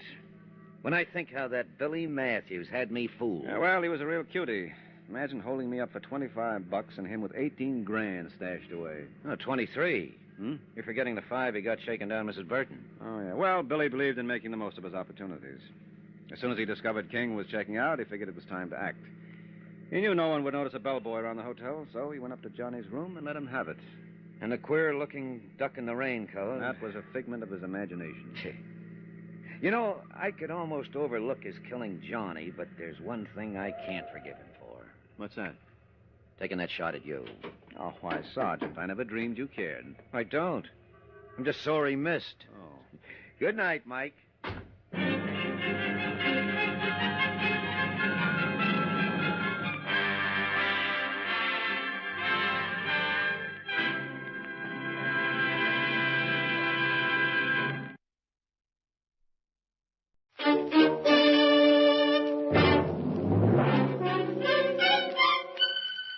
Box 13, with the star of Paramount Pictures, Alan Ladd, as Dan Holliday.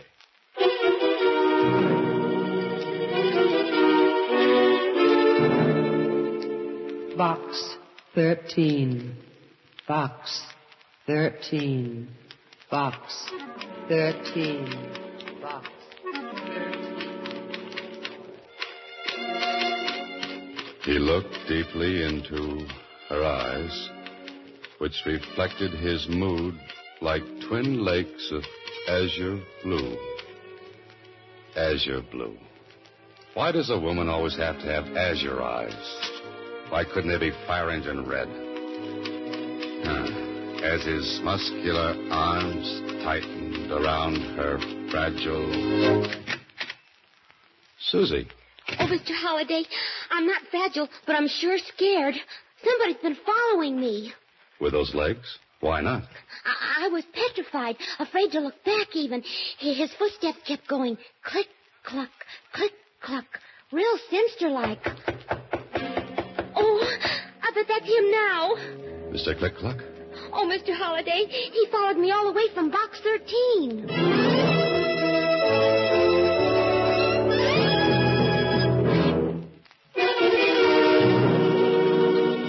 And now, Box 13, starring Alan Ladd as Dan Holliday.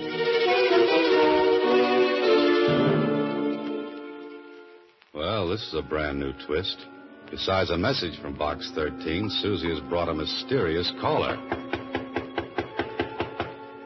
Somebody who wants in, but definitely. Don't answer it, Mr. Holliday. Now, Susie. You didn't see this person, huh? No, I just felt him following me like a phantom, except his heels went click, cluck, click, cluck. Oh. That doesn't sound so dangerous. Let's take a chance. Come in.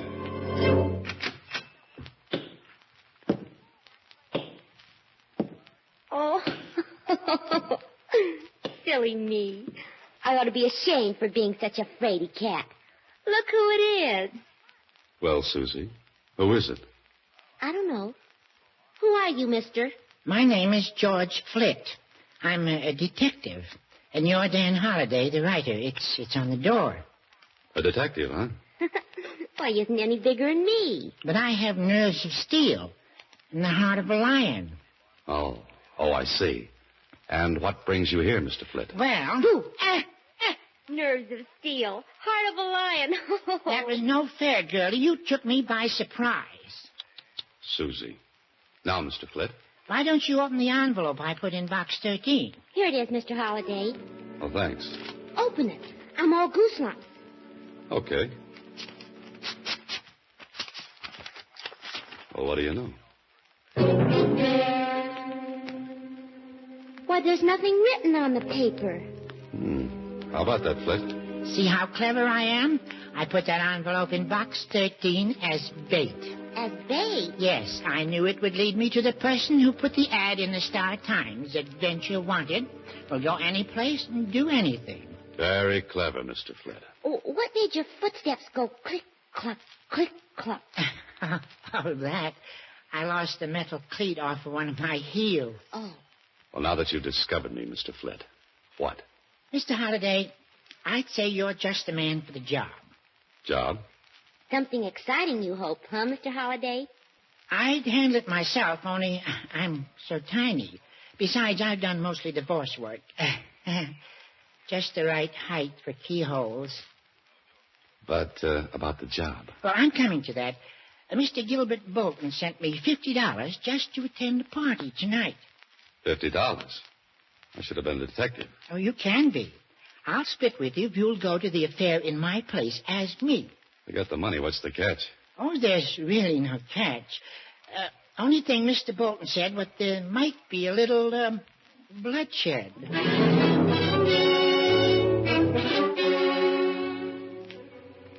Well, this holiday is the wackiest situation yet from good old Box 13. Yes, Holiday, you must be hard up for story ideas. Hard up for brains, too. Otherwise, why are you riding with George Flitt, detective, in his hot rod jalopy? Destination, bloodshed. And you've never met this Bolton who's having the party? No, but he phoned and explained that the party's going to be at his nephew's place, Kenneth Bolton. Kenneth, huh? What about the bloodshed? Well, as I understand it, Kenneth's father, that is, Gilbert Bolton's brother, committed suicide not so long ago. Oh. Gilbert said the boy is suffering from neurasthenia, I think he said. Psychoneurotic, huh? Yes, on account of the way his father died. Gilbert's afraid the boy may take his own life tonight. Why tonight, especially? Well, it seems that Kenneth drinks a lot at these parties and gets depressed. And my job is... To see that he doesn't commit suicide tonight. I've looked forward to more pleasant evenings. I think that's the place up ahead with all the lights on. Yeah, that's the address you mentioned. We must be about 15 miles from town. 14 7/10 by my speedometer. Well, Flint, I may as well take off. What are you going to do? Oh, I'll sit here in my car and listen to the radio, sort of keep my eye on things from the outside. Good idea. See you later, then.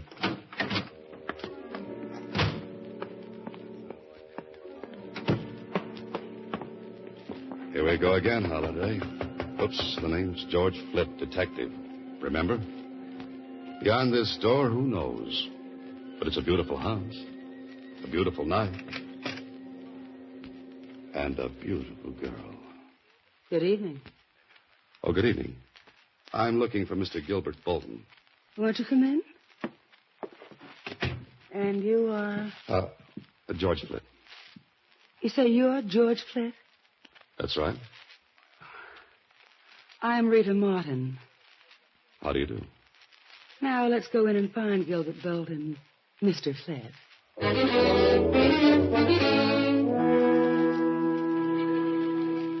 Oh, Holiday, here's a jungle cat. A vampire rider of Terry and the Pirates. That jet black hair, those heavy-lidded eyes, that glistening crimson mouth. And something else. Yes, heavy, cloying, sensuous. A perfume such as you've never known before. That's something to remember this Rita Martin by. Mm-hmm. Oh, there you are. Oh, Gilbert. Yes, Rita. Gilbert Bolton. This is George Flint. George. How do you do, Mr. Flint? Mr. Bolton? If you'll excuse me, gentlemen, I'll see you all a bit later. So, you're George Flint, the detective? Yes, that's right. Your voice seemed, well, different over the phone. Well, you know detectives. Many disguises, many voices. Got to keep them confused, you know. Somehow I pictured you differently. Oh? Well, no matter. You know why you're here. Yes, to keep my eye on your nephew, Kenneth Bolton. More than that, to keep him from chilling himself.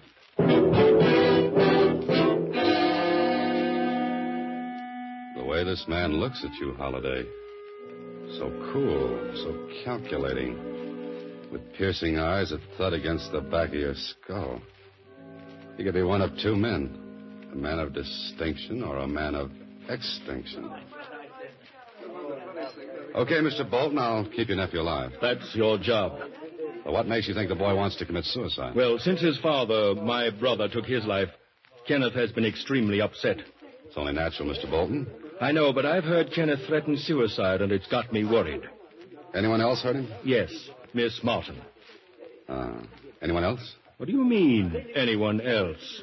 I just wondered if anyone else had heard him make these threats. I really wouldn't know. It's enough that Rita and I know about it. How does Rita figure in this picture? Aren't you being a bit presumptuous, Mr. Flint? A detective likes to know these things. Miss Martin is an old friend of the family. Oh, there's Kenneth now. I'll bring him over. Just as Gilbert Bolton passed me, there was something familiar about him. What was it? Who was it? Come on, think, Holiday. It may be an important clue. And here they come. The man of extinction and a typical boy from Princeton or Yale or Harvard. George Flint, my nephew, Kenneth Bolton. Glad to meet you. How do you do? Enjoying yourself, Mr. Flint? Very much. How about you? Oh, so-so. These parties get to be a bore, man. Kenneth hasn't been quite himself since the tragedy. Must you always bring that up, Uncle? But you know you've been terribly upset, Kenneth. So I've been upset. Why talk about it? Oh, Mr. Flint. Yes? Will you come with me for a moment? Oh, why, sure. It's so close in here that I thought a breath of air. It suits me. In the garden. The garden it is.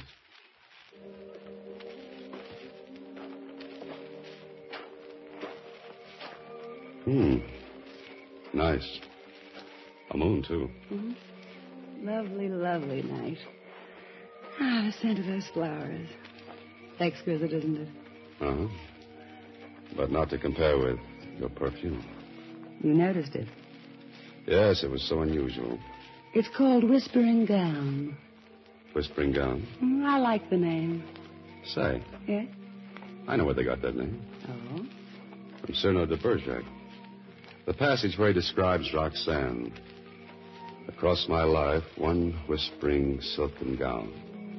That was lovely. You're quite literary, aren't you, Mr. Flett? Well, yes and no. Just what do you do? Gilbert Bolton didn't tell you. No, but let's sit on this bench and you tell me all about yourself. As you come close to her, you get another whiff of... And suddenly you've got it.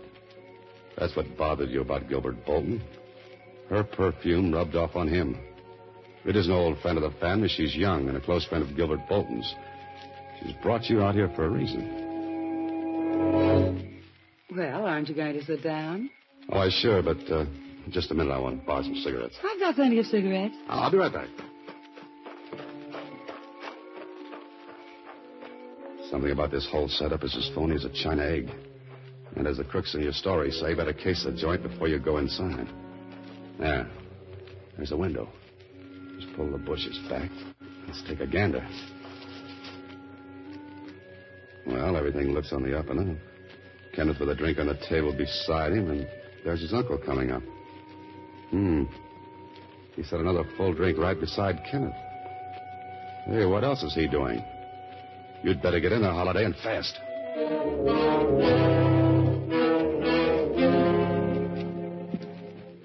Mind if I join you, gentlemen? Well, not at all, not at all. You appeared quite suddenly. Care for a drink, Mr. Flitt? Here, I haven't touched this one. No, let me fix Mr. Flitt a fresh drink. I think I'll just have one of these hors d'oeuvres. Here, watch it, my drink. Oh, I'm sorry. Flitt, you awkward idiot. Oh, excuse me. Yes, Uncle. Accidents will happen.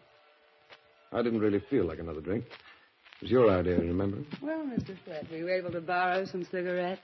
I was ambushed by hors d'oeuvres. Glad you're here, Rita. I have a proposal to make. Yes? What say we all run up to my penthouse for a while? Oh, sounds good. What do you say, Mr. Flint? Fine. I think a change of scenery would be nice. Well, you'll enjoy the view overlooking Green Hill Park from the penthouse, Mr. Flint. Oh, good. What's the address? Tell you what, Mr. Flitt. Rita, Kenneth, and myself will go ahead in my car. So you can follow us in yours. Well, maybe I'd better go with Mr. Flint to keep him company. No, I'd like you with me, Kenneth. There's something I want to discuss with you. Important. Well, perhaps I should have the address in case I lose you. That won't be necessary. Just follow me.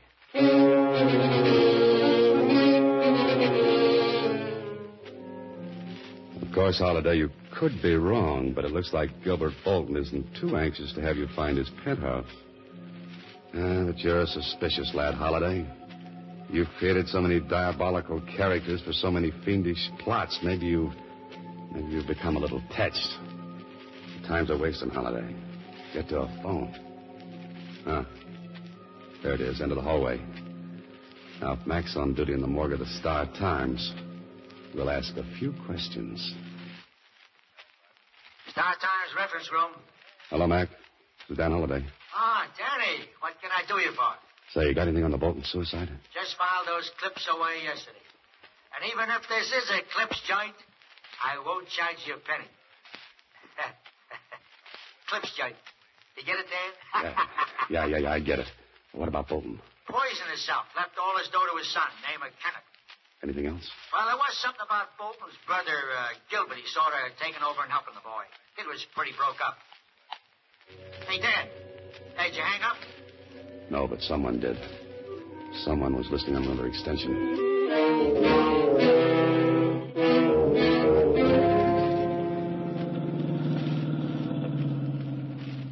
Hey, this is the fastest hot rod I've ever driven. We're keeping right up with the Bolton. And he's doing 70. Wait until you shift into high gear. Where are we going? To a penthouse, I hope. Gilbert Bolton's. What happened at the party? Oh, Rita Martin tried to get me into the garden, and I got suspicious. Trying to keep you away from your job, wasn't she? Yeah, so I rushed back into the house, stopping to case the joint through a window. Case the joint. A detective talk. Yeah, then I got into trouble with Bolton. Well, how? By knocking a drink from his nephew's hand. Huh? What did the uncle do? He got insulting. Then all of a sudden he suggested going to his penthouse. Watch it. He's slowing down. Yeah, I wonder what his idea is.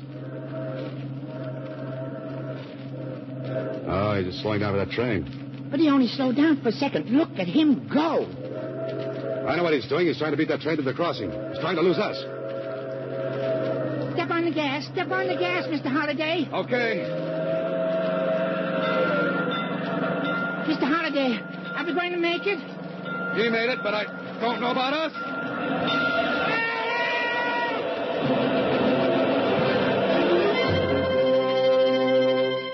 You are listening to Box 13, starring Alan Ladd as Dan Holliday.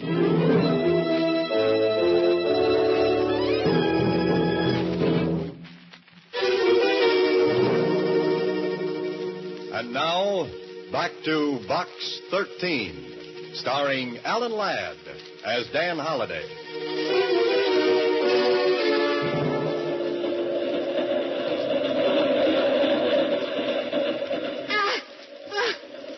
Next time I want such a close shave, I'll see my barber. Yeah, me too.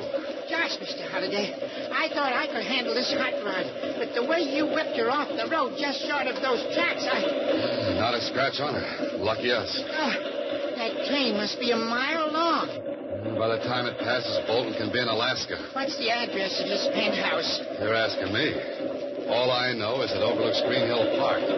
Our next stop.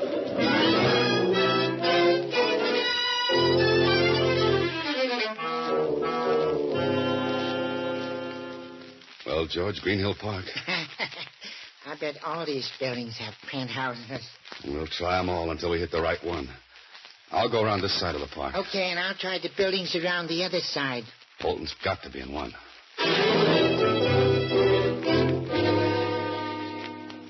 Do you have a Mr. Bolton in your penthouse? No one here by that name. A Bolton in the penthouse? No, but we have a Botsford in the basement. Why, yes, Mr. Gilbert Bolton came in a short time ago. Hello? No, with a lady and gentleman. Want to go up? Please.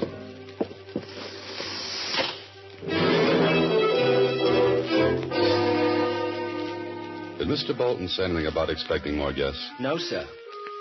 Do me a favor. If a little fellow with a squeaky voice shows up asking for Bolton, tell him I'm here, will you? Dan Holliday. Yes, sir. Oh, here you are. Thank you, sir.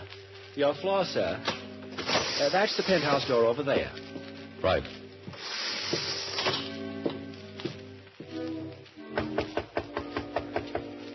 I've got a sneaking hunch I won't be welcome.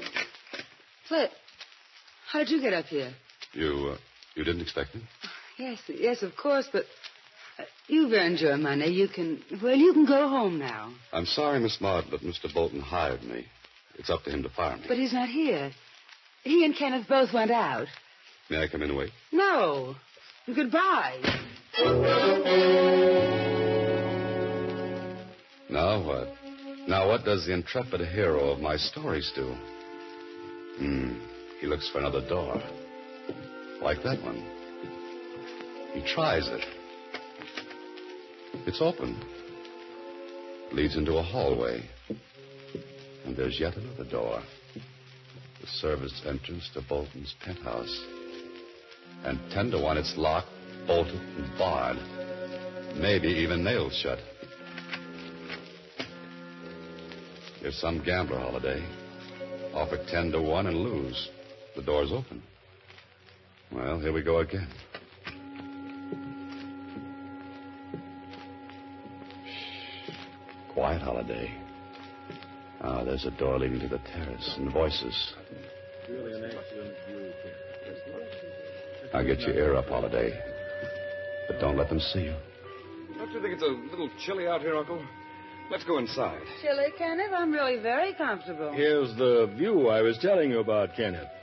Better lean over the rail a bit to see around that turret. Oh, don't push against me, Uncle. That's a 10-story drop. Now, look over there, Kenneth. Uncle Gil! Kenneth, let's get away from that rail. Oh, Flitzy, don't have to throw me back. Better than having your uncle throw you forward. What's the meaning of this outrage, How did you get in here anyway? I'm going to call the police. Fine, and save me the trouble. Look, Kenneth, I was hired to keep you from committing suicide. Suicide? Who, me? Yeah, but instead I'm keeping you from being murdered. Feel in your coat pocket. Ignore him, Kenneth. He doesn't know what he's talking about. A bottle. It's marked poison. Yeah, I saw your uncle plant it in your pocket through the garden window. He wanted to make it look like you poisoned that drink I knocked from your hand. Stop right there, Holliday. This isn't a cap pistol. You too, Kenneth. Don't move. Well, you must be crazy, Uncle Gil. And you knew I was Dan Holliday all along, huh? Of course. I've seen your picture in the book review pages. And I caught you a telephone conversation with the Star-Times on the extension. You get around. I can't believe this. You, my uncle. What's the play now, Bolton? Well, first I walk over to Kenneth and knock him out with his gun. Nope. Don't move, Holliday. I've still got you covered. Oh? And now that you've knocked out your nephew, what's your next move? Mr. Holliday, before I heave him over the rail to make it look like suicide, I'm going to shoot you. Oh, fine. Then I'll wipe my fingerprints off this gun and press my nephew's hand around the butt. His fingerprints on the gun will prove he shot me, huh? Well, what about a motive? Very simple. You tried to stop him from jumping off the terrace. And you're supposed to invent plots, Mr. Holliday. But they'll trace the gun to you, Bolton. Oh, no. It's Kenneth's gun. I took it from his room. And you wanted a detective on hand to throw off suspicion. Yes, Mr. Holliday. Who'd suspect Gilbert of murder when he'd hired a detective to protect Kenneth? But why? Why do you want to kill your nephew? Let's say I borrowed quite a large sum I can't make good. Oh. Embezzlement, huh? And you need Kenneth's inheritance to keep out of jail. Wouldn't he lend you the money? Not the amount we need. We? Obviously. So we're taking it all. Clever, eh, Holliday? You're killing me. You're so right. Get rid of whoever it is, Rita.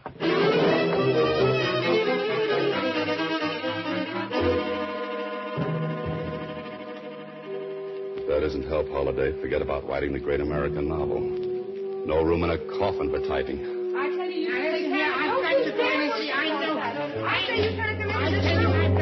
I know Dan Holliday's in here and nobody's Never mind, keeping Rita. him. I couldn't stop him. I've got plenty of bullets. Welcome to the party, George. Hello, Mr. Holliday. A gun. Let me out of here. Stop. Stop or I'll shoot. Watch out. Thanks for the distraction, Flip. Now, Mr. Gilbert Bolton, you know how your nephew feels. Well, I know how it feels to be on the right end of this Smith & Wesson. You knocked him out. What are you going to do? Do? Well, since the party's getting dull, let's invite a few more boys. Say from headquarters. This is Box 13, starring Alan Ladd as Dan Holliday.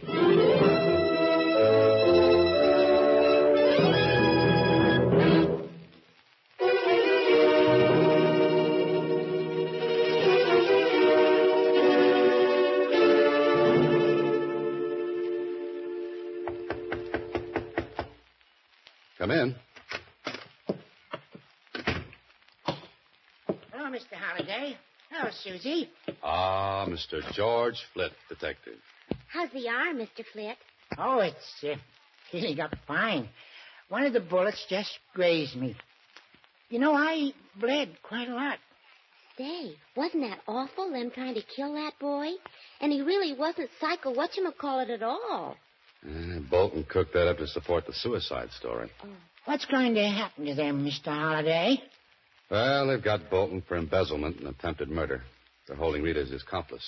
And she was such a beautiful girl and so sweet, too. Yes, George, you can say that again. How's the rod hot these days, Mr. Flit? Hot rod, Susie. Hot rod. Rod hot. Red hot. Oh, how is it anyway? Red hot. Oh, it's fine. And Mr. Holliday. Even if I did run away from that gun, I really do have the heart of a lion. But of course, George. Only thing is, it's a scaredy cat lion.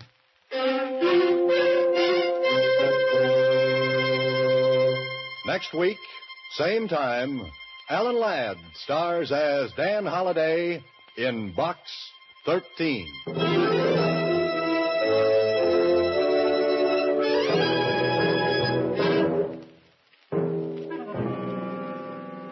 Alan Ladd appears through the courtesy of Paramount Pictures and may currently be seen in Wild Harvest.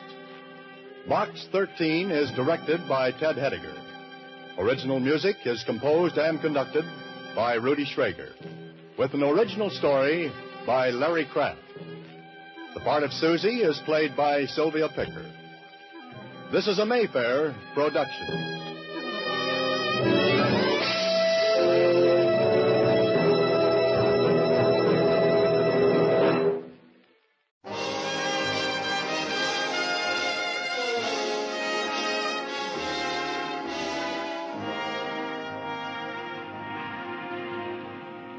Broadway's My Beat, from Times Square to Columbus Circle, the gaudiest, the most violent, the lonesomest mile in the world.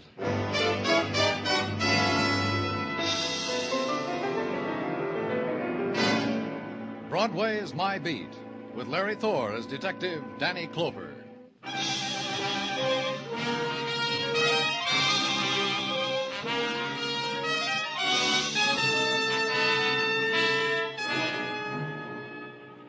It's the journey to the end of all the other streets in the world, this Broadway. You turn a corner and you're there.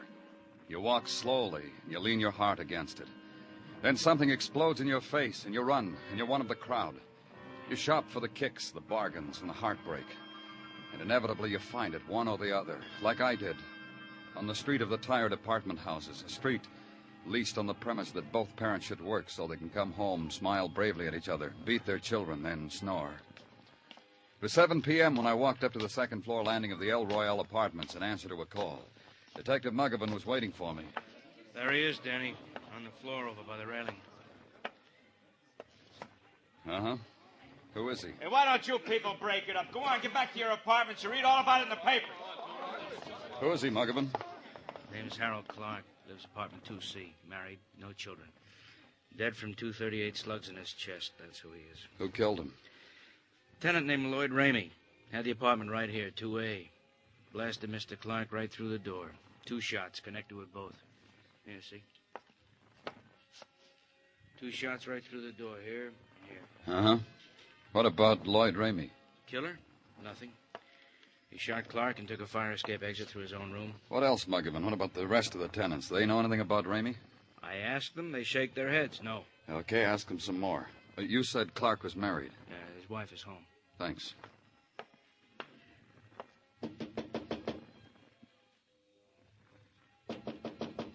Mrs. Clark.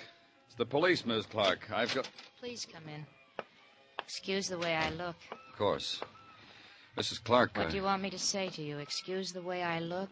Excuse the way the apartment looks? The way my husband looks lying out there in the hall in his undershirt? What else can I say to you? I'm sorry about it. I've got to ask you some questions. I know all about that. Here, see? Right here. Detective. Did you ever own a gun? Suspect. No, sir, I did not. Detective. Did you shoot this man? Suspect. No, sir, I did not. Just like in these true-type detective story magazines. I read them all the time. I know all about what you've got to do. All right, then it'll make it a lot easier. If you're going to ask me, did I shoot my husband, I'm going to say, no, sir, I did not. We know you didn't. Don't be too sure. I was in Lloyd Ramey's apartment when it happened. Oh? Tell me about it. I went across the hall to borrow some tea bags from Mr. Ramey because my husband likes tea. I must have stayed more than 10 seconds because my husband got panicky and came after me. He knocked on the door. Mr. Ramey didn't even answer. He pulled out a gun and shot. How well did you know Ramey? For tea bags. With my husband, tea bags means I'm not being true blue. Your husband was wrong, wasn't he? My husband is dead. I guess that's pretty wrong. He knocked on the door and yelled to open it or he'd break it down, and now he's dead. Because he liked tea. Dr. Sinsky, the technical boys are here, Danny. Oh, good. I'm through here. Tell them to go to work. Okay. Now, look, you people, why don't you break it up? Why don't you go home to your own apartment?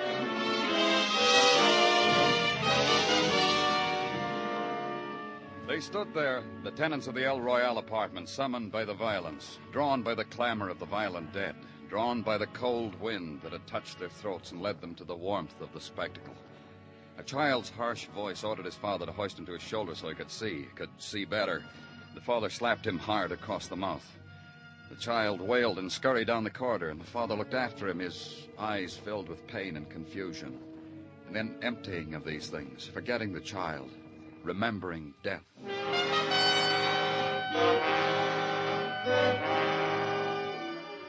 Muggavan had got one thing out of the tenants, the fact that Lloyd Ramey, the murderer, was known to a certain party, the party being the Wilkins Rental Agency on West 58th Street.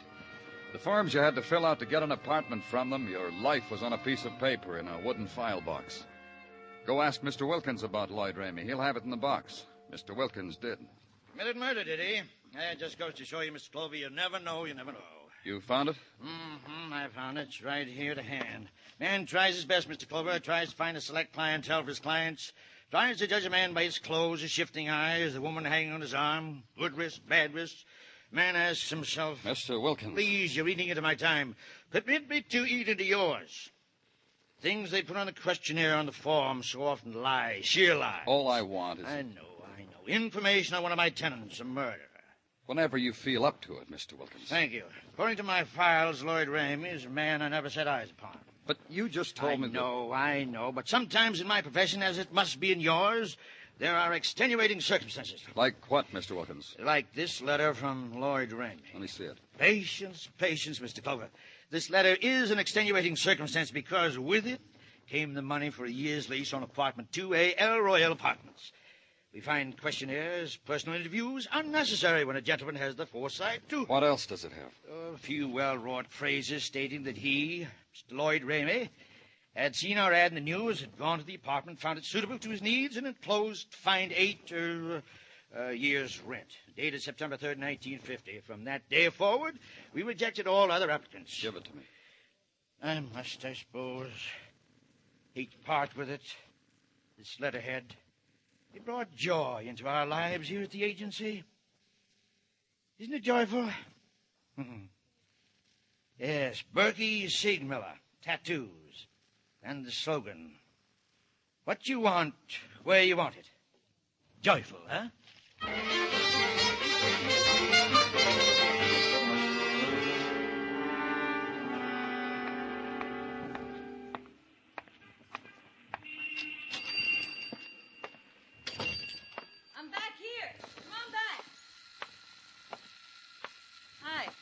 Take a chair. I'll be right with you as soon as I finish with this sailor. Now, hold still, sailor boy. My name's Danny Clover. Hi, Danny. You can look at the patterns on the wall. We're having a special this week on Mother. You know, M is for the, O is for I'm from the police. I'd give you a special on that, too. P is for the, O is for the... What's the matter with you, sailor boy? Be brave. Is your name Berkey Siegmiller? Yeah. Hey, you ain't got that tattoo look in your eye. You don't want to get tattooed, do you? I want some information. Look, sailor boy. If you don't hold still, you're going to have the strangest-looking mermaid on your chest in the Navy. What kind of information you want, Danny? A man came in here about 4 weeks ago and used your stationery here. Stationery from your place. Oh, yeah, I recall the request. Man dropped in for a touch-up job of a coiled rattlesnake. And he asked me for a sheet of paper. When I was done, I gave it to him. You got the one I gave him in your hand. Did you ever see the man before? No. What's he done? Murder? That's a new one. Did an admiral once, but never a murderer. Okay, button up your shirt, sailor boy. Have you any idea where I can find this man? There's no use you asking me any more questions, Danny, because I couldn't give you any more answers. Just tattoos. That's all I give.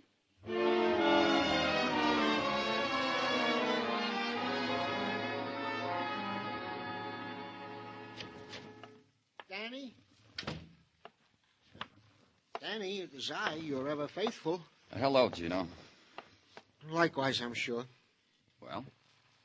You seem lost, Danny. Huh? Lost in some reverie into which perhaps it is impolite that I intrude my face. That's all right. You can stay. Thank you. Well? You sure it's all right? What's eating you? Danny, the rumor is making its way through the nooks and crannies of police headquarters that you have lately visited a tattoo parlor. Rumor is right. Danny, you have not gone and indulged yourself in some mad whim or other. You have not. You don't approve, Gino? Well, it is not for me to approve or not to approve, Danny. It is only that in a like circumstance, Mike Schreck, the bald-headed miracle detective from Philadelphia... He's tattooed? You guessed it. In the middle of his forehead, the tattoo of a snow crystal, imprinted there by a high lama hailing from Tibet. Mike Schreck has regretted this indiscretion all his life. So? Well, I don't want the same thing to happen to you, this regret. Danny, I won't breathe a word if you... I know I can trust you, Sergeant. Now, in the matter of Lloyd Ramey, you have something for me? Gino. In the matter of Lloyd Ramey... Oh, yeah. In the matter of Lloyd Ramey, the usual standard operating procedure. All points bulletins, terminals watched and relays. Nothing. Hey, you can't just barge in here, lady. You have to... It's all right, Gino. You want to see me, Miss Clark? Not particularly. I only thought that if you were cracking your skull over the murder of my husband, maybe I could help. Sit down, Miss Clark. There isn't time to be la-di-da with me, Mr. Clover. If you want to capture him, you better hurry. He was just beginning the soup course when I spotted him. Lloyd Ramey? Where? Don't panic yourself, Mr. Clover. Not Lloyd Ramey, but a man who was often a caller at the apartment of Lloyd Ramey. Ramey was such a secretive type, I took mental notes on his callers. Where is this man? Beginning a meal at the Hotel Adams. I dropped in there myself for a bite. While waiting for a table, I spotted him. Who could eat? I ran quick to you with a hot clue clutched tight in my little hand. You want it? You'll point him out to me, won't you, Mrs. Clark? Why else do you think I missed my dinner?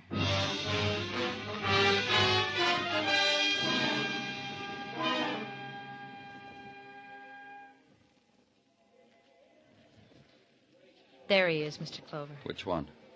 There, near the back of the room. Man sitting at the small table against the wall. You wait here.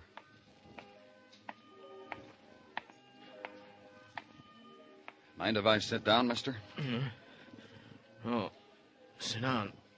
Have a drink, go ahead. Sit down, sir. Thanks. I'm from the police. Why don't you bring a lady, too? I see you come with the lady. Go back and get the lady. I'm not feeling so good, but who needs it to talk with a lady? Lady. You're sick. Sick. Drunk. Sick. Drunk. Go get the lady. Hey. We'd better get you to... I lifted his head up from the table, and his eyes were open and staring, and not reacting to anything in the world, and his part of it. The maitre d' hurrying over the polite music, the finger bowls and the demi-tasse and the fillets. None of it registered. He just slumped to the floor. I knelt over him, felt for a pulse. There wasn't any. He was dead.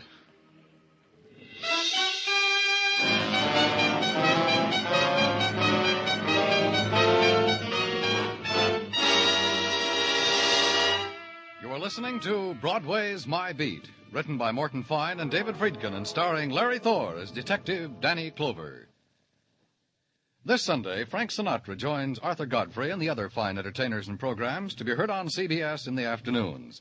His new show is called Meet Frank Sinatra, and you'll hear members of Frank's studio audience being interviewed by The Voice and telling him their favorite songs.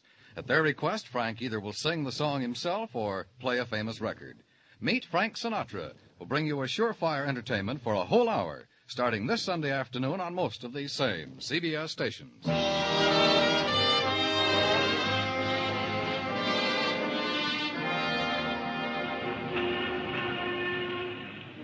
Broadway is generous in many ways. It offers you for free its own private set of values, for instance. The essence of a man's life, his worth, measure it in terms of darkness and light. Big man, big Mazda bulb shining bright. So many yards of neon hissing his name into the screaming night. Little man, his proper share of darkness. A spectacular with burned-out bulbs sighing into nothing. Harold Clark, the man shot down because he had pounded on a door. That was a little man. The man at a dinner table who hadn't recognized the feel of death, who thought he was only drunk. Also a little man. As witness how discreetly the management tried to hide his dying from the diners. Hardly worth Broadway's notice. Hardly worth interrupting the choice of a pastry. But at police headquarters, he found his importance.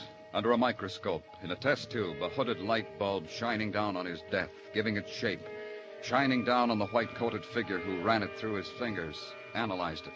This is it, Danny. This is what did it to him. The cliché of poison. It bores you, huh, Gordon? If you ask me, Danny, I'll tell you. Such an unoriginal poison, cheap, common. It can be boring. How was it administered? I've been waiting for you to ask me. Get off it, Gordon. Well, you surprised me, Danny. I should have thought it was normal routine that you ask questions at the hotel bar. It was slipped into his drink. I have proof positive. You didn't ask questions? If it makes you any happier, yeah, I did. The bartender couldn't remember him. Couldn't remember anybody. That's why he's worked this so long, he said, because he couldn't remember faces. Tough. That makes it tough on you, doesn't it, Danny?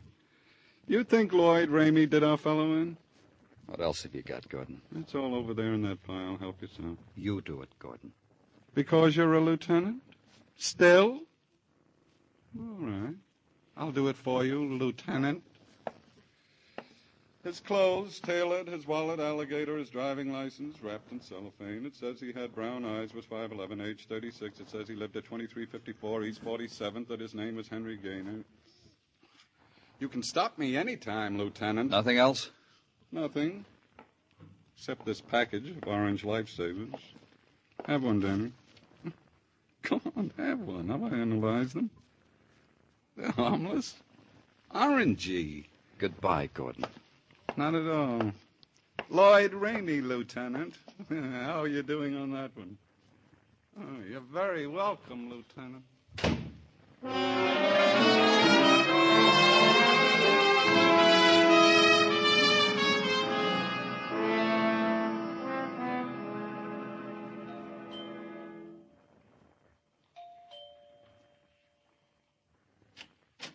Hello there. Good morning. Hello. My name's Danny Clover. Let's come in. Chat inside.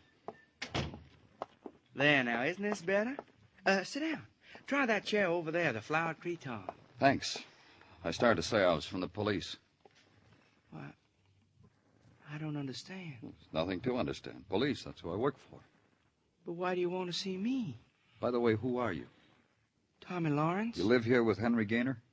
I did live here with Henry Gaynor. He's dead. I read about it in the late editions. Oh, that's why. Henry's dead, and you're the police, and you've come here. Oh, that's why. That's why. Tell me about Henry. Well, I advertised in the paper for a clean-living man to share this apartment. I chose Henry. Uh-huh. But I made a mistake. I learned not to like him. That's why I'm not outraged or worried or sorry that Henry's dead. He did nothing but dote on girls. He and his buddy. Buddy? Well, that chaser, Frank Muir. If you want his address, I don't know it. But his phone number's around. You think you can trace it? Frank Muir. I'd track him down where I were you. He's the cause of it all. Poor Henry. I detached him from his cretonne grief, made him look for Frank Muir's phone number. He found it on a pad next to the phone. He did that by lifting up a French doll, and there it all was. Surprise. I phoned Muir. He was at home. I told him to stay there. He said he had a date. I tinkled my badge into the receiver. He said he'd break the date. When I got there, he was still doing it. Come on in, Mr. Clover. Mix yourself up a happy at the bar. And this lady I'm talking to on the phone, she's bitter. She don't believe I got a rendezvous with a policeman. Yeah. Sure, honey. I swear it's only a cop. For 20 minutes you've been holding up the phone, honey. Here. Yeah, I'll prove it to you. Yeah. Say something to my lady. Prove to her you're only a man cop. Hang up. What? Well, look, be a pal. Hang up. Between the two of you, she'll fracture me. I don't do this sort of things to ladies normally. You understand, Mr. Clover? You had a friend, Henry Gaynor. You can say that again. Had is just the word. I read in the papers how a friend I once had is now gone. When'd you see him last? You think I killed him? When Henry and me had such snazzy times together on blind dates? On With your eyes open, Dates? When did you see him last? On the occasion when I turned over Mrs. Ellen Clark to him. What? You heard me. That was 3, maybe 4 Saturdays ago. I make it 4. Mrs. Clark was one of your lady friends, like... Don't get me wrong, Mr. Clover. Mrs. Clark was, how do you classify? A smile filled with hidden meanings. The touch of a knee under a checkered tablecloth. That was all Mrs. Clark was to me. That's why you handed her over to your buddy? Wrong again. You see that plaster cast up there on the mantelpiece? That's courtesy of irate husband, Mr. Clark.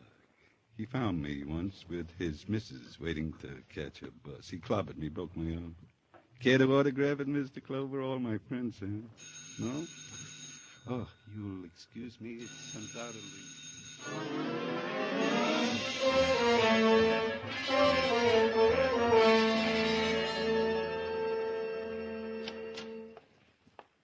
Hi, Danny. How you feeling? There've been better times, McGovern. There always are. Seen the papers? Haven't had the time. You should have looked. What have you got in your mind, McGovern? You don't have to bite my head off because I suggest you read the papers. It's got a picture of Lloyd Ramey on the front page. What? Yep. Only his name isn't Lloyd Ramey. The name is George Harvey. Something, huh? You want me to invest a nickel in a newspaper, or you want to tell me why? We took the 2 bullets from the body of Harold Clark and checked the riflings of what we got on file. We didn't have anything. So? Sent them to Washington. FBI check. Sent a wire back. They got what the 2 bullets matched. 2 more bullets. Where'd they get them? One of them out of a murdered bank clerk of Vincennes, Indiana. The other from a woman shot down during a liquor store robbery in St. Louis. Both shootings done by George Harvey, wanted by Indiana, Missouri police for murder.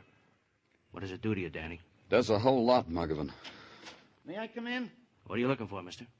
I'm Joseph Grebness. May I come in? What's on your mind, Mr. Goodness? Thank you. Who do I see about the reward? Reward? Yeah, it says right here in the paper, reward. And don't you people try to talk your way out of it either. You see? Right here on the front page. Have you seen this man, it says. I've seen this man. What about the reward? If there's a reward, we'll see that you get it. Where did you see him? Where'd you see him, yes? Where's the reward? The man in charge of the reward department's just stepped out. I'll wait. Sure, wait. But if George Harvey escapes while you're waiting, you'll be held for... What'll he be held for, McGovern? Aiding and abetting a criminal. Aiding and abetting a criminal. Aiding and abetting a criminal. The man whose picture appears in the paper moved in this morning next door to me. Hotel Hobart, into the hall, 3rd floor. No, I'll just wait.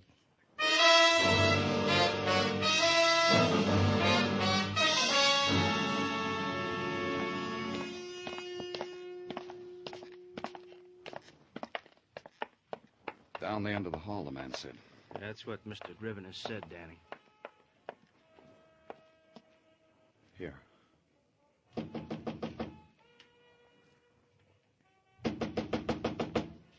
Yeah. Yeah, what do you want? Come on, open up, Harvey. Move away from the door, McGovern. Open the door, I'll break it down. You cops still there? Or are you dead? Shoot the lock off the door, McGovern. I'll kick it open. Let's go. Harvey. No one's home. Come back later. Danny, in that hallway. Yeah.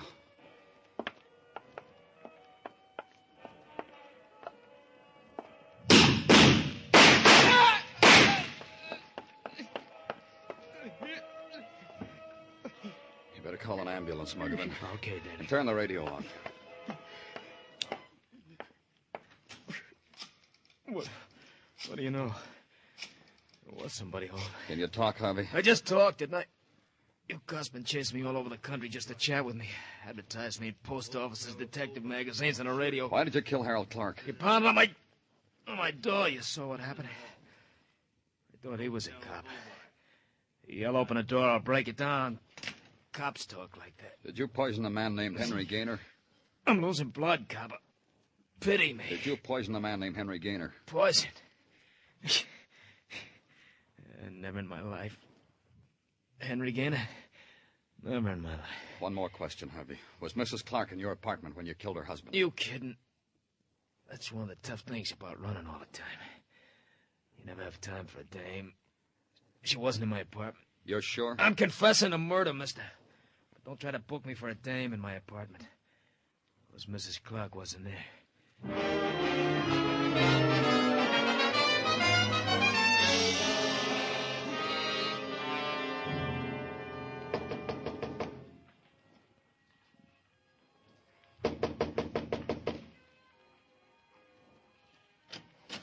Yes? Oh, it's you, Mr. Clover. I know. You've come to tell me you've got my husband's murderer. Did you bring me some good news like that? I'll come in and tell you about it, Mrs. Clark. I was just going to ask you to do that. My apartment looks better now, doesn't it? How does a woman feel when the man she loves is murdered? I felt numb at first, but I'm getting better. Harold, my husband, was a jealous man. Harold was always... I'm not talking about your husband. I'm talking about Henry Gaynor. Who? The man you poisoned after he refused to have anything to do with you. You poisoned him and brought me there to watch him die. You're crazy. Before you killed Gaynor, did you tell him how you arranged your husband's murder? You invited yourself in, now invite yourself out. What are you doing? What are you walking around my place for? Place looks nice. Thanks. Get out. Really looks a lot better. Neat. Things in order. Where are all those true-type detective story magazines? I gave them away. A man came, offered me $1 for all those magazines I had. I gave him 5 bundles wrapped in twine. Did you save one of them? What? The one with a picture of George Harvey, alias Lloyd Ramey? What did it say under his picture? That he was armed, that he was wanted for murder, that he was dangerous, not to approach him, but to notify the police? Get out of here. You knew your husband was bitterly jealous. You goaded him, made him believe you were carrying on with a neighbor across the hall. Get out. You sat him over there, knowing that trigger-happy killer would shoot him as soon as he knocked on the door, and Harvey did. I'll kill you. Harvey said you were never in his apartment. You were too frightened of him ever to talk to him. Let's go, Mrs. Clark. Take your hands off me. I said let's go, Mrs. Clark.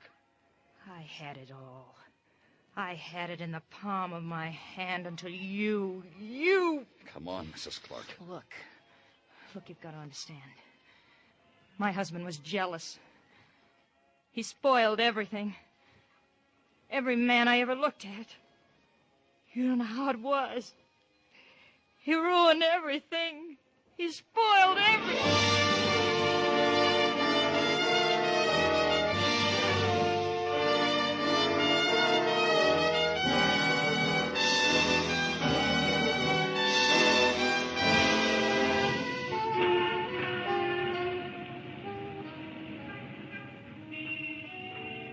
It's the street of the hunter, Broadway, and the smile that's dropped at the tip of a hat. And the lights are flung from windows, out of doorways. You walk a pavement speckled with 1,000 colors. But between the lights, that's where the darkness is.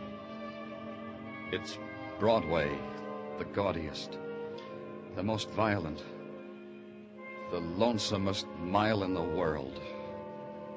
Broadway, my beat.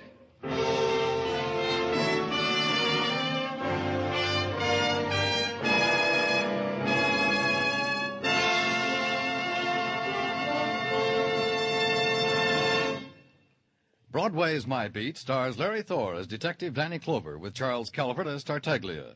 The program was produced and directed by Elliott Lewis, with musical score composed and conducted by Alexander Courage. Included in tonight's cast were Kathy Lewis, Vivi Janis, Anthony Barrett, Leo Cleary, Jack Crucian, and Ed Max.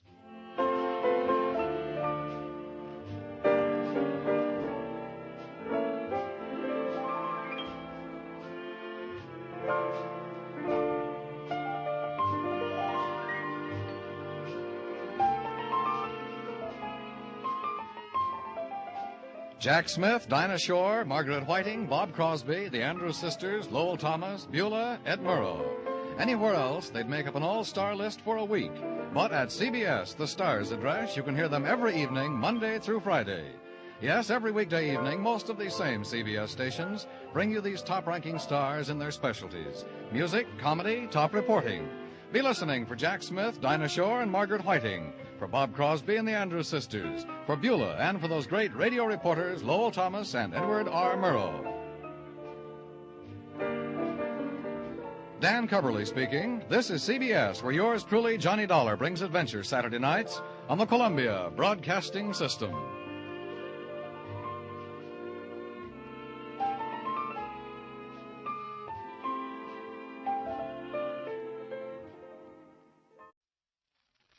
Gallon Camps present Pat Novak for Hire. Cinderella lost a shoe and so she got a maid. The modern miss has learned from this in Gallon Camp she'll raid. 4 miles to a Gallon Camp. Yes, Gallon Camps, the family shoe stores with the yellow fronts, the largest shoe chain in the West with stores from Canada to Mexico to serve the West. GALLENKAMPS, Gallon Camps present Pat Novak for Hire.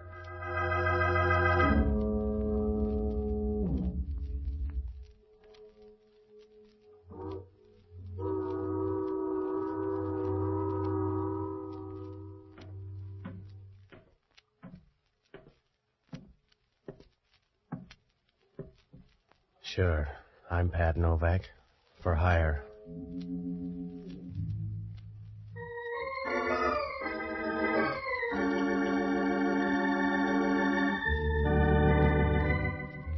That's what the sign out in front of my office says, Pat Novak for hire.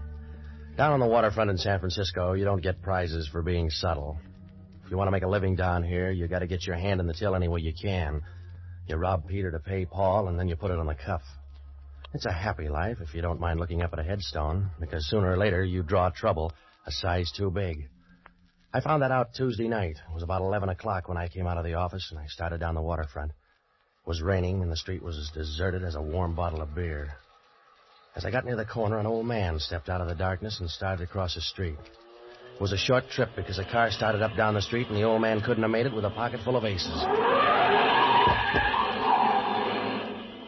Well, I started over to him. The car slowed down for a moment and then turned the corner and disappeared. As it passed under the streetlight, I caught a glimpse of the license plate in a dull, surprised way, the way you'd grab a feather out of an angel's wing. I bent over the old man and I rolled him on his back. He was breathing hard as I cushioned his head. Please help me. Can you please help me? Well, that's a big order, mister. I must talk to you. Well, if you got any good quotes, you better get them off your chest fast. My pocket. Inside my pocket. Please put your hand. In here? Yeah. Sure. 2 envelopes. What about them? One is money for you. You have the other one. So far. The other one, please keep sealed. And you will give it to John St. John. John St. John? Yeah. Well, where does he live? You don't understand. It's not... I want to tell you. You don't understand. Well, he was right on that one. I didn't understand a thing except he slipped out of my arms and stopped paying taxes. I dragged him over to the side and I went through his stuff. There was nothing there, no identification, just a card with an address on the other side of town. I opened the envelope and $300 tumbled into my breast pocket. The other one was sealed. There was no name on it, but up in the corner there was some kind of marking. It looked like 2 crosses spliced together. There wasn't anything I could do for him except pray, and I owe some back dues, so I went over to my office and called police headquarters. I told them where the old man was, and then I checked in the phone book. There was no John St. John listed. Well, so I looked up the only honest guy I know, an ex-doctor and a boozer by the name of Jocko Madigan. A good guy, but to him, a hangover is the price of being sober. I finally found him singing in a Mason Street bar.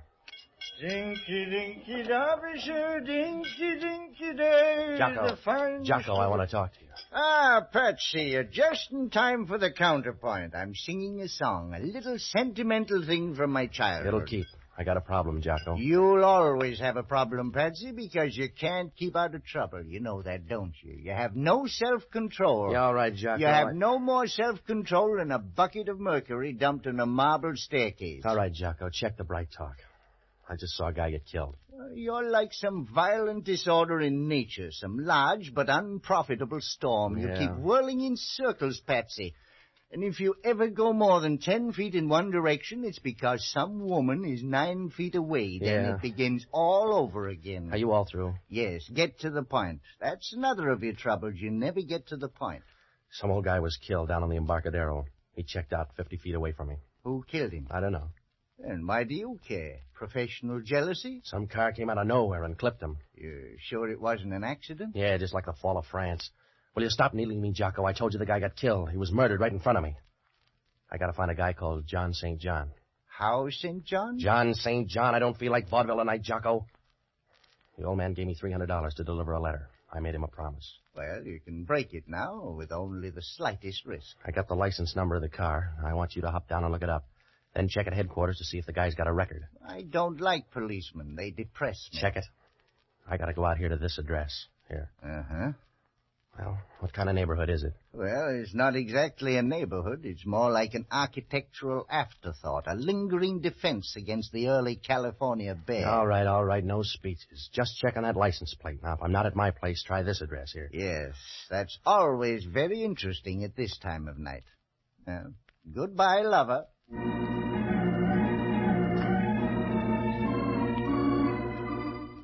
Well, Jocko was right about the neighborhood. When I left him, I doubled by my place, and I left the envelope. I put it in another envelope and stashed it behind some books. Then I headed out to look up John St. John. It must have been about midnight when I got there, and it was the kind of a neighborhood where a for rent sign reads like a ransom note. I found the place, though. It was an old rooming house, a third-floor apartment.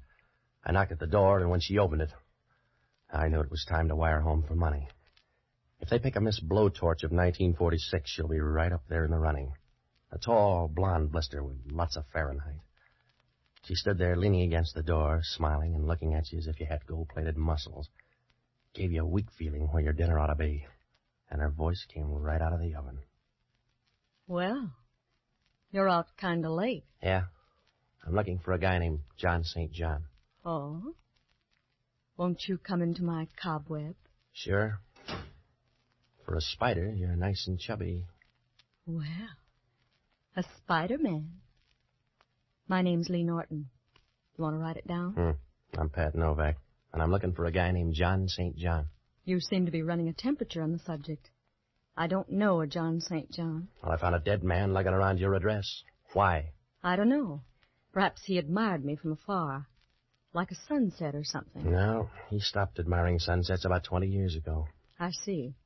What are you, the avenging angel? He gave me a sealed envelope. And you were supposed to give it to a man named John St. John. That's right. He gave me $300 to ease the pain. Yeah, I figured that. You don't look like the charitable type. He was a nice old guy, so I'm going to find his boy. Perhaps I could help you. You got a clear, fast track. Let's see you go. I told you I don't know John St. John, but I'll do this much. Yeah, I know. You're going to be big-hearted and offer to take that letter just in case you ever meet someone named John St. John. How did you pay the rent this month? Keep the kettle on. I'll only be a moment. Hello, Lee. If we're early, just give us a magazine. No. Come on in. Well, just enough for bridge. You're right. You're only gone a moment.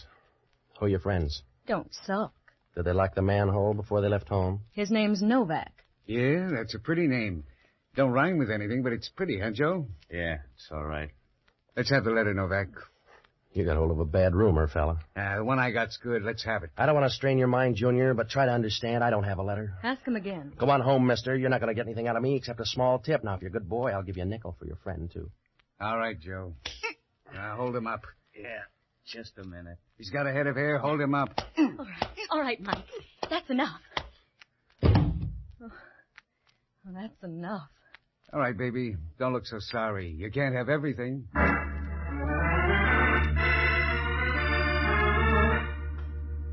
We'll be back to Pat Novak in just a moment.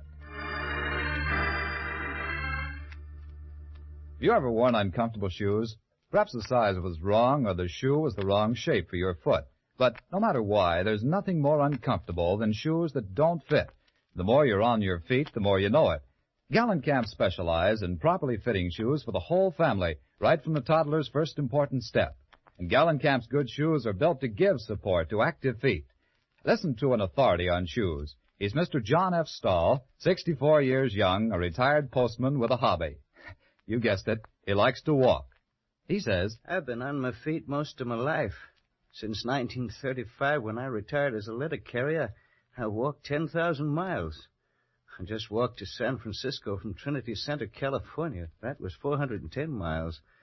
Walking is fun, but take it from me, you must have good shoes. That's why I stick to gallon camps. Gallon camps are good shoes. And there you have it from a man who knows. Gallon camps are good shoes. That's why Gallon camps are the West's favorite shoes, and Gallon camp's tremendous volume makes possible Gallon camp's reasonable prices. For style, for quality, for reasonable price, for good shoes for the entire family, visit the stores with the yellow fronts. Mr. Stahl walked 410 miles to shop at Gallon camps, but there's a store in your neighborhood. And now back to Pat Novak for Hire. You know, it's easy to sleep if you got the right friends. When those two gun-ups were through, I hit the floor and made Rip Van Winkle look like an insomnia victim. I didn't like the floor, but it was in better shape than my face. I don't know how long I was there, but it must have been a couple of hours. I rolled over once and tried to get up, but it was like trying to barbecue a cake of ice. There was a sick, sweet smell in the room. I tried to place it, but my nose was out on strike, so I went to sleep again. Next thing I knew, it sounded like New Year's Eve. Here you go, Patsy. Now, up on the couch. What's the matter? Nothing. If you're a kitchen stove, the room's full of gas. Oh, some of my playmates, I guess. Well, you weren't at the apartment, so I tried here. Yeah? What time is it? 2:00. Who got the quaint idea of the gas chamber? A girlfriend. It was love at first sight. Did she get the letter? I left it home. You're getting smart. Yeah, $300 worth. They lifted my dough. You couldn't use it where you were going. I checked on that hit-and-run car. It's listed under the name of Sidney Bronson. Has he got a record? No. Well, everybody's a beginner. Well, let's go home. It'll be dull, but you'll get used to it. Wait till I wash my hands. Sure. Patsy. Yeah? What did your girlfriend look like? Was she the lively type? Yeah. Why? What's the matter? Because she's not anymore. Yeah. Those gunsels play rough. She's kind of pretty. What did she do besides send out vibration? I don't know. But she knew all about John St. John. Yeah? She picked up a bait like a hungry bass. Also, look at that ring. How did you get around to that? The insignia on it. It's the same one that's on the envelope. Spliced crosses. Let's go home, Patsy. The police will be here. Yeah. Even Hellman will know she's dead. Come on, On your way out the door, Jocko, try it sideways because I think it's blocked. Hello, Novak. You look pale. It's my color scheme. What do you care, Hellman? None. She looks peaceful. Yeah. Be quiet or you'll wake her up. I'll tiptoe. She always cut her throat before she goes to sleep. Who is she, Novak? I don't know. It's awful cozy here for a bunch of perfect strangers. I don't know every dead girl in town, Hellman. You'll have to check. You can still write, can't you, Novak? Huh? That's all you'll need down at headquarters. Come on. Get out of the haze, Hellman. You don't know who's dead yet, but you're going to book somebody. Yeah. What are you doing up here, praising the joint? I came up to find a guy named John St. John. She doesn't look like a guy named John St. John. She was my lead. I came up here to smell out a rat. She had a half Nelson on me when two gunsels walked in. They came up to fix the gas meter, I think. You stay out of this. I'll make every effort. Now, if you're smart, you'll fingerprint this place, Hellman. Those boys were cute. They've been in somebody's jail. I'll handle my job. You stick to murder. It'll go a long way to pin this on me, Hellman. I can go a long way, Novak. Not with what you got to drag. We get a call in the middle of the night, come up here and find you standing over a dead girl. That's right. And you want me to sprinkle powder all over. Back up and take a better look, Novak. The view's fine, Hellman. And if you'll take a good look, you'll know why. You haven't got anything to give the DA except a slim lead and a fat hand. You're going to need help. Not on this one. You need help to find the street. Come on back to center, Hellman. Even with both hands, you couldn't... Yeah. Oh, forget it. So take the medicine like a good boy. I'm not going to walk out and let the two of you tour the town. I'm going to book one or both of you on a murder charge. All right. Book Jocko here, then. I love you in a generous mood. You got a string, then, Hellman. Somebody's got to find John St. John. Who's going to find Jocko? Stop worrying, I'll bail you out. You haven't got the right size heart, Novak. You'll let him die on the vine. Helm, sometimes you're guilty of unexpected wisdom. I know it's reflex action, but it's consoling anyway. I want you, Novak. I want you bad. I'll take this guy as a down payment, but I'm going to close out with you. Remember that. I will. All right. Come on, mister. Wait a minute. Patsy, you're not going to let him lug me off like this? What else can I do? The guy likes you.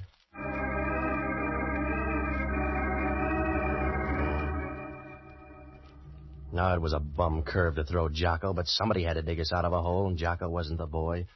You can't shovel dirt with a bar rag. I had no idea where to start. There were 2 murders, and they were both tied up with John St. John. He didn't look like a good guy to know. There was that insignia, too, the one on the letter, and the girl's ring. Oh, sure, it could be coincidence, but that's what they said about Bluebeard. The only thing I could do was open that letter, so I went back to the apartment. I didn't have to turn on the light. They were running in pairs tonight. She was sitting there on the couch, proud of a pair of long silk legs and smiling like a guy who knows he's got $1 million in the bank. She was blonde, too. A little more lemon juice, maybe, but blonde anyway. She was nice and comfortable, and I got the idea she'd just signed a lease. Good evening. How do you do? Not very well so far. A sly remark, Mr. Novak? No, I'm just bringing you up to date. Your girlfriend's dead. Yes? Yeah. I just want to let you know the gas jet's out in the kitchen. Oh, don't shout. I'd like you better if you purred. I don't need your vote. Who's John St. John? I don't know John St. John. Is he worth breaking your heart over? There's a good guy down on the clink sweating out a murder rep for me, so I want John St. John. You've got nice friends. Who's Sidney Bronson? How does that fit into the picture? This started with a waterfront corpse. The leftovers belonged to an old guy that was hit by a car. The car's registered in the name of Sidney Bronson. Mr. Novak, you seem so intense. It's a pity to waste it on random speculation. I told you. I got a friend in the jug. Loyalty's a nice trait. One of your nicest. Yeah. You're a pretty thing, Patsy. Well, don't get fooled by the wrapper. I'll take a chance. Anybody ever brief you on trouble? You're hard to see that far away. Come on over into focus, Patsy. Yeah. You're pretty, Patsy. You look like you want to bill a sale. I'm the gentle kind, Novak. I'd just like to break your ribs. Go ahead. I can get a brace. Come here. Mr. Novak, I'll bet you do a swell rumba. Yeah? What's on your mind? What you're going to say when you find out about this gun. Huh? That's right, sweetheart. My finger isn't hollow. Back up and take a look at the gun. Oh. You got to that purse, huh? That's right. Well, you've ruined my confidence. Now, I'll give you a testimonial. In the meantime, I want the letter. You go after everything the same way. I want the letter. Well, it's in the desk. Come on. Right here in the top drawer. Oh, let go. Stay away from me. I'm already here, lady. Come on, all right. Drop the gun, sis. Drop it. Well, you can let go of my arms now. Well, that's your version. Let go of me. Let go of me. What was that for? A little something on the house. Now beat it. Well, you've ruined my confidence. You're lucky. Go on home. You won't change your mind about that letter? No. Suit yourself. I'll be going. Oh, Patsy. Yeah? I can't help you on John St. John, but I wouldn't worry about that fellow, Sidney Bronson. Huh? Why? Because I'm Sidney Bronson. See you soon.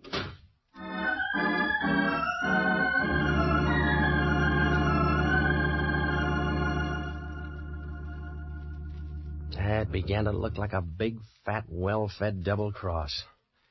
I had to find out what was in that letter, so I made tracks for the bookcase. All I could do was browse because the letter was gone.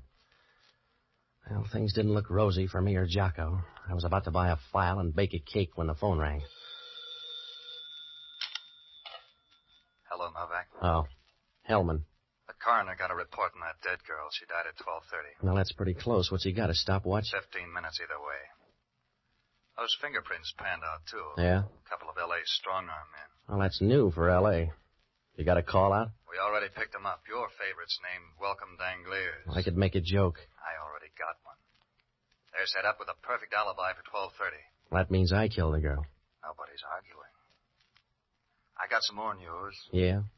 I'm out at the Seal Rocks. Well, you got the figure for it. We just found an envelope floating around the water. It's one of yours. You better come on out. You found an envelope, so what? So the envelope turns out to be in some guy's pocket. Come on out.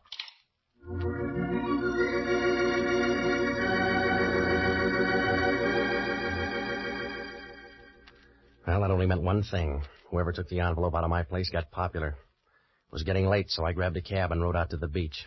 When I got there, Hellman was standing down in the water. He had Jocko with him. The surf was rolling in, and Jocko wasn't much better.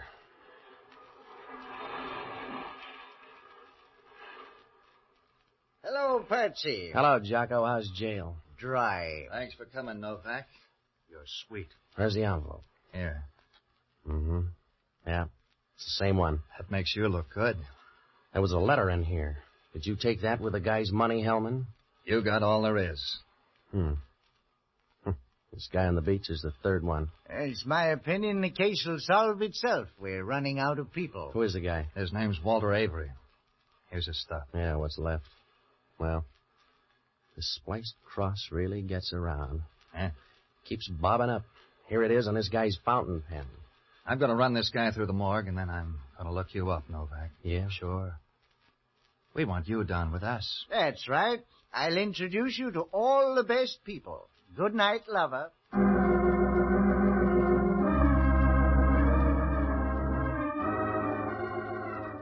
It was close to 5, so I tagged by my place for some sleep. I tossed around like a fish on the living room rug. Hellman called about 9 to throw more dust in my eyes. He said one of the airlines had a passenger to Portland named Walter Avery. Just to make it tough, the guy made the 12 o'clock plane and got off at Portland. I had left field all to myself. I got dressed and I looked up Sidney Bronson's number. There was no answer, so I went over. The place was locked, and I looked up the janitor. He wasn't going to let me in, but it turned out that his wife had a birthday coming up. Well, I found something in the apartment. It was a card, and it said Bellcrest Sanitarium. And down in the corner, there was a guy's name. Dr. Emil Schoenig, psychiatrist. Vienna, without the walls. The Bellcrest Sanitarium was down on the peninsula, so I borrowed a car and headed down that way. Everything was fine until I got in the front door. They didn't even let me register.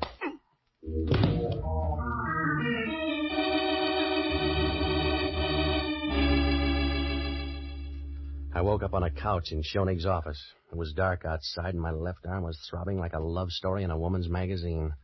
The radiator sitting beside me was Sidney. You're a deep sleeper. I think I got some help. What happened to my arm? Hypodermic.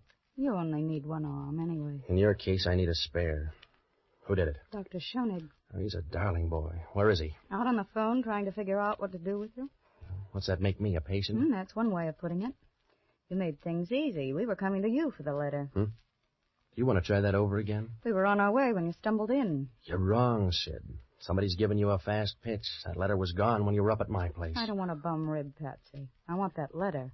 You're trailing the field angel. I told you the letter's gone. A guy by the name of Walter Avery took it out of my place. Walter Avery? That's right, and somebody thanked him. They found him this morning making like a dead seal. Walter Avery left for Portland last night. A plant, sweetheart. You better read up on your friends. Yeah. Thanks, Patsy. I told you to watch him, Sid. You had more shots. What's the difference? Oh, none, I suppose. Why don't you mix us a drink while I talk to Mr. Novak? I'll be right with you. Well, Mr. Novak, you're one of my best patients. Well, that's because I like your needles. You better go easy on that drink. Yes? Why? Well, you'll get drunk and run somebody down the way you did that guy on the waterfront. Oh? A good guess. You should be proud. That's a good, sensible, final emotion. Here's your drink, Emma. Thank you, my dear. It's to you, Mr. Novak. Sorry, there's no drink for you, Mr. Novak. He probably will be. Huh? Forget it. Emma, I talked to Mr. Novak before you came in. He thinks you're a heel. He does. And so do I. I can stand it. He told me about Walter Avery. I'm sorry about that. Walter got that letter. You killed him and took it. I was supposed to blunder around until you got rid of me, too. That's a bum joke, Emil. You're getting hysterical. With laughter, Emil. You put one of your boys on the plane. Only Novak aired the wash too fast. Suppose I did. Somebody ought to bring you up to date, Sidney. You've been hanging on too long. The free ride's over. I might as well tell you now you're all through. I carried the whole bunch along, and and I'm all through. Steady, Emil. What's the matter with me? What's the matter with me, Sid? Give him a hand, Novak. He just had a bad drink. You wouldn't do that, Sid. I'm full of surprises. You got a stomach full of poison. You got a stomach full of poison in 15 seconds, Emil. Put down that gun, Emil. I want you to, Sid. Please, Emil, put down the gun. I'm a selfish fellow.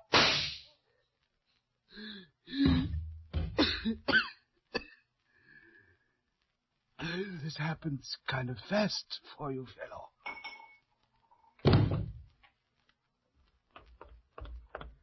Lots of noise, huh, Patsy?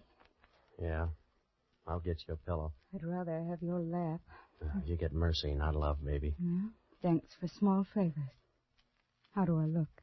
Not so good. That was the 3-2 pitch. Yeah, I had it coming up.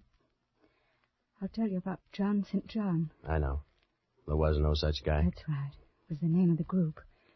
Those spliced crosses? Yes. You found out a little late, but it's always that way. That's the way I found out about you. Yeah? I had a funny little hunch about you and me. I found out a little late, but I know now, Patsy. Does that help?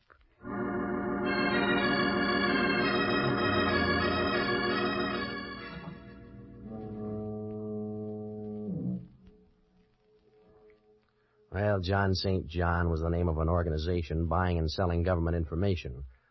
That old man tried to tell me, but he checked out too fast. I began to figure something like that when those spliced crosses started showing up. Schoenig killed the old man in Sidney's car. He couldn't stop because I was around. The 2 girls and Walter Avery were both in on the deal. Schoenig knew who I was when he saw me go into my office. He trailed me to my place and left Avery there to look for the letter. He killed that girl up in the rooming house, and then he found out she didn't have the letter. When Avery showed up, he took it away from him, threw him to the fish. He was trying to shake Sidney by sending her up to my place after he had the letter. The scheme went haywire when I showed up at the sanitarium. He was trying to work himself out of that one when the payoff came. John St. John? Well, right from the start, Jocko said he was either dead or in the state pen because anybody with a name like John St. John would have killed his parents as soon as he got old enough to find out about it.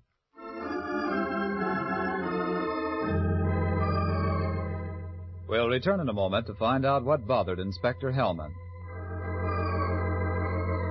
But now it's Cinderella time.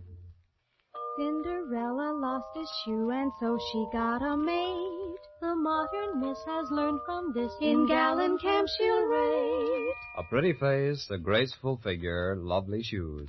That's a combination that no man can resist. What a delightful feeling to know that from the top of your head to the tip of your toes, you are the picture of glamorous perfection. Here's what Marilyn Buford, Miss America 1946, says. Probably the most fun of being chosen Miss America is modeling the gorgeous clothes.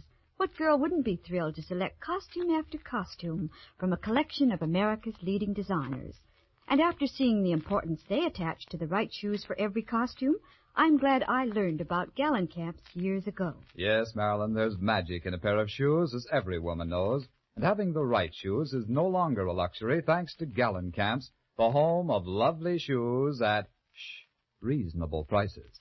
And that's why Miss America's favorite store is the favorite store of America's misses. Cinderella lost a shoe and so she got a maid. The modern miss has learned from this. In Gallencamp she'll rate. And now back to Pat Novak. It worked out all right. They found the letter out at Schoenig's place, and there were some plans for jet planes and a few other trifles. Hellman asked only one question. How come Schoenig didn't kill me before I could talk to the girl? It's always that way with a guy who commits murder. Either he goes too far or he doesn't go far enough.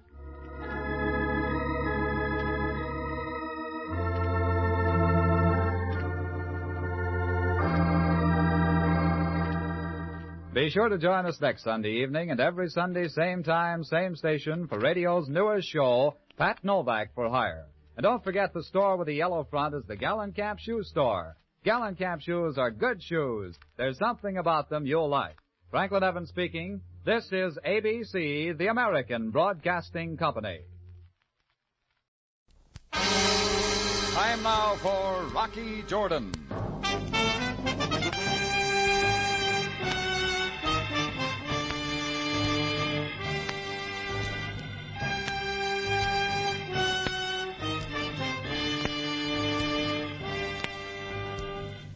Not far from the Mosque Sultan Hassan in Cairo stands the Cafe Tambourine, run by Rocky Jordan. The Cafe Tambourine, crowded with forgotten men, alive with the babble of many languages. For this is Cairo, where modern adventure and intrigue unfold against a backdrop of antiquity. Tonight's story, The Race.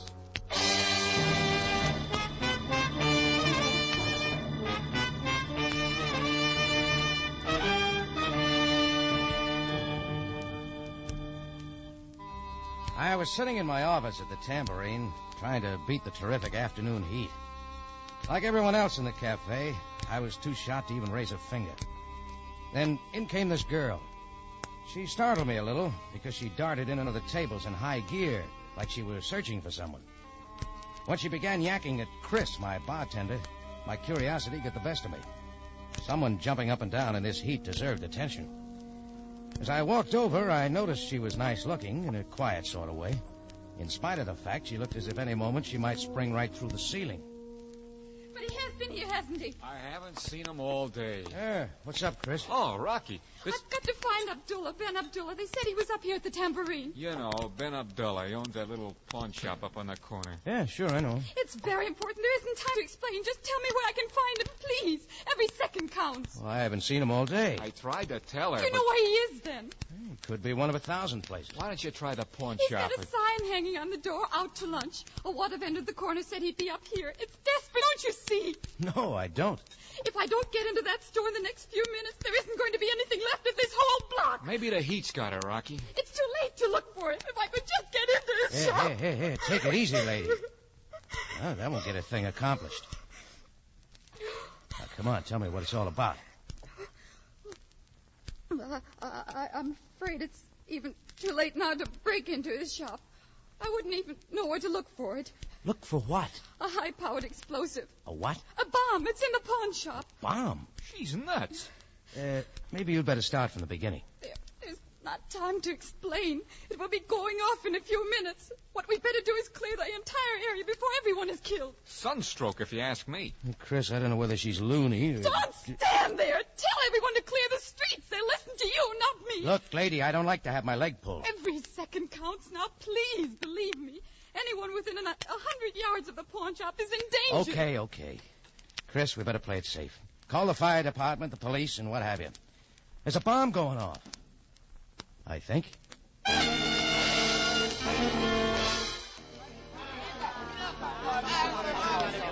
Well, maybe Chris was right. Maybe the dame had got too much sun and blown her top. But who could take chances on a bomb going off? I dashed down the street like a poor man's Mel Patton, and in what must have been the world's record, the block was completely empty. The girl had tagged right along with me, and once the block was cleared, we made a run for the safety zone where the crowd had formed 100 yards away. When we were about 60 yards from it, the girl began to tug my arm and scream wildly at me. Down! Down! You need to run any further! What? Down! Fall on your face, quick!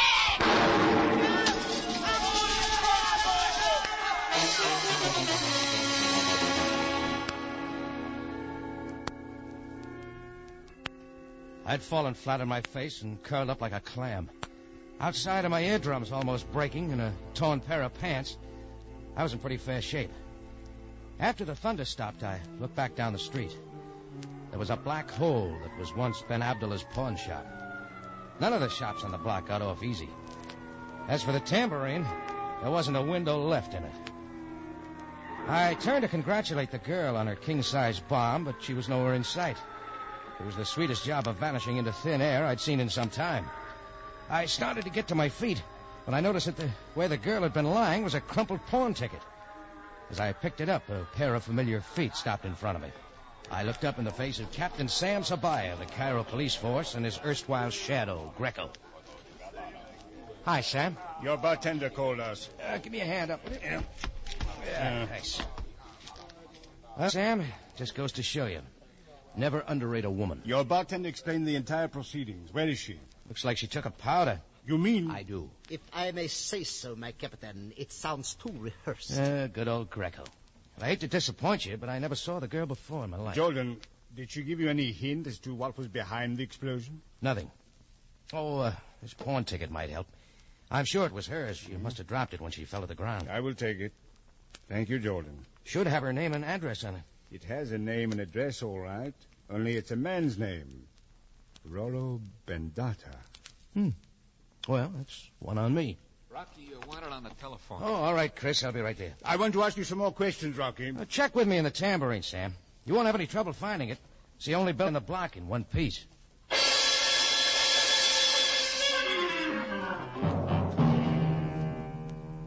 I hurried back to my office and picked up the phone. From the other end of the wire came the voice of my late friend, the young lady whose specialty seemed to be high-powered explosives. Mr. Jordan, I'm sorry I had to run out on you. Well, so am I. You must understand, I couldn't face the police. Where are you now? I won't waste words. I'm in terrible trouble. I need your help. I'll pay anything for it. Well, you can pay for the broken windows in the tambourine. Anything. Will you help me? I'm afraid tossing bombs is a little out of my line. Believe me, I'm not asking for myself. It's for hundreds of innocent people who may be harmed. You know, I could back that line with hearts and flowers. Mr. Jordan, if I weren't on the level, would I have warned you about the explosive in the pawn shop? All right. You tell me and I'll listen. I can't over the telephone. I'll give you an address where you can meet me. Okay. But look, lady, I'm leaving word with my bartender where I'm going, just in case you got more bombs up your sleeve.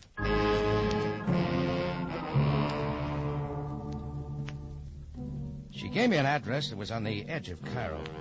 As I hung up, I saw Sabaya and Greco coming in the front door, so I took off the back way. I took a taxi, and we drove for an hour. The address turned out to be a small house set 1 mile out in the desert. I paid off the hack, went up and knocked on the door.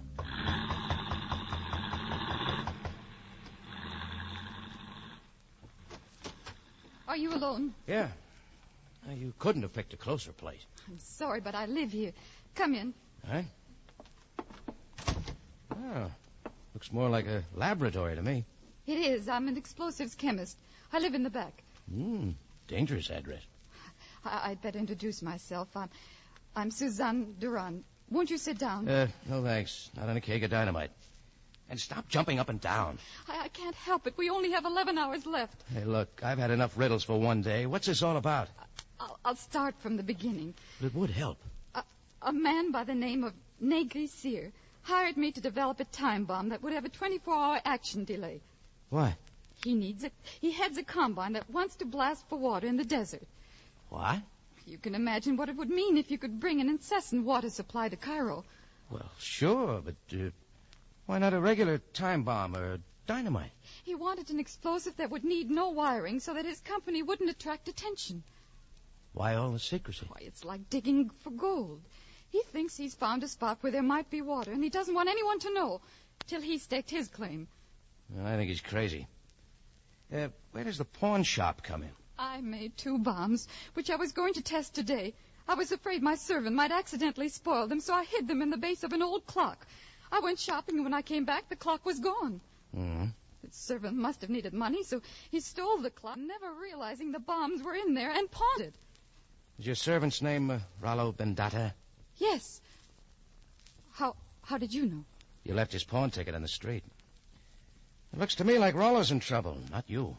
Only one of the bombs went off in the pawn shop. Oh, don't you see? The other one will go off. You mean we're going to have to go through that all again? The bombs were set to go off at different times. But the blast of one could have exploded the second one. Yes, but you only heard one explosion, didn't you? Only one exploded, Mr. Jordan. I could tell by the force. Well, maybe Rollo's got the other bomb. I've already talked to him. He swears he knows nothing about them. Oh, fine. I don't know where to look for it, and according to my calculations, the bomb should go off in 10 hours and 46 minutes. Well, what's this bomb look like? A small object made of lead with a screw arrangement. When it's screwed down, the process begins. 2 liquids. One eats through the separation, and I get it. Hundreds of people will be killed. Look, if you want me to help, you got to promise me one thing. Name it. Stop jumping up and down. I promise. This guy, Gregory Hood, you mentioned. You know where he lives? Yes. Come on, let's pay him a visit. I'll call a taxi. You're bouncing up and down again. I'm sorry. Now relax, will you? You've still got 10 hours and 46 minutes. 10 hours and 44 minutes.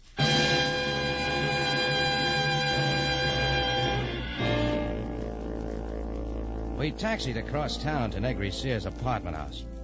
Gregory let us in. He was the oddest little guy I'd ever laid eyes on. short and skinny, but he had a huge head that should have gone with the body of a giant. He looked so top-heavy, I had to control myself from wanting to hold him up so he wouldn't topple over.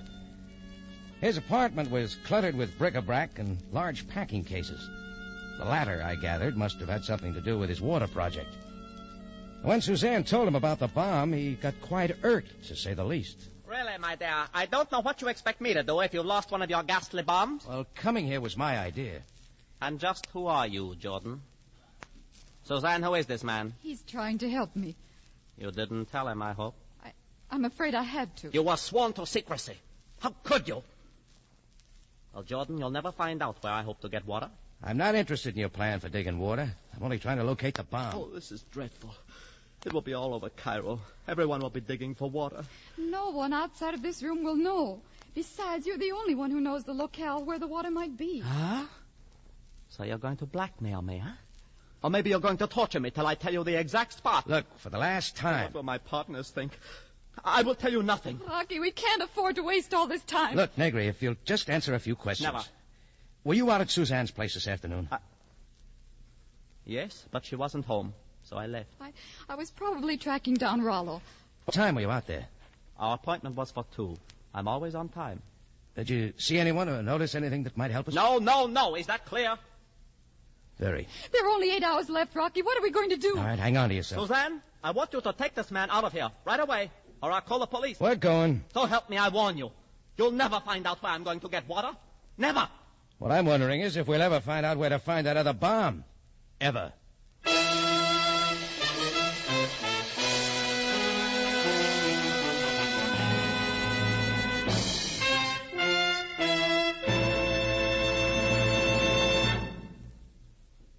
You are listening to The Race, tonight's adventure with Rocky Jordan. May we suggest that you vary your CBS listening? Education is one of the most important phases of life today. Starting Monday, tomorrow night, Harvard University's President James Bryant Conant will discuss America's free public school system in a series of 5 talks each evening next week.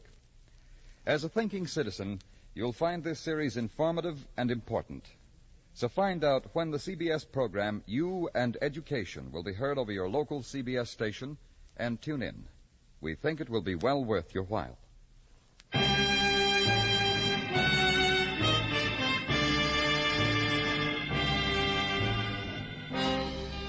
Now we take you back to Cairo and tonight's adventure with Rocky Jordan, The Race.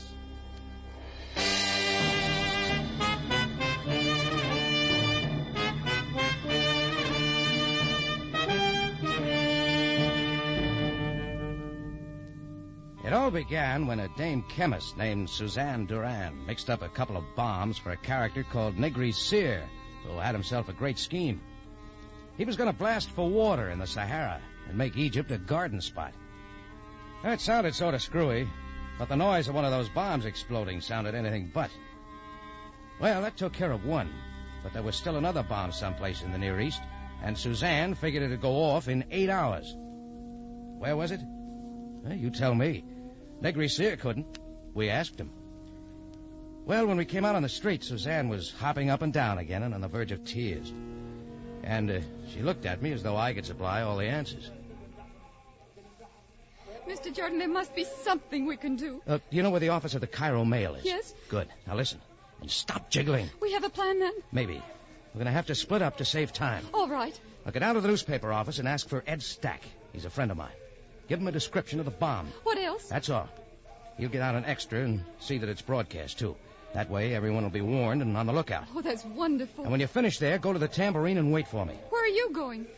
Where can I find Rollo? Native Quarters, number 6, Oakar Street. Check. Rocky, I Look, don't... will you stop worrying? It's going to be okay. Take my word for it.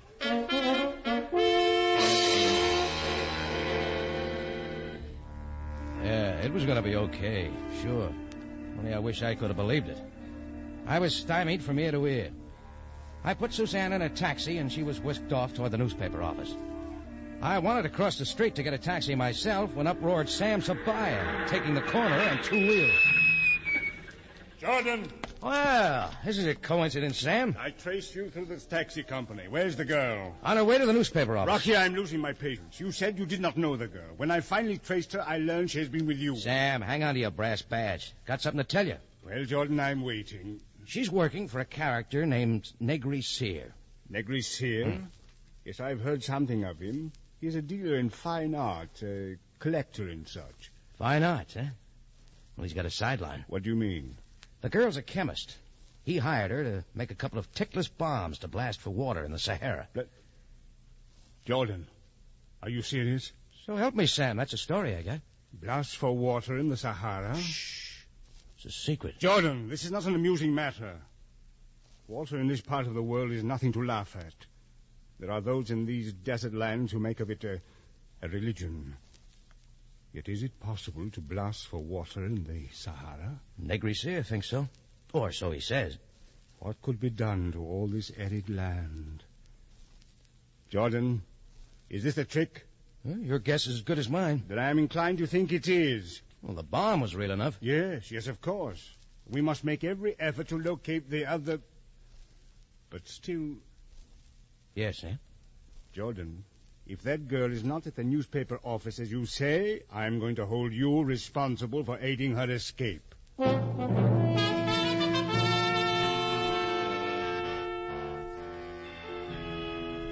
Sam took off, and I checked the time and shuddered. Then I headed for the home of Rollo Bendata, Suzanne's servant, for my talk with him. I knocked hopefully on his door. No one answered, so I tried the door. It was open. The room was kind of dark. I took a few steps and stumbled. I didn't have to look twice to know I'd stumbled over a body, and the body was real dead. That's when a door slammed behind me. I wheeled around and right into a native holding a gun. Your hands in the air, Fender. Hey, what is this? You kill my brother Rollo, yes? Rollo? Why you kill him? You're making a mistake, buddy. No, you kill him, you despised Westerner. I told Rollo to keep away from you. Stop waving that gun around. First working for the despised Effendi with a big head. Now this. I kill you to avenge his death.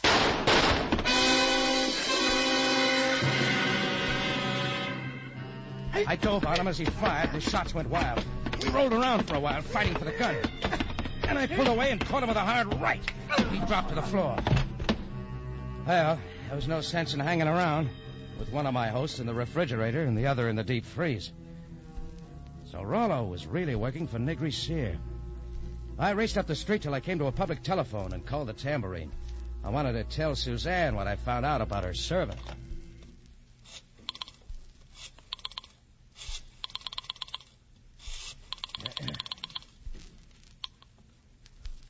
Tambourine. Chris, this is Rocky. Boy, I'm glad you called. Sabaya just left. Oh, what's up? He missed the girl again, and he thinks you gave him the business. Well, that's why I'm calling. Where is she? She was only here a minute, then left with some guy. Who? I don't know. He was a little guy with the biggest head. Gregory Sear. What's going on, Rock? It beats me. But there's a noise that's going to rock Cairo in a couple of hours, and I got a feeling Sabaya's going to be looking at me. Well, there were a lot of lies in it someplace. I raced for Negri's apartment, but the place was deserted. Negri was gone. Suzanne wasn't there, but neither were the packing cases that belonged to Gregory Sear. That took me to the railroad station, double time. I pushed through the crowd till I came to the gates for departing trains. Waiting in one of the lines was Gregory Sear. Jordan, what are you doing here? Looking for you. You better step out of line. Do not be too hasty, Jordan. Come on, out of the line before I drag you. Dear fellow, let us talk this over where no one may overhear us. All right. All right, over into this corner.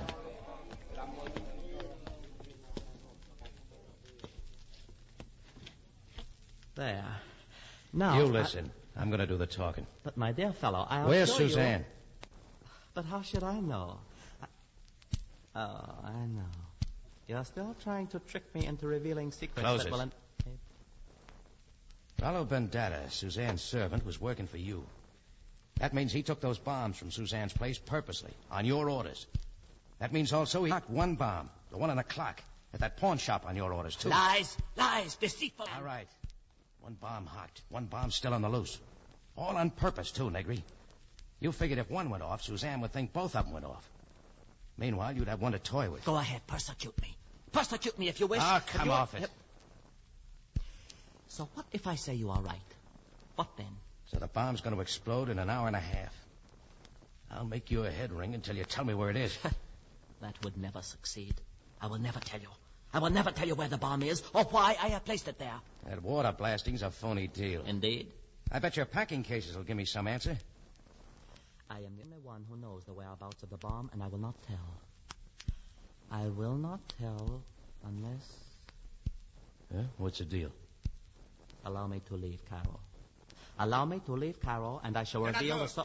Either one of you. Oh, Greco. Jordan, you have trapped me. You have deliberately led the police to me. Come, the both of you, to police headquarters. Put away that gun, Greco. You're attracting attention. Come, I say. No, you will not capture me.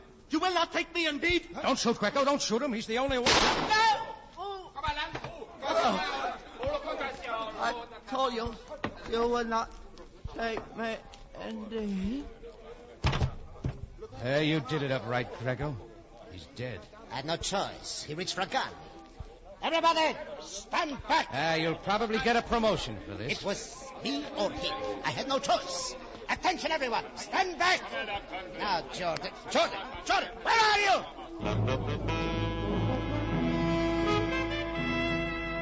I dove into the crowd and got lost. Well, I was free of Greco, but I was right back where I started. I checked the time again.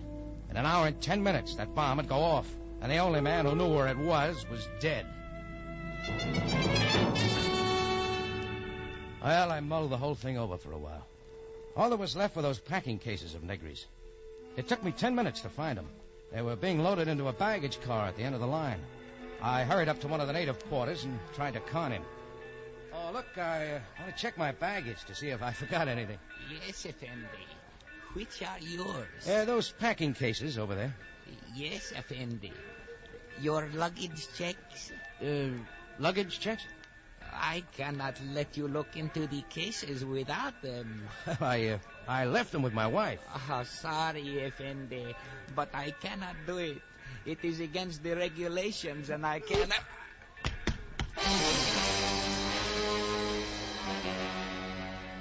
I didn't want to hit him, but who had time to argue or explain? I began ripping into the packing cases marked fragile. The first case had some figures carved in marble and some pictures, but they didn't ring any bells.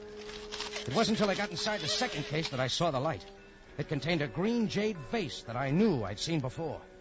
And right then and there, Negri's whole deal became clear. I knew where the bomb was and why. I scrambled out to the street. When I looked at my watch, I broke out in a cold sweat. It was less than an hour. 50 minutes, to be exact. I dashed up to a taxi and shook the sleeping driver. Wake up, will you? Come on. Palace of Fine Arts. Come on, let's go. Look, money. Maybe this will wake you up. The night is so hot, Effendi, for such energy. This dough, all of it's yours, you understand? Step on it. I will try. Where to? The Palace of Fine Arts. It is closed at this hour. I know it's closed. Let me worry about that. Yes, Effendi. Get in. It is too hot to worry.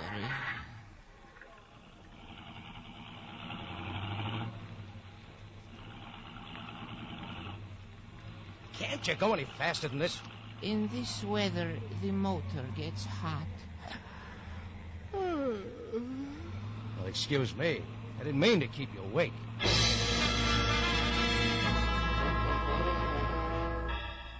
Between yawns, we lumbered along, and it was 20 minutes later before we pulled up in front of the Palace of Fine Arts. I threw the money at the driver, raced up the tier of steps that led to the entrance. The joint was dark, but I saw a woman waiting in the shadows of the doorway. Suzanne. Rocky, is that you? Yeah. I was beginning to get worried. Negri said you had located the bomb and instructed me to meet you here. No, double talk. Now, don't start jumping. The bomb is in this building.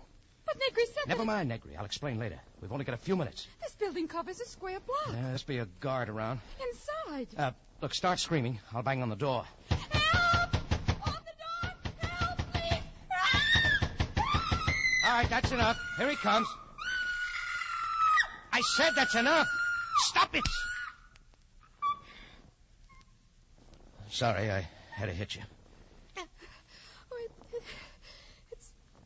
it's... it's all right. My nerves. I couldn't stop. Oh, here's the guard. Oh, open up. We got to get inside. There's a bomb in there. Go away. We are closed. Open up. There's a bomb in there. It is after hours.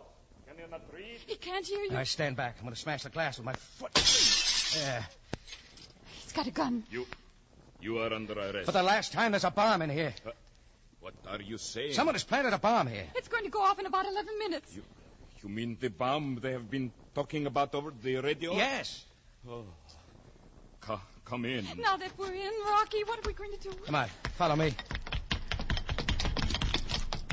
Look out. There's a million places to look. All right, here. Here's the jade room. Come on. There, over there, that green jade vase. It's the same as the one Negri had in the packing case. Yeah, wait a minute, I'll fish down into it. There. Well, here's your bomb. That's it. All right, do something to it, Suzanne. Loosen the screw, then pour off the top liquid. Uh-huh. It won't go off now. Oh, where's the guard? Back there. He fainted. I guess he couldn't take it. Suzanne, this is no time to leave me standing here alone.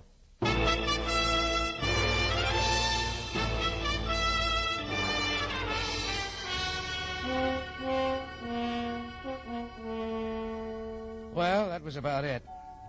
Negri had himself a fine little deal. The water blasting, of course, was phony. That was just his way of getting Suzanne to make a couple of bombs, tickless ones. The first explosion was to make it seem as though both bombs went off. But the live one that Negri kept, he planted in the Palace of Fine Arts to cover up his robbery. Negri was to walk off with a lot of priceless art objects, leave some phonies in its stead, then blow up part of the building so that no one would ever know the real art object had been taken. And the tickless bomb was necessary so that it wouldn't attract attention, sitting there real quietly in the green jade vase. Yeah, art can be a pretty interesting subject, I guess. I'll never forget the life class I once took when I was a kid.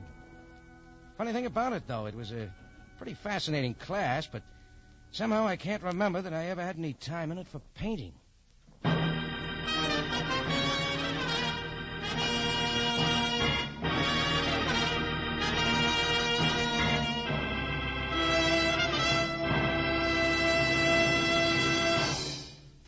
It's CBS again at this same time next week for another story of adventure and intrigue when we take you back to Cairo and the Cafe Tambourine, run by Rocky Jordan.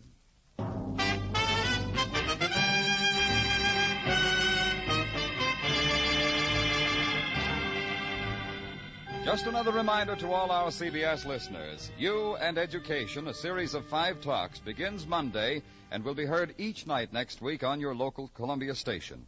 Consult your newspaper for the broadcast time. You and Education brings you the views of a distinguished American, James Bryant Conant, president of Harvard University, in a discussion of the free public school system. Be sure to listen to CBS for You and Education.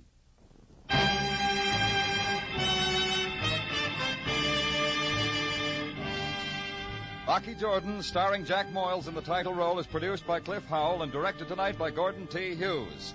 Original music was by Richard Arant and conducted by Ivan Ditmars. Tonight's story by Bernard Gerard was edited by Gomer Kuhl and Larry Roman. Larry Thor speaking. This is CBS, the Columbia Broadcasting System.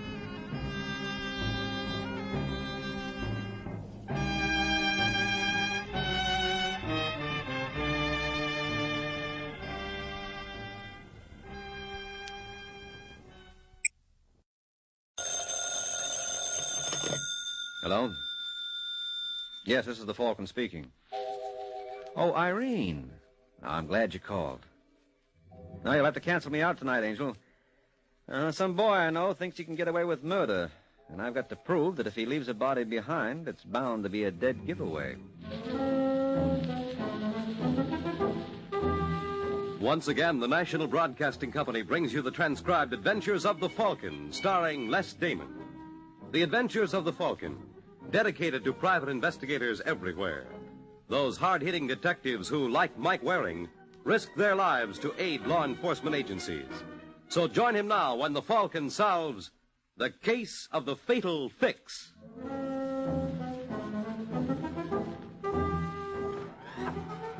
It's late afternoon in New York, and a young man named Danny Hickok steps out of the elevator and jauntily strides toward the penthouse suite on the 28th floor of the Belmont.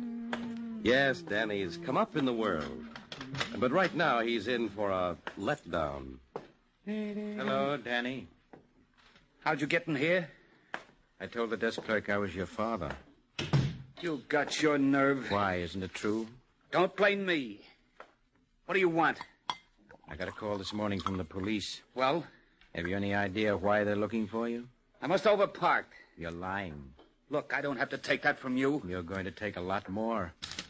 I found this note on your dresser. Look up George Pulaski.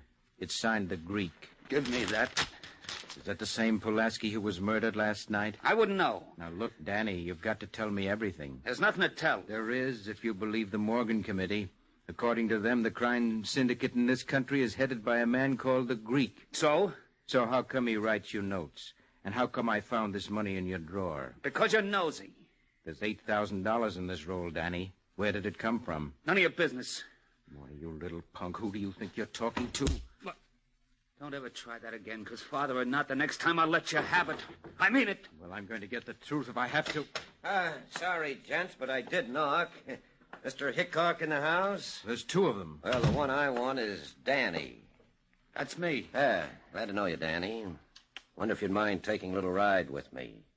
Who the devil are you? Oh, that's right. I haven't introduced myself. My name's Corbett. Sergeant James Corbett, to give my full billing. If you'd like to see my shield. Never mind. What's the beef? Well, to make a long story short, a fellow named George Pulaski was knocked off last night. So? So we got a tip you did it for the Greek. Oh, you're crazy. I've been accused of that before. There must be some mistake. And where'd he get the dough to run this place? I gave it to him. I'm his father. It won't wash, Mr. Hickok. We checked on you, too. I tell you, you're wrong. I'm the one you want. Who asked you to butt in? Shut up. Don't do me any favors. Look, Sergeant, there's an easy way to settle this. I got the proof in the bedroom. Hey, wait a minute. Where are you going? To get it. Hold it, Danny. All right, fella, come on out.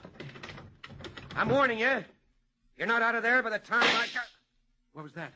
That's what it sounded like. Give me a hand. You don't think... Come on. 1, 2... Danny. Sorry, Mr. Hickok. You better wait outside. I gotta call the coroner.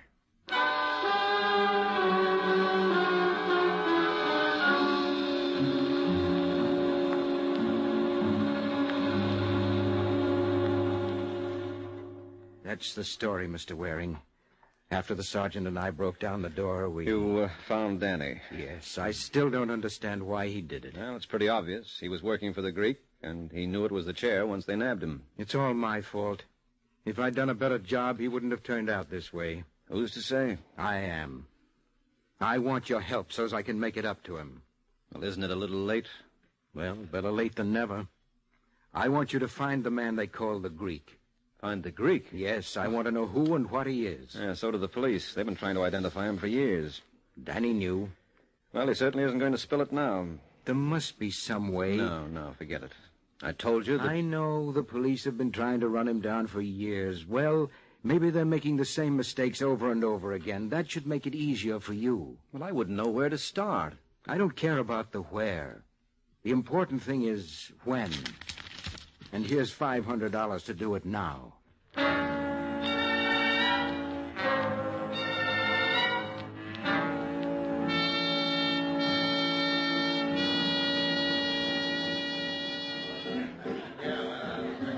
Hey, bartender, is Joey Wilson or... Oh, never mind, I see him. Hello, Joey. Well, what'd I do to rate this, huh? You're just lucky, I guess. Mind if I join you? I certainly do, Waring. I'm particular about the people I'm seen with. Well, obviously I'm not. What do you want? Little conversation. I haven't got time. You better change your mind, Joey. You'll find yourself with nothing else but about 10 years' worth at Sing Sing. Cops are still looking for the party who fixed that Bryson jury. I don't know nothing about it. My mistake. I heard you did it for the Greek. Well, you got rocks in your head. No, don't let the sound effects fool you, Joey. They're only pebbles. Where can I find the big boy? I ain't got the slightest idea. Okay. Let it be like you say. Too bad I got to talk to the cops. Wait a minute. Yeah? I tell you, I don't know who the Greek is. You can start me up the ladder. Go on home. What for? Wait for a phone call. You going to make the first contact for me? I'm not saying yes, I'm not saying no. Just go home and wait.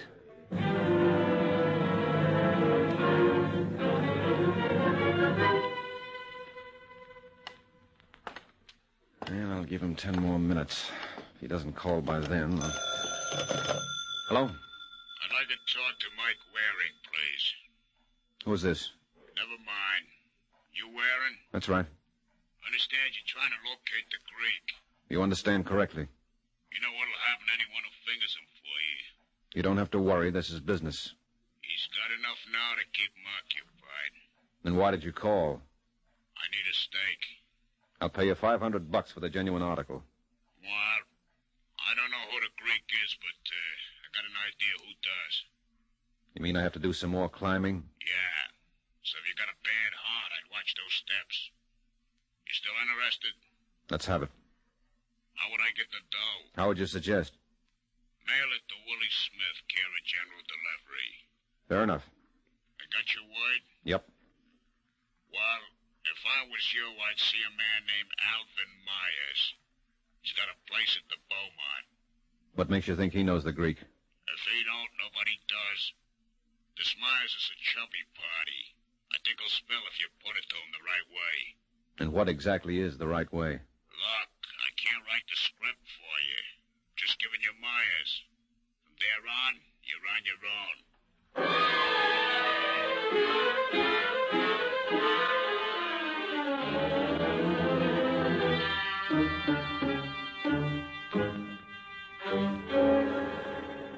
I guess I'm not very bright, Mr. Waring, but I'm still rather puzzled at the reason for this visit. Now, mind you, I've enjoyed it. Yeah, well, thanks. But I was told Alvin Myers could put me in touch with the Greek. You were told? By whom? A mutual friend. That's rather vague. It'll have to do. And just why do you want to contact the Greek? I've got a deal for him. Tell me something, Mr. Waring. Do I look weak-minded? No. Well, you must think so to come here with that story. What's wrong with it? Everything. Correct me if I'm wrong, but you're a private detective? I am. Currently, you're employed by one William Hickok. Where'd you hear that? Well, aren't you? No. Isn't that strange? I wonder where I got the idea. I wonder, too. Well, I was given to understand shortly after his son committed suicide, Mr. Hickok came to you with a request that you find the Greek. For some unknown reason, he thinks our mysterious friend was involved. He was. Danny was working for him. That's only your opinion. The police share it with me. But I've got a feeling I'm accomplishing something they didn't. Oh, really? Yes. I think I'm talking to the Greek right now. Oh, that's the funniest thing I've heard yet. Well, you're easily amused. Are you the Greek? Oh, don't be ridiculous. Well, we'll soon find out. My informant led me to believe you don't like being manhandled. What? He thought you might crack under a little pressure. And... You wouldn't dare. Well, you shouldn't have said that. Myers! Are you the Greek? I asked you something. No. Well, answer me. Are you the Greek? No. But you know who he is. On my word, he'll kill me. Well, you better talk now. Who is he? His name is Vincent Romeo. Romeo? Yes. Where does he live? In Brooklyn, on Sycamore. Well, that's one for the book.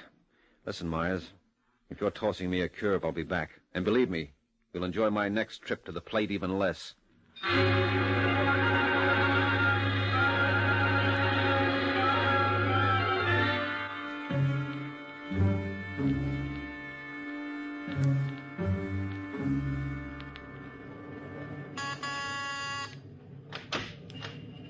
Yes, please. I'd like to see Mr. Romeo. Oh, sure.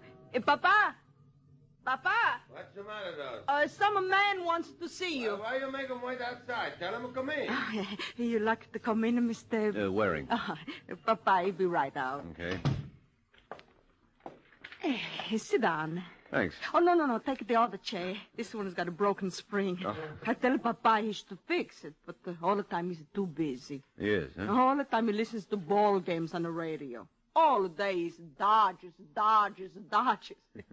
Hey, you a friend of Papa? Well, I wouldn't say that exactly. I thought maybe you know him when he was in the ice business. Ice business? Oh, sure. Papa used to have a big company, 3 trucks. Now, wait a minute. Something wrong? I'm beginning to think so. Oh, Papa, this is Mr. Waring. Mike Waring. Mike Waring. Let me see. Don't I know this name from someplace? Sure. You private detective. That's right. Rosa, you know who this is? It's a Falcon. Oh, no. Remember we read about him in the papers? Oh, my. Maybe he like a little wine. Oh, no, thanks. Oh, please, try. Rosa, make it herself. Mama, some vino for Mr. Waring, Oh, huh? sure. Oh, really, Mrs. Oh, it's no trouble. Wait till you taste. Rosa makes the best wine anybody in the whole United States. Yeah, I'm sure she does. But look at me, all the time I talk. I don't even ask what I can do for you. Well, I got a proposition for the Greek. You got a proposition for her? The Greek. No understand. Didn't you ever hear about him? He's supposed to head the rackets in this country. Oh, sure, I remember. They talk about him on the radio. He's a very bad man. Very bad man. Mm-hmm. You know anything about him? Just what I hear. Mama don't let me listen too much. She say it's bad for my heart. Even the ball game. He's still talking, huh? Hey, you tried this, Mr. Waring. I got the one for you too, Papa. For such a little one. It's more than enough. You know what the doctors say. All right. Well, Mr. Waring, you help. Yeah, sure. Salud. Yeah, it's wonderful. You hear, Mama? He likes. Last year is much better. Well, I can't believe that. By the way, Mr. Mayo, your wife tells me you were in the ice business. That's right. I retired 4 years ago. Mm-hmm. My son Jimmy, he run the business now. You ever hear of a man named Danny Hickok? No. Oh, sure we do, Papa. You remember we read about him in the paper last week. Oh, yeah. He's a young fellow who killed himself in a hotel. His father find him. Poor man. It's his own fault, Rosa. If he bring up boy like we bring up Jimmy, he don't go around killing people. Well, you never know. Anyway, this Hickok was supposed to be on the Greek's payroll. I understand. Yeah, well, that makes 2 of us. As I was told, you were the Greek. Me? Who says such a thing? Well, it doesn't matter. You got to tell me. I send my boy Jimmy to beat him up. Now, Papa. You hear what he say, yeah? All right. It was just a joke. Forget it. You go already? Yeah, I got to. Oh, but finish your wine. You know like. Oh, yes, sure I do. But I've got to get back to work. I'm sorry if I put you to any trouble. What's not trouble at all. Maybe you come to Brooklyn again sometime. Yeah, sure. If the Dodgers win the pennant. What you mean if? Arrivederci. Such a nice man. Yeah. I wish Jimmy could see him. Hey, Rose. I think I smell something burning. Oh, my chicken cacciatore. A, B, 4, 2, 1, 1, 3.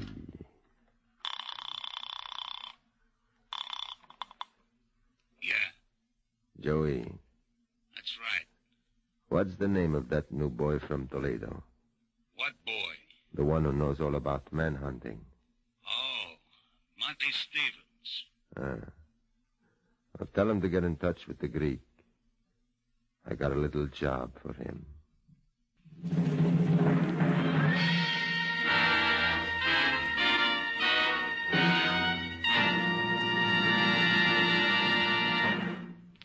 Summer is just around the corner on the calendar. This year, we're getting a lucky break, too, because there are 3 three-day holiday weekends. Memorial Day, the 4th of July, and Labor Day. For most of us, that's fine, but we should always keep in mind that these long weekend holidays will be tragic times for some of us who start out gaily to enjoy them. For instance, last year, over the Labor Day weekend, which always lasts 3 days, the average was 153 deaths a day in traffic mishaps. So take a lesson from the figures. And at all times, and particularly on long holiday weekends, drive as though your life depends on it. It does.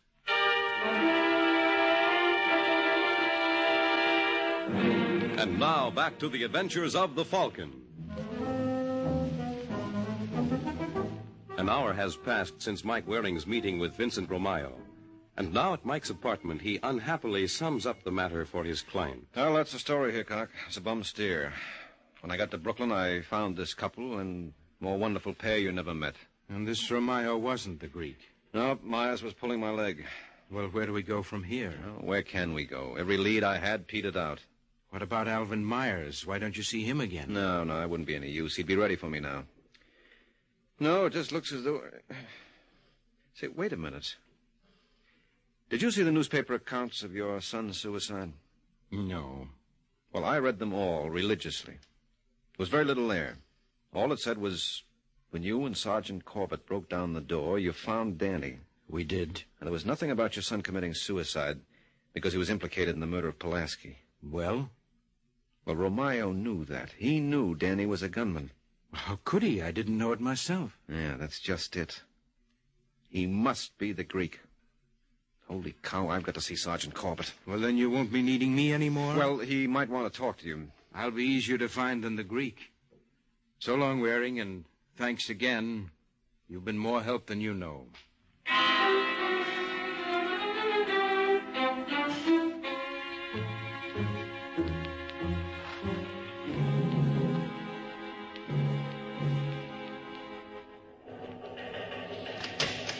Oh, that you, Haskell? Surprise, it's me.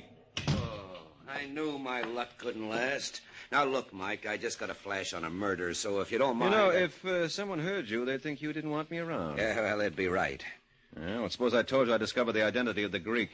You what? I spoke to him a couple of hours ago. And you're just telling me? Well, it didn't dawn on me till later. Well, who is he? You'd never guess. First of all, he isn't Greek. And where do you suppose he lives? Oh, in a luxurious duplex on Park Avenue. No, wrong again. In a two-family house in Brooklyn on Sycamore. On Name wouldn't be Vincent Romeo, would it? How did you know? He was murdered 15 minutes ago. You're kidding. Sure, that's what the city pays me for, to make jokes. Who else knew Romeo was a Greek? No one. You sure? Well, I figured it out while I was talking to Hickok. That does it. What? You're out of your mind. Well, he had a motive, didn't he? I say after you left him, Hickok went over to Brooklyn and gave him a belt. Hey, that's a good one. Hickok belt. You were right when you said the city wasn't paying you to make jokes. No, well, I'm not joking. If I will get you 10, Hickok's our boy. You got a bet. And here's where I collect. Yes, sir? Haskell, get a 37 out on William Hickok. I want him picked up immediately.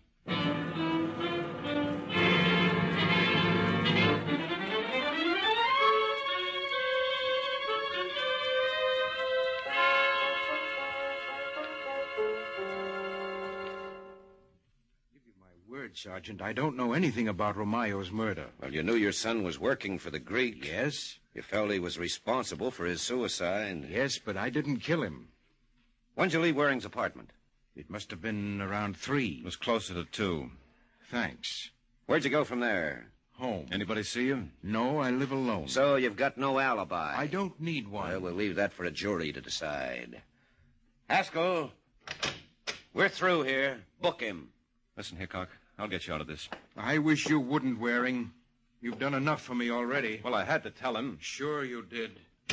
Yeah. You know something, Mike? I don't think he likes you. Well, I don't blame him. But he didn't kill the Greek. No? Then who did? Well, I have no idea. But as long as I found the Greek, maybe I can find his killer. I'll be seeing you, Sergeant.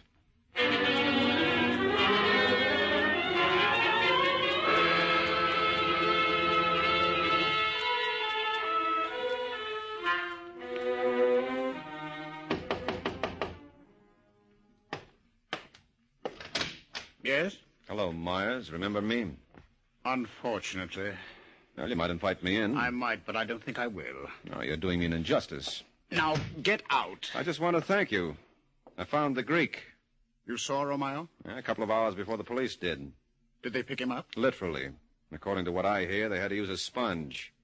What do you mean? He was in a million pieces. Someone took a shotgun to the man. How shocking. Yes, well, I imagine it doesn't make you feel too badly. With the Greek out of the picture, what becomes of his empire? I haven't the vaguest notion. Well, I've got a feeling you're the crown prince. Naturally, that makes you a suspect. Oh, you're insane. Well, then who do you suggest? What about your client? Hickok? Yes. Well, when I collect a fee from a man, naturally I like to give him the benefit of any doubt. And you wouldn't be above involving an innocent party? No, of course not. Got any suggestions? No. Well, I have. I think you'd look lovely in a frame. You wouldn't dare. Look, you said that once before. Remember what happened? Don't touch me. Who else knew Romayo was the Greek? What about his wife? Don't be ridiculous. I met the woman. You met him, too, and he had you fooled. Well, didn't he? Well, you got a point there, Myers. Let's hope for your sake I don't get stuck on it.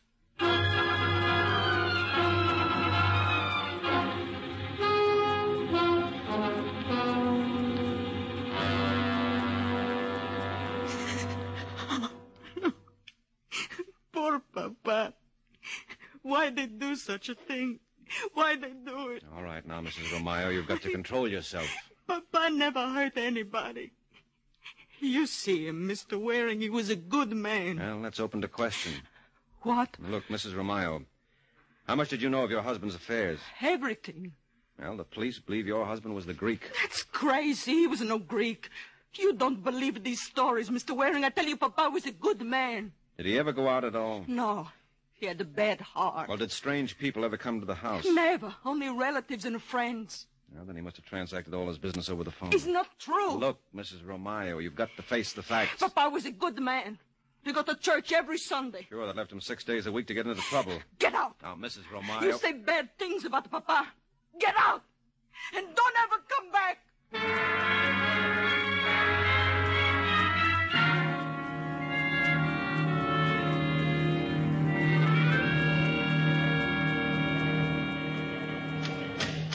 Oh, no. Yeah, I've got to talk to you, Corbett.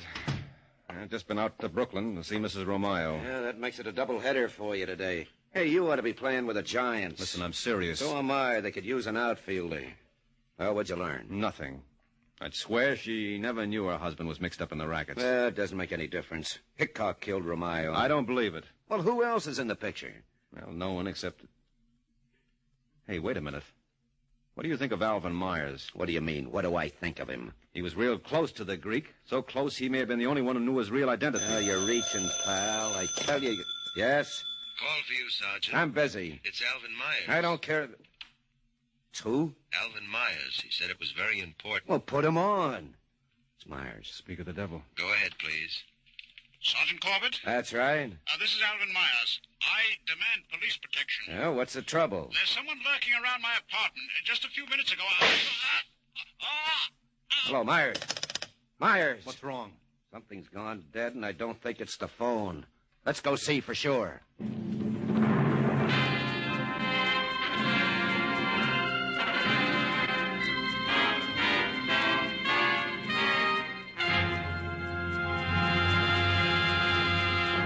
There's a price tag on almost everything. The price tag on speed violations last year was 15,000 killed and 500,000 injured.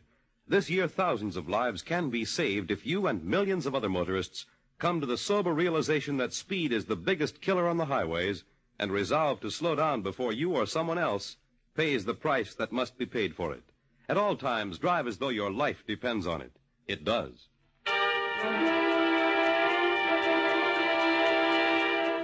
Now back to the adventures of the Falcon.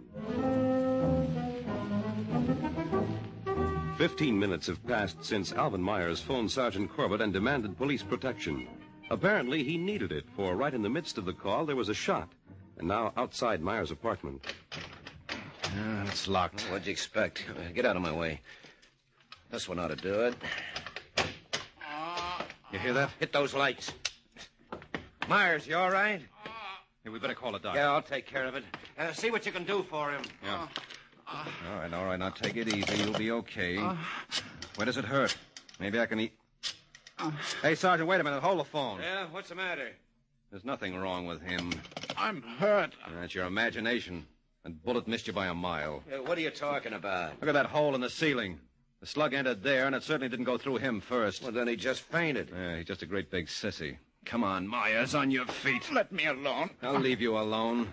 What happened here?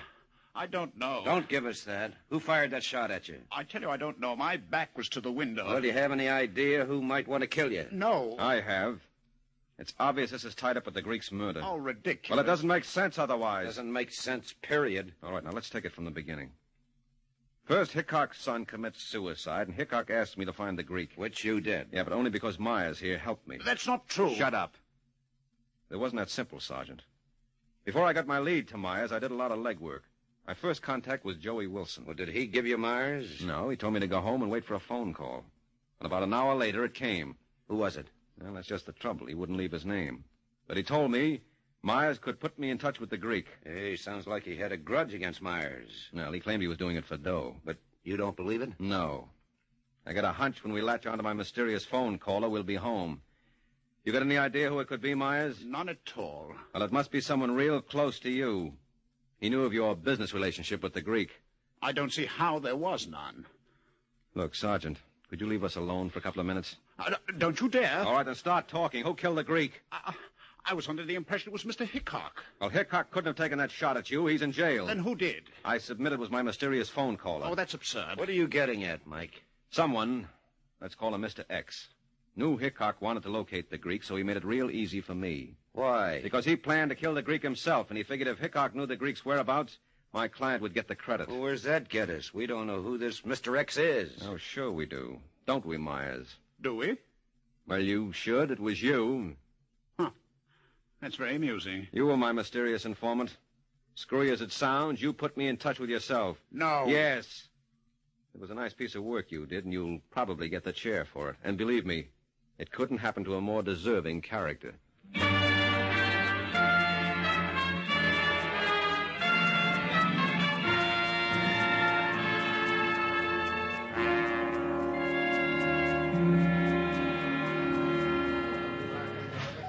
Oh, I don't get it. I don't get it at all, Mike. Why'd Myers go through that whole routine?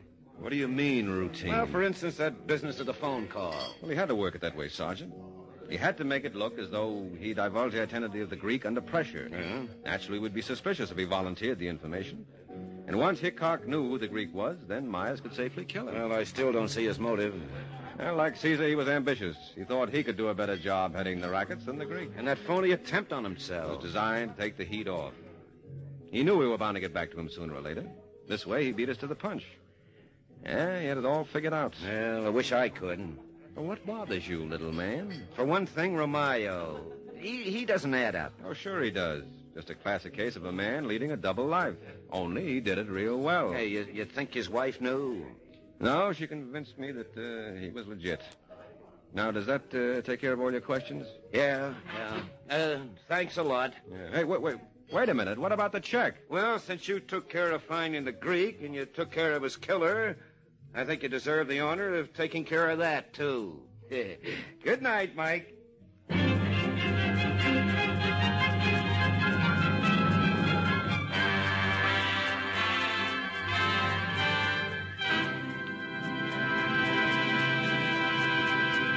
The Case of the King of Hearts. The Case of the King of Hearts. That's the title of next week's adventure of the Falcon, when Mike Waring learns that even when you play your cards right, sometimes the game can be murder. The adventures of the Falcon are based on the famous character created by Drexel Drake, produced and transcribed by Bernard L. Schubert, written today by Eugene Wang, and directed by Richard Lewis. Les Damon was starred as the Falcon with Chuck Webster as Sergeant Corbett. This program came from New York. Fred Collins speaking.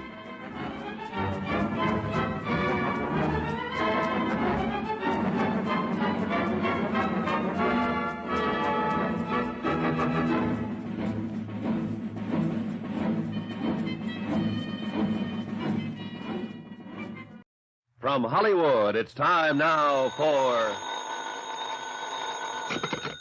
Johnny Dollar. Tom Wilkins at Global Casualty, Johnny. Oh, hi, Tom. How you doing? Lousy. Right now I've got one big headache, $100,000 headache. Try an ice bag and go back to bed. A bag of ice would cure me, all right, but not the kind of ice you're thinking of. $100,000 worth of uncut diamonds, Johnny. They've been stolen, and we wrote the policy on them. 100,000.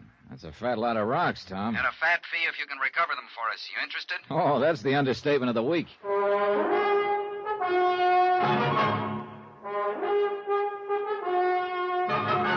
Tonight, And every weekday night, Bob Bailey in the transcribed adventures of the man with the action-packed expense account, America's fabulous freelance insurance investigator. Yours truly, Johnny Dollar.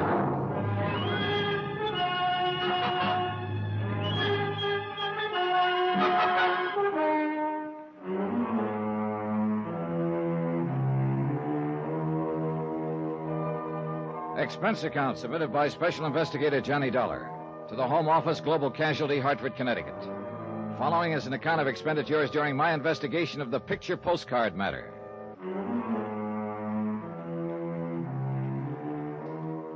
Expense account item 1, $1.25. Taxi to the office of Global Casualty, where Tom Wilkins was waiting for me. Looks like we're bucking a pretty well-organized outfit in this deal, Johnny. The way they pulled the job shows they'd planned it out pretty well. How did it happen, Tom, and where? The diamonds were being taken by special courier from Zurich, Switzerland to Amsterdam. They got lifted at the Zurich airport. How? The airport was crowded. The courier was carrying the diamonds in a leather briefcase strapped to his wrist. A fight broke out suddenly. In the confusion, the courier was slugged and the case cut loose from him. After which the fight suddenly stopped, huh? Yeah. It was obviously a rigged brawl. By the time the police arrived, the people involved had disappeared. With the uncut diamonds. Mm-hmm. Sounds like their timing was pretty good. Too good. How about the courier? You get a look at the guy who slugged him? No, it happened from behind. Anybody in the airport crowd able to describe the guys who'd rigged the brawl? Well, no clear description. Somebody mentioned that one of the men involved was stocky, sort of a bull neck. Oh, great. Probably only a couple of million people answering that description. True. Zurich police turn up anything? Not a thing. Well, look, Tom, I'm an insurance investigator, not a magician. You better get yourself another boy. Whoa, Johnny. We got one lead, and it could be enough if it's on the level. Oh? Well, let's have it. The robbery was day before yesterday. This morning, I got an airmail special delivery letter from Zurich. Here, take a look. Regarding the recent diamond matter, I have information which may enable you to recover them. For a reward. So I see. And he wants to talk to somebody about it. Yeah. And I nominate you. It's signed Sebastian. Any idea who he is? None at all. As you see, I was to reply to General Delivery in Zurich. I did. Told him you were the one. Uh-huh. How do I find him? Well, read on. You're to register at the Polo Hotel in Zurich. He or she will contact you there. You think it's on the level? I don't know. Could be a phony. Somebody trying to ace in and promote a fast buck. It's happened before. Sure, and this could be another one. But right now, it's the only lead we've got. We got to take a chance and go along with it. I can't say I care for the postscript here. Extreme caution necessary. Leads me to think there's one thing you'd better be real sure about, Johnny. What's that? That you don't get contacted by the wrong guy. And so, with the sun sinking slowly in the west and my morale slowly following suit, I said goodbye to my cheerful friend and set sail for distant shores. Item 2, $622 plane fare and incidentals to Zurich, Switzerland. It was a quiet, uneventful flight, and I had a lot of time to think. But I didn't much like what I was thinking. Whoever had lifted the uncut stones wouldn't exactly like the idea of an informant spilling the beans to me, and I had a slight hunch I'd be lucky if beans were the only thing that got spilled.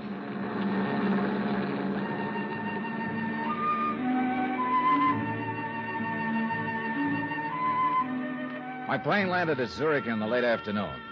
I hired a cab, that's item 3, $1, to take me to the Polo Hotel. The city looked bright, fresh, and clean. It gave me a lift. And the sight of a very pretty girl walking quickly to my cab as we were ready to pull away from the airport didn't hurt either. Oh, darling, Well, hello. I'm so sorry. I made a mistake. Darn it. I thought you But were... I was somebody else. Yeah, that's the trouble with having an ordinary-looking face. Well, I wouldn't call it ordinary. But please... Well? Please, I wonder, could I share your cab into the city? Oh, by all means. I guess my friend was not on that plane after all. Oh, that's rough. Okay, driver. Well, this is very good of you. Well, I'm a real prince when you get to know me, Miss... Schaefer. Ilsa Schaefer. Johnny Dollar. And speaking of getting to know me... Driver, please, pull up.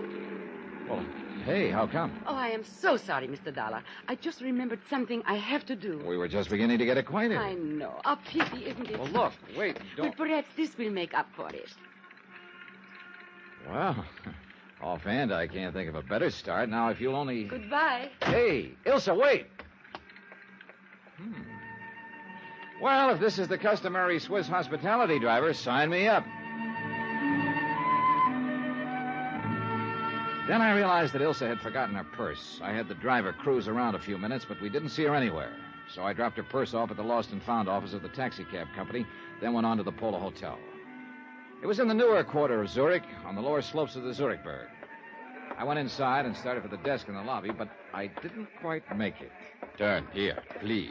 Sorry, I'm heading for the desk. I said turn here, please. You know, I can't say I care for the way you keep nudging me in the ribs. That wouldn't be a gun, would it? Yes, it would. Now, if you will please come with me. Okay, mister. Where to? To the side entrance. I'll say one thing. I sure didn't expect all the reception committees. The first one I like much better. Huh? Skip it, will you? Outside. That car over there.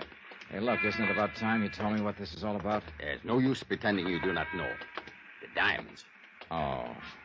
You think I've got them, maybe? I do not think. I'm sure of it. Well, this may come as a nasty surprise to you, mister, but I have no time to waste. She entered your cab with a purse. She? And Ilsa? And left without it. And she was, shall we say, very friendly to you. Oh, that I remember. And I have no complaints, believe me, but she didn't give me any diamonds. I warn you. They weren't in her purse either. They checked the contents at Lost and Found. Get into the car. Hey, look, this routine won't get you anywhere. Into the car. Hey, take it easy, friend. You're trying to poke a hole in my ribs. Okay, relax. Take it into the car. I jerked the door open suddenly and I knocked him off balance. I swung at him, but he ducked and lunged at me. I went sprawling into the street in front of an oncoming car. One of the fenders hit me a glancing blow, and I bounced against the curb. By the time I could get to my feet again, my friend with a gun had disappeared, and so had his car. I wasn't hurt, but it took several minutes to convince the very scared cab driver who'd accidentally hit me. He should be scared. Expense account item 4, $12.75. Telephone call to Tom Wilkins at Global Casualty Bank in the States. I'm glad you called, Johnny. Any luck so far? No luck, but sure a lot of action. Well, what do you mean? Well, first off, an attractive little doll shares my cab for a few blocks, plants a kiss on me, and scrambles out, leaving her purse behind. What? Then a strong arm collars me and tells me the girl must have passed the diamonds to me in the cab. Oh, but that doesn't make sense. Well, anyway, that's what happened so far, plus my almost getting run over in the process. Look, Johnny, I knew this wouldn't be an easy assignment, but... Yeah, I know. Yeah. Don't worry, Tom. I'm still all in one piece. But I'm beginning to realize what Sebastian meant in his letter about extreme caution being necessary. Has anyone contacted you yet? No, only the aforementioned pair. No sign of this Sebastian, whoever he or she is. Well, I still don't understand Neither do I. Either the boys who stole the diamonds have lost them, or there's another outfit trying to get their hands on them. In which case, I'm right in the middle. Johnny, Sebastian's still our only lead. You got to give him plenty of chance to contact you. Yeah, I know. Will do. But be careful. Look, I'm with you, believe me.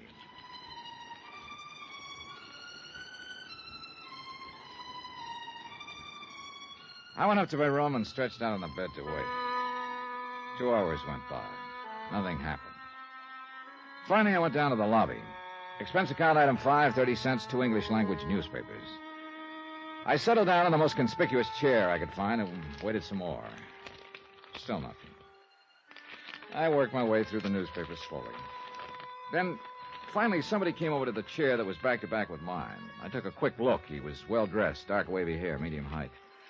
But he paid no attention to me and started reading his newspaper. Looked like a wrong guess. Maybe I'd have to wait until tomorrow. So I started to get up. Mr. Dollar. What? Please, put your newspaper in front of your face and do not turn around. Okay. Who are you? Sebastian, who wrote the letter to your company in the United States. Oh? It must not appear we are talking to each other. Somebody watching us? I would not doubt it. So you want to talk about the robbery of those uncut diamonds? How do I know you have any real information? I will give you proof presently. But first, let us talk about the reward. What is the amount? Depends on how good the information is, Sebastian. I am talking about the diamonds. Oh? Suppose I were to tell you that I was in a position to guarantee their return.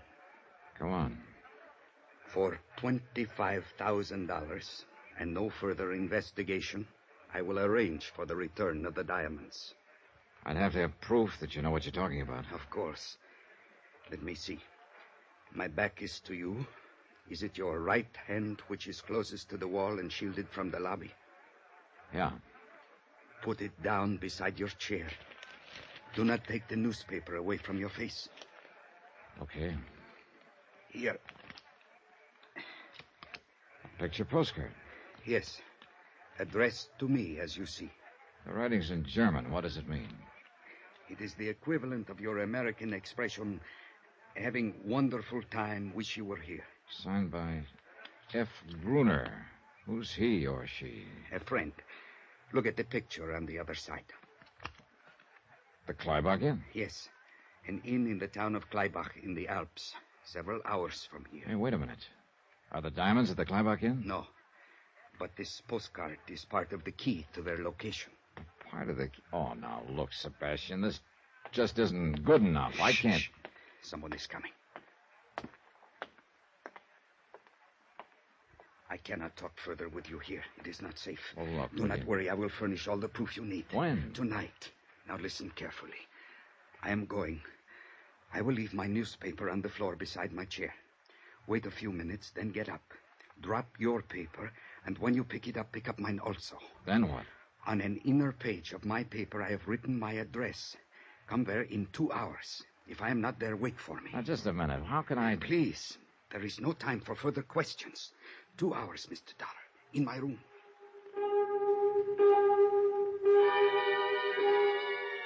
Two hours later, I went to the address he'd given me. A small apartment in another part of the city.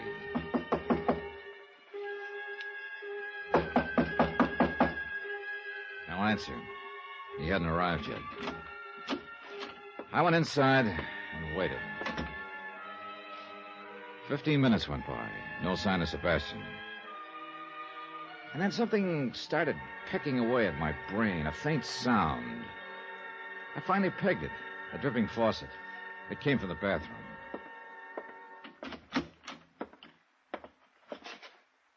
The bathtub was full. In it, floating face down, was Sebastian.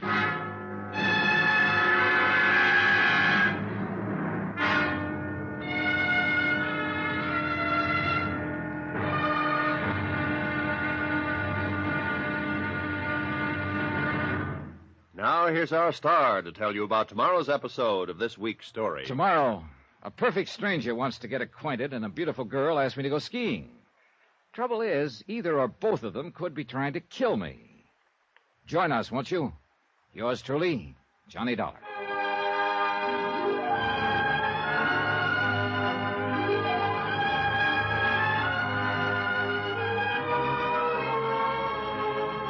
Yours truly, Johnny Dollar, starring Bob Bailey, is transcribed in Hollywood. Written by Robert Reif, it is produced and directed by Jack Johnstone. Be sure to join us tomorrow night, same time and station, for the next exciting episode of Yours truly, Johnny Dollar. Roy Rowan speaking.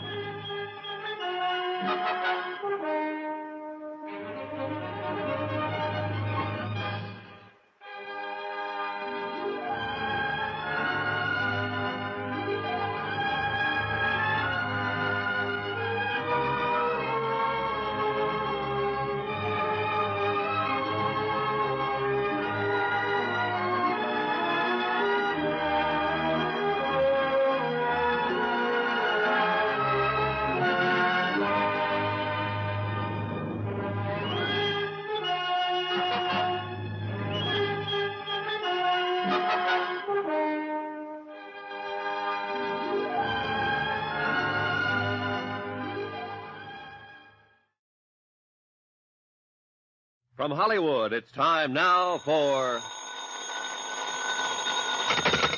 Johnny Dollar. Inspector Herniger of the Zurich Police, Herr Dollar. Oh, yeah, Inspector. I talked to one of your men last night. Yeah, when you report the murder of this man called Sebastian. Yeah, any line on this killer? Not as yet. We are somewhat at a loss as to motive. That I think I can supply. So? Sebastian apparently had information about the robbery of some uncut diamonds here in Zurich. So? Yeah, and he was willing to sell his information. But somebody called off the sale permanently. So find the man who lifted the stones, and we'll have Sebastian's killer. Perhaps. You don't sound convinced. It appears quite possible, Herr Dollar, that Sebastian was killed by a woman.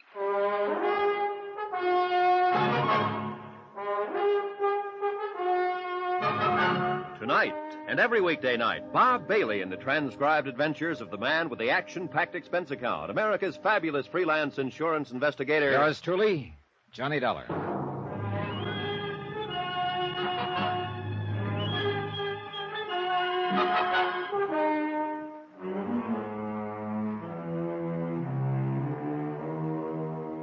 Expense account submitted by Special Investigator Johnny Dollar to the Home Office, Global Casualty, Hartford, Connecticut. Assignment, the picture postcard matter. Location, Zurich, Switzerland. Expense account continued.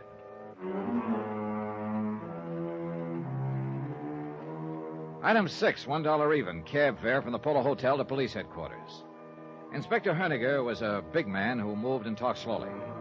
But one look at his very cold, slate-gray eyes told you his brain was moving a lot faster. Herr Dollar, I believe you told my lieutenant last evening that you were an insurance investigator. That's right, Inspector. And that you are in Zurich to investigate loss of 100,000 American dollars in diamonds at the airport a few days ago. Right. Well, perhaps you had better supply me with such background as you may have. Gladly. The robbery itself, of course, you know about. A fight broke out at the airport. We know that it was, as you say, rigged to create confusion. Yeah, and in the confusion, the courier who was carrying the stones was slugged. His briefcase was cut away from his wrist. Whereupon the assailants quickly melted away into the crowd.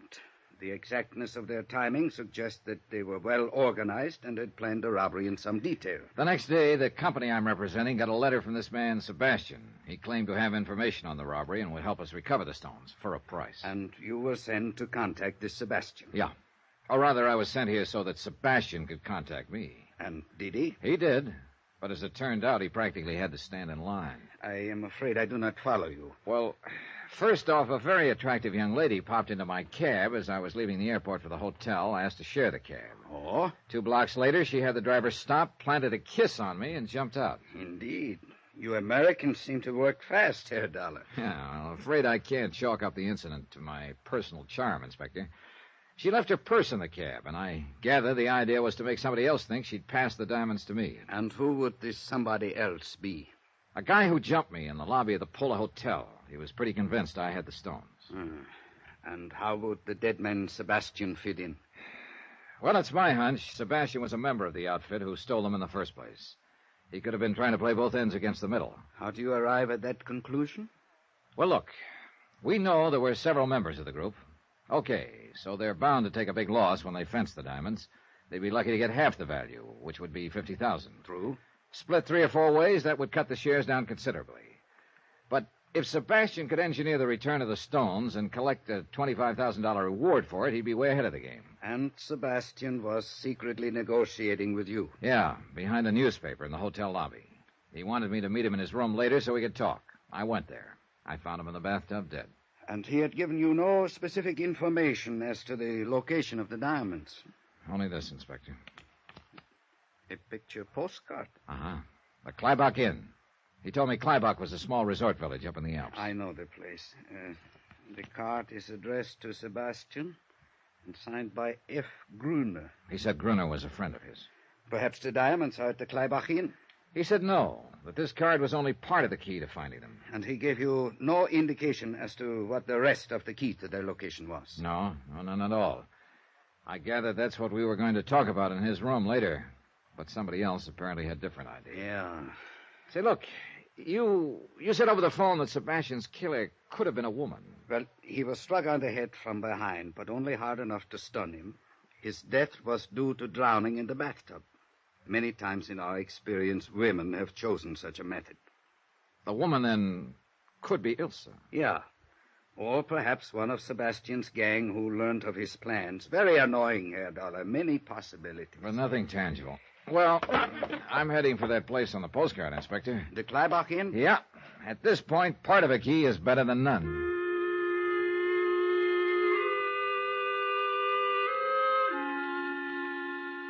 Expense account item 7, $16.20 American. Transportation and incidentals to the Kleibach Inn. The postcard didn't do justice to the place.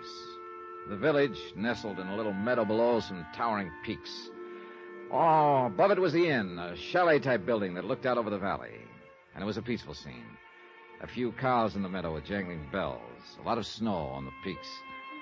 A sky of startlingly clear blue and a few wisps of clouds nudging the peaks. Inside, the inn looked spacious and comfortable, with a friendly fire crackling in the huge fireplace, and a friendly-looking fellow behind the desk. Welcome to the Kleinbach Inn. Well, thanks. Please sign here. Okay. Thank you, Herr Dollar, is it? Yeah. You the manager? Yeah, I am Otto Friedrich, your host. Well, maybe you could help me, Otto. I am at your service. All right. Take a look at this postcard. Oh, what's the matter? That is not the good picture of the inn. I had some new ones made. You see, the lighting is wrong in this picture. The entire north wing is in the shadows. Now, in the good picture... Yeah. Well, what I want to know is, do you sell these cards here? Not those cards, no. I have the new cards. See, here's one. Now, see how much better... Well, how about in the village? Do they sell the old cards there? Yeah, I'm afraid so, in one or two shops. I have told them 100 times I will give them the new ones if only they will. You see, it's... Yes, it's the lighting. You ever hear the name Sebastian around here? Sebastian. No need to memorize it. Just tell me if you've heard it, please. Is it a first name or a last name? There you've got me. Sebastian. No, I do not remember hearing that name. I'll be glad to check my register for you. How about F. Gruner? He's the one who sent the card to Sebastian. Gruner. Perhaps I heard the name in the village somewhere. Or I will see what I can find out. Okay, thanks. In the meantime, I hope you'll be comfortable here and enjoy your visit. Ski equipment is at your disposal. Thanks. But I'll enjoy my visit a lot more if I can find F. Gruner.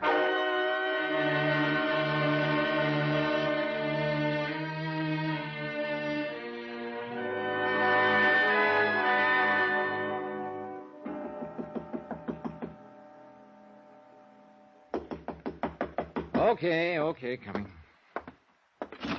Yeah? Oh, I say, I'm looking for a chap named Dollar who's supposed to be occupying this room. I'm Johnny Dollar. You? Are you certain? Reasonably. What? Oh, what a pity. Well, I'm sorry, old man, but there's not very much I can do about it. Oh, I didn't mean that. I say you must forgive me. Must I? Well, you see, I used to know a chap in London named Dollar. Delightful fellow, really. Incidentally, I'm Geoffrey Harris. We had ripping times together. How jolly for you. And when I heard that a chap named Dollar had registered here at the inn, well, naturally, I thought it must be old Bunny. Bunny? Yes, old Bunny Dollar. Oh, Bunny was just a nickname, you see. Well, that's reassuring, Harris. You know, there is a bit of a resemblance. You wouldn't mind a chance be his brother or cousin, would you? No. Well, after all, Dollar's a bit of an odd name, and I thought... No, I'm sorry. If you'll excuse me, I'm on my way downstairs. Oh, splendid. Well, so am I. Oh? There's quite a coincidence, Is it? Well, running to you in this way, I mean, you're absolutely sure that you don't know Bunny Dollar? This I can guarantee. Oh, what a pity. He's really worlds of fun. Oh, yes, I could imagine. But what do you know? What's that? Oh, nothing. I just spotted an old friend over at the bar. See you later, Harris. Oh, I see. So I can see your point, old man. Well, hello, Ilsa. It is Ilsa Schaefer, isn't it? Why, you're the one. Yeah, that's right. Johnny Dollar, the one you shared a cab with back in Zurich. Yes, of course. What a coincidence. Isn't it? Incidentally, Johnny, I want to thank you for turning my purse in. It was foolish of me to leave it in your cab. Just an oversight, huh? Well, yes, of course. I mean, you didn't by any chance leave it in the cab on purpose, huh? Well, of course not.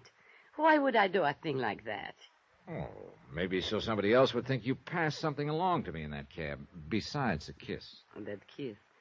I suppose I shouldn't have been so impulsive. Oh, I didn't object to that. But I did object to a muzzle man jumping me and acting like you had given me something. Oh? What was I supposed to have given you? You don't have any idea? No, honestly, I don't. Okay, we'll let that ride for the time being. Mind if I ask what you're doing here at the Kleinbach Inn? Oh, this is a favorite spot of mine. I like to ski. Oh? You don't seem convinced. I really am quite a good skier, Johnny. Are you? As a matter of fact, I plan to go skiing in the morning. Would you like to come with me? Well, now, that might be pretty interesting. Just a minute. I'll go check with Otto, see if I can borrow some skis. Be right back. All right, Johnny. Ah, Herr Dollar. And how are you enjoying your stay so far? Just fine, Otto, fine. Look, about that girl over at the bar. Fräulein Schaefer. Oh, a most attractive young lady, no? A most attractive young lady, yes. This seems to be a favorite spot of hers. I am very happy to hear that, Herr Dollar. I suppose she comes here often, huh? This is her first visit to the Kleibach Inn. You're sure about that? Of course. I would certainly remember a young lady like her. Yes, this is her first visit, but I hope it will not be her last. Don't count on it, Otto.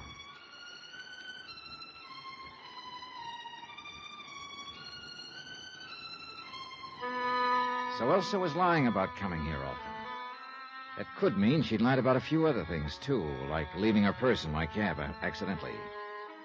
She might have been trying to make it look like she'd passed the stolen diamonds on to me and thus take the heat off herself and whoever she was working with. I remembered what Inspector Honegger had told me, that Sebastian's killer could be a woman.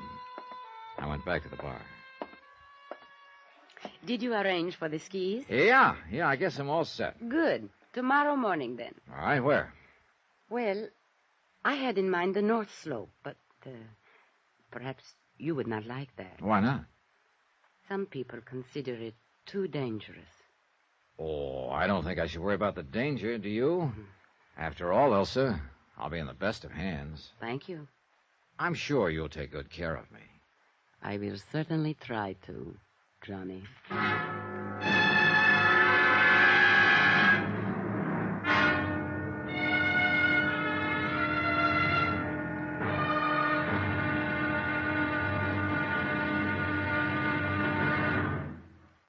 Now, here's our star to tell you about tomorrow's episode of this week's story. Tomorrow, well, skiing's a strenuous sport. So is hunting. Put them together, and it's liable to kill you. Join us, won't you? Yours truly, Johnny Dollar.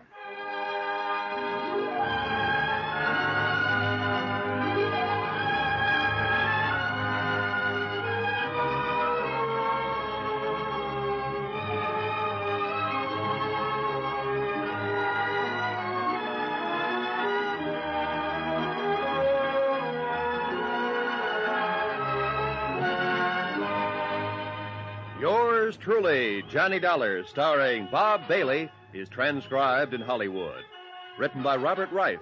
It is produced and directed by Jack Johnstone. Be sure to join us tomorrow night, same time and station, for the next exciting episode of Yours truly, Johnny Dollar. Roy Rowan speaking.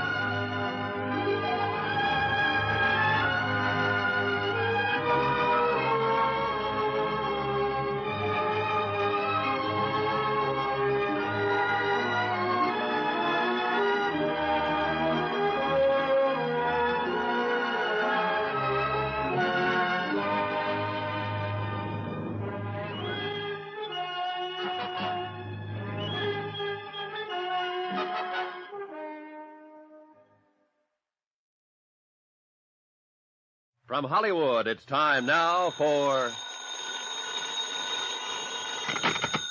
Johnny Dollar. This is Otto, the innkeeper. I have a telephone call for you from Police Inspector Honegger in Zurich. I will put him on. Go ahead. Hi, Inspector. Any line on Sebastian's killer? Not yet, Herr Dollar. That also means no line on the stolen diamonds, huh? I do not know. You recall the picture postcard Sebastian gave you before his death? The picture of the Kleibach Inn? Sure. He said it was part of a key to the location of the diamonds. That's why I came up here to the inn. But I haven't found any sign of them. We have been watching Sebastian's apartment. This morning, the second part of the key arrived in his mailbox. Another postcard? Yes. I am sending it on to you. See what you can make of it. Looks like we're in the middle of a game of some kind. Have you been able to locate the missing murder suspect, Ilse Schaefer? I've not only located her, in 5 minutes I'm going skiing with her. What? Herr Dollar, do you think that is wise for you? It's one way of finding out if she ties in. I just hope it doesn't turn out to be the hard way.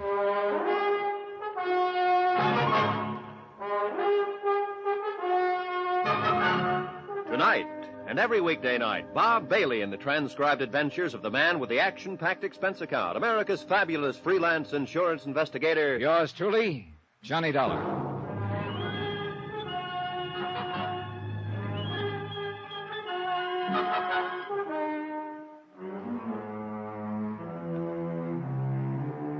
Expense account submitted by Special Investigator Johnny Dollar to the Home Office, Global Casualty in Hartford, Connecticut.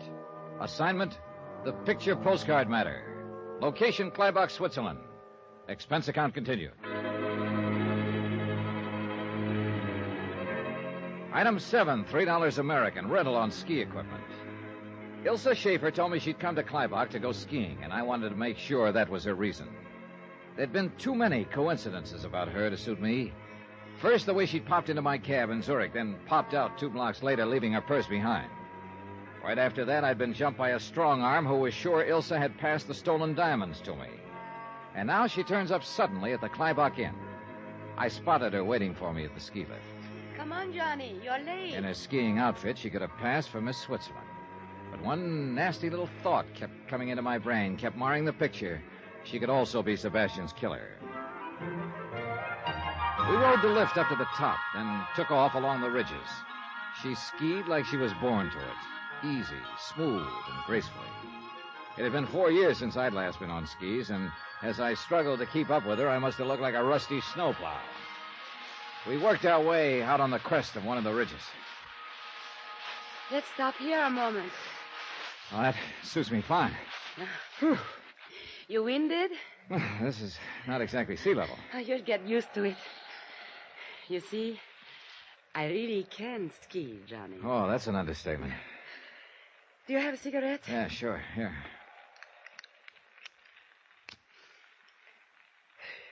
Thanks. Isn't it beautiful up here, Johnny? Yeah. You see that little dot way down there? That is the inn. A long way down. That's what I like about skiing. Everything is so remote, so far below. When you're up here, all that down there, it just doesn't exist anymore. It's always there when you get back, though. You are too practical, Johnny. But, you know, it's fun being with you. Thanks. I still can't get over it. What?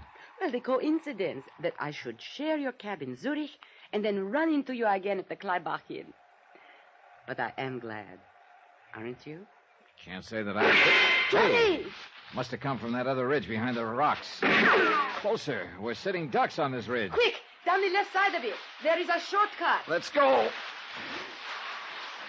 Keep low, Elsa. Who could be shooting at us? We'll figure that out when we get out of range. He's still right with us. We'll be out of sight in a moment. Could be a moment too late. There. We are past the shoulder. Yeah. Slope's pretty steep here. This is the quickest way. The shoulder of the ridge will keep us out of sight. Maybe. What do you mean? We get going much faster and we're going to take off.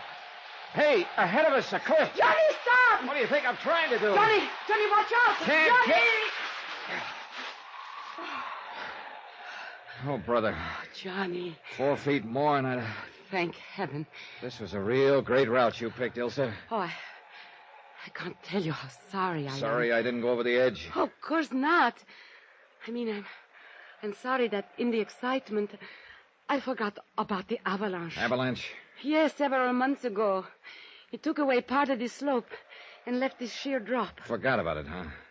Well, I just told you I did. I noticed you didn't have much trouble stopping in time. But I was behind you. Oh, yeah, that's just where you were, behind me. What are you trying to say, Johnny? Just that this is one coincidence too many, Ilsa. We just happened to stop on the top of the ridge, right where I make a grade A target. Then you just happen to forget there's a sheer drop on this shortcut you got me to take. But I explained Come on, we're that... going back to the inn.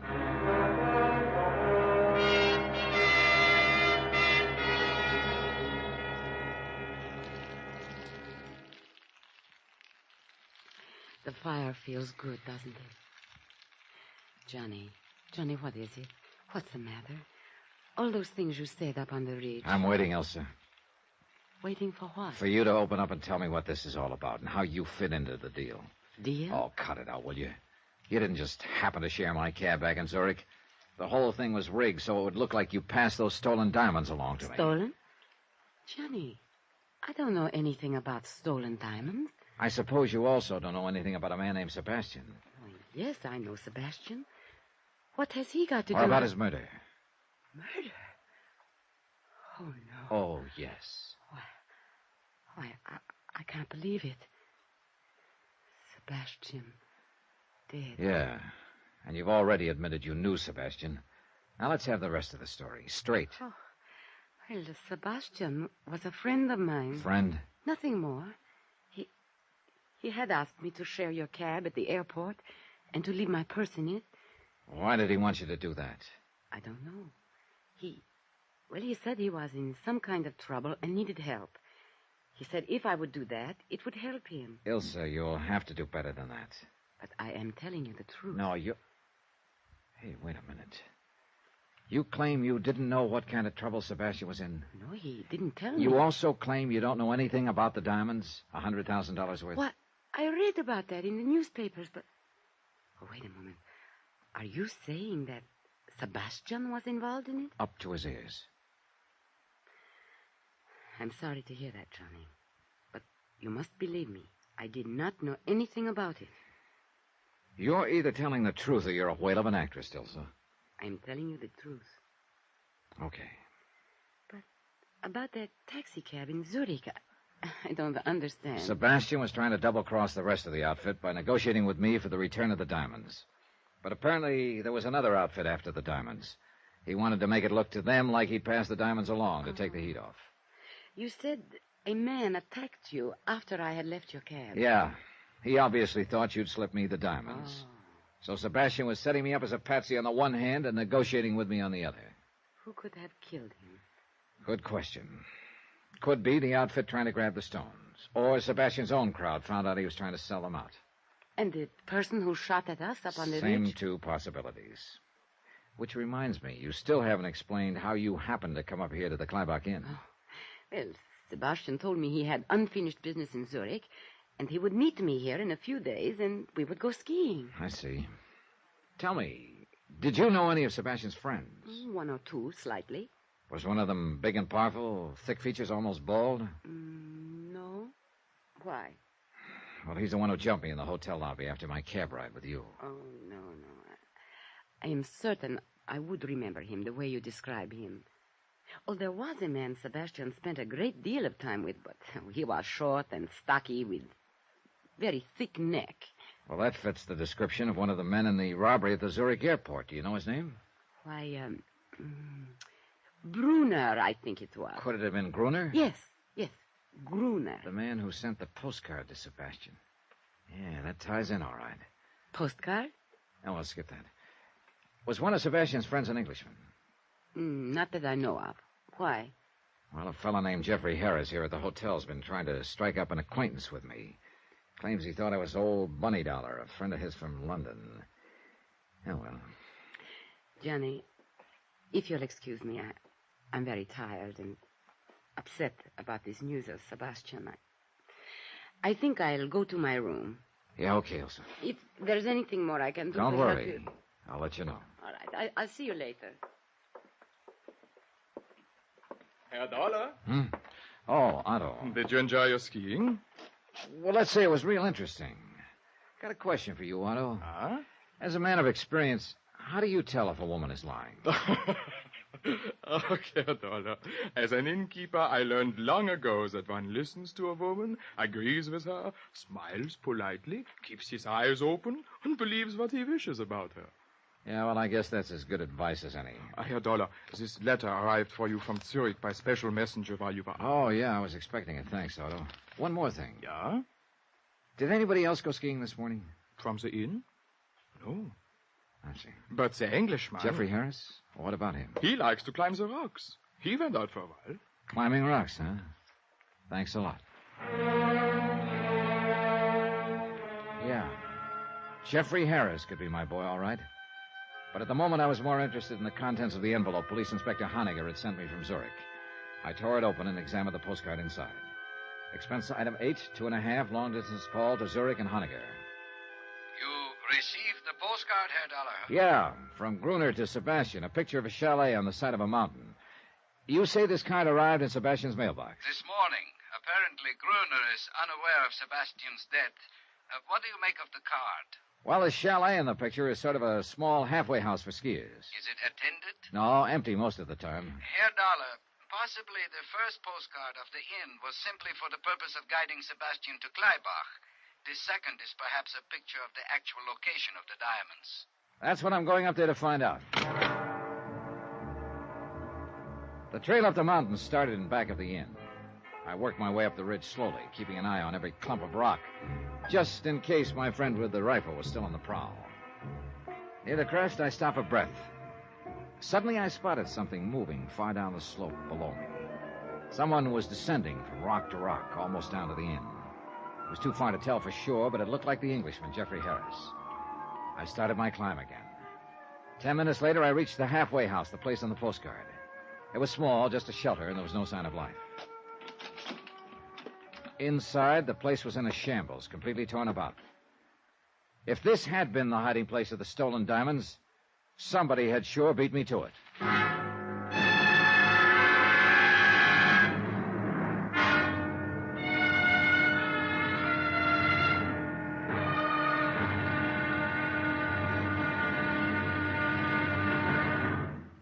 Now, here's our star to tell you about tomorrow's episode of this week's story. Tomorrow, a third part of the key turns up in the form of a corpse. Join us, won't you? Yours truly, Johnny Dollar.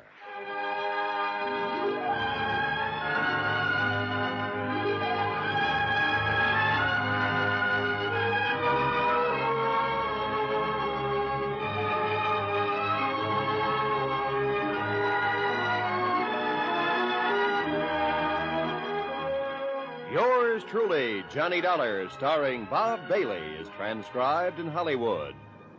Written by Robert Reif, it is produced and directed by Jack Johnstone. Be sure to join us tomorrow night, same time and station, for the next exciting episode of Yours truly, Johnny Dollar. Roy Rowan speaking.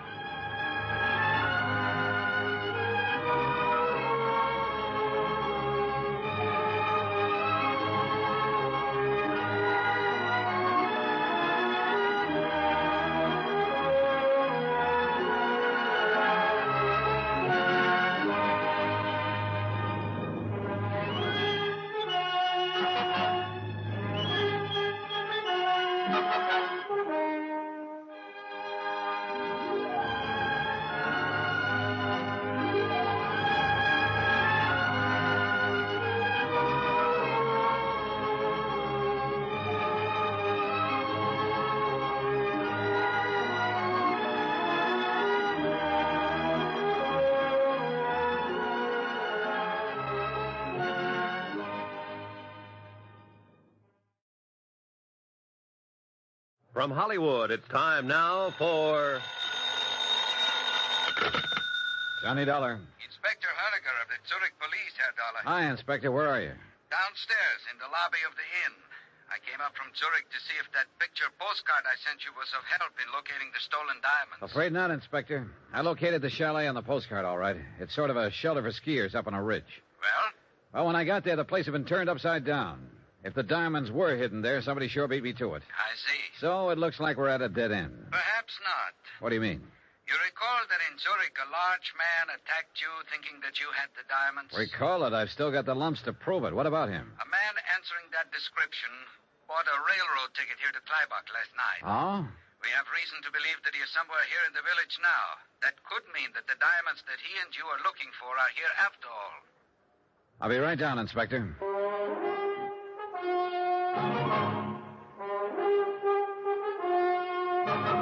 Tonight and every weekday night, Bob Bailey in the transcribed adventures of the man with the action-packed expense account, America's fabulous freelance insurance investigator. Yours truly, Johnny Dollar.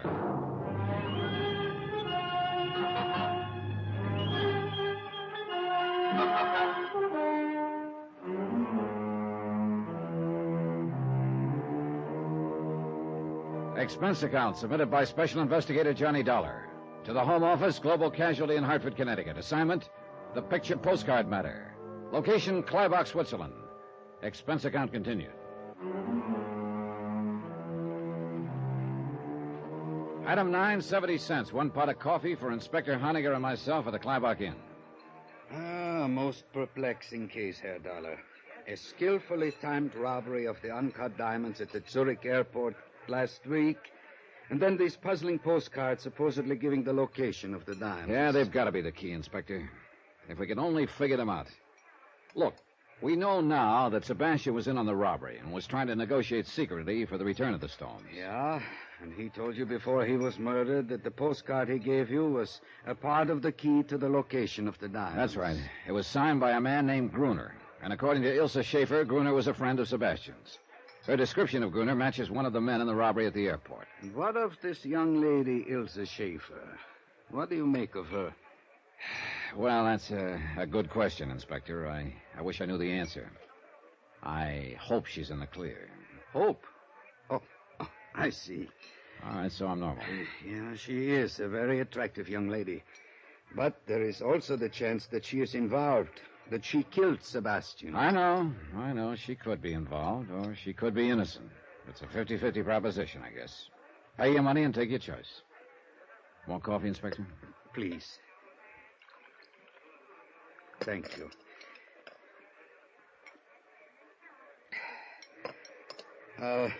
What is her story? Well, I finally got her to admit she didn't share my cab in Zurich and leave her purse in it just by coincidence. It was Sebastian's idea to make it look like she'd passed something along to me.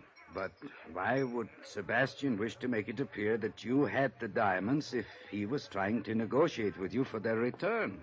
That does not make sense. Actually, I think it does, Inspector. It could go together this way. After the robbery, the gang split up. Gruner was to hide the diamonds, then get word to Sebastian as to their location. Of this much we are fairly certain. Okay. But now Sebastian gets the bright idea of double-crossing his buddies. He gets in touch with the insurance company I represent, and they send me to Zurich to negotiate with him. I still do not... In the meantime, though, another outfit has moved into the picture and is trying to grab the stones from Sebastian and his boys. Yeah, that would explain many things. Sure it would. That's why he rigged that deal with Ilse in my taxicab, to make it look to the other outfit like I had the stones. That would take them off his neck for a while. Yeah, he was playing me for a patsy. But I've got to admit it was a pretty fair scheme. Then later, Sebastian contacts you and gives you the first postcard. Mm-hmm. He tells you it is part of the key to the location of the diamonds. That's right. But Sebastian didn't move fast enough, so he wound up dead. But his Confederate Gruner sent him a second card. Oh, probably mailed before Sebastian was killed. It is possible. Now, the first postcard is a picture of this Kleibach Inn. Yeah, and according to Otto, the innkeeper, it's not the best picture of the inn. I asked him about Gruner. He said he thought he'd heard the name somewhere, but that Gruner hadn't been a guest here. Perhaps he is down in the village. Well, I'm going to check that today. But if the diamonds are in the village, why the postcard of the inn? And why the second postcard of the ski hut on the ridge? I do not know. Is there anybody here at the inn that you suspect of being an accomplice of Gruner and Sebastian? Ilse Schaefer, for one. She claims Sebastian told her he'd meet her here in a few days for some skiing. I see. Anyone else? An Englishman named Geoffrey Harris. He seems pretty interested in me. Claims he thought I was a friend of his from London. He might be telling the truth. Yeah, he might be. But I found out he likes to climb mountains. And he was up there somewhere this morning when Ilse and I were skiing and got shot at. Do you think Fräulein Schaefer could have maneuvered you into that position? Well, if she did, she had a lot of confidence in the marksmanship of her buddy in the rocks. And you told me she suggested a route of escape which ended suddenly at a cliff. Which I almost went off of. Yeah, Inspector, I hate to say it, but she could be the one. And I've got to find out one way or the other. Which means I'm going to stick pretty close to her for the time being. I gather that prospect is not entirely unpleasant to you. But be careful, Herr Dollar. She could be dangerous. So could Geoffrey Harris. On my way to the ski hut this afternoon, I spotted him down the mountain from me. And the ski hut had been torn apart. Yeah. If the diamonds were there, they're gone now. And Harris could be the boy who beat me to them. If he or anybody attempts to leave Kleibach, one of my men at the railroad station will report it. Well, I must be getting back to Zurich, Herr Dollar. Who knows? Perhaps these postcards are just decoys. And the stones are still in Zurich? No, I'd bet my bottom dollar they're here in Kleibach somewhere. If I could only figure out the meaning of those postcards. Yeah. Otherwise, why would the man who attacked you in Zurich have come here? He must be hiding out in the village somewhere. Well, perhaps I can turn up something else of help in Zurich. Right now, Inspector, anything would be of help, believe me. After Inspector Honegger left, I studied the postcards again, but I got nowhere. One of the inn, the other the ski hut. What did they mean? I went out on the balcony outside my room and looked up at the mountains. But I couldn't see the ski hut from there. A ridge was in the way. I did see something else, though. 3 rooms down the balcony, Jeffrey Harris's French doors were open. His room was empty. So I decided to have a look. I wasn't sure just what I was looking for. Something, anything that would indicate whether or not Harris was involved in the whole thing. I worked my way to the closet, turning up one big nothing. His clothes were hung neatly in place, and in one corner was stacked some climbing gear. I reached around behind it, and my hand touched metal. I pulled it into view. A rifle with a telescopic sight. I sniffed at the barrel. The gun had been fired recently.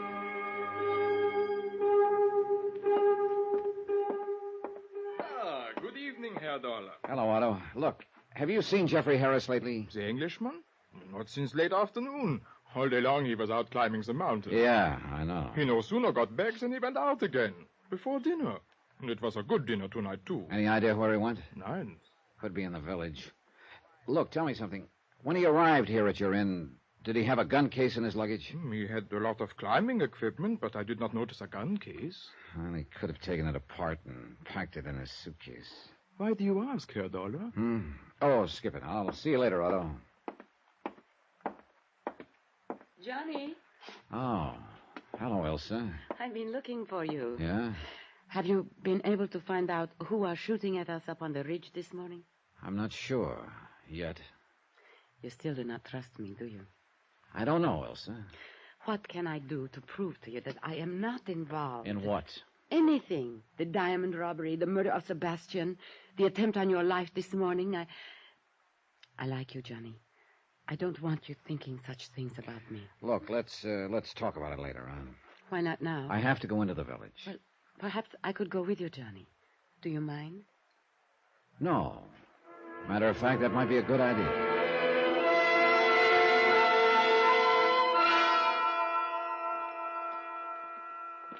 Nice in the village tonight, isn't it? Yeah, it is. Quiet, too. You seem to be looking for something, Johnny. For someone, Elsa. Who? The Englishman, Jeffrey Harris. Oh? You told me you'd never seen him before you came here to Kleibach. That is right. Then he wasn't a friend of Sebastian's. Well, not as far as I know. Well, an hour ago in Harris's room, I found a rifle with a telescopic sight. You mean that Harris is the one who shot at you this morning? Otto, the innkeeper, told me Harris went mountain climbing today. I saw him on his way down late this afternoon. But he isn't at the inn now. You think he's down here in the village? Maybe. That's why. What's the matter? Hold it, Elsa. Well. Looks like maybe the village isn't so quiet after all. What do you mean? I think somebody's following us. What? Come on, now, start walking. Yeah. Where? Across the street and back a ways in the shadows. Oh, what are you going to do, Johnny? Figure out a way. Wait a minute. That alley up ahead. We'll turn into it. Oh, Johnny. Don't turn your head, Elsa. Okay, into the alley now. Good. He can't see us here. Who do you think it is? I don't know. Bruner, Jeffrey Harris, even the guy who jumped me back in Zurich thinking I had the diamonds. Keep going. You think he'll come into this alley? That's what I'm hoping. All right, now here we are. The doorway here will do very nicely. Look, Elsa, you keep going down the alley. Cut across to the next street and go back to the inn. But what are you going to do? Wait for him. Go on now, go on. No, Johnny. Look, you do as I want to stay with you. Don't be silly. It could get a little rough around here all of a sudden. There's Johnny. nothing you can do here, Elsa, so do what I tell you. Now get moving. Now. She looked at me a moment, then went down the alley and out of sight. A couple of minutes went by. Nothing. Then I heard steps. He was approaching the alley, whoever he was. Now he was at the entrance. I pressed back into the doorway. A few more feet. Oh, wait a minute. He decided not to bite. I edged out of the doorway and back to the mouth of the alley. Then I stuck my head around the corner. Nobody. He must have ducked into a building or down the street. It sounded like Ilsa from the next street. I cut through the alley. Then I spotted a couple of people in front of a small hotel down the street. They were jabbering excitedly. There was a man crumpled up on the ground. Ilsa saw me and ran over. Johnny. Oh, Johnny. What's the matter, Ilsa? He fell out of the upstairs window, almost in front of me. Who is it? It's Sebastian's friend, Gruner. Gruner. The guy who'd been writing postcards to Sebastian. Gruner. The only man in the world who knew where the diamonds were hidden. My one lead. Dead.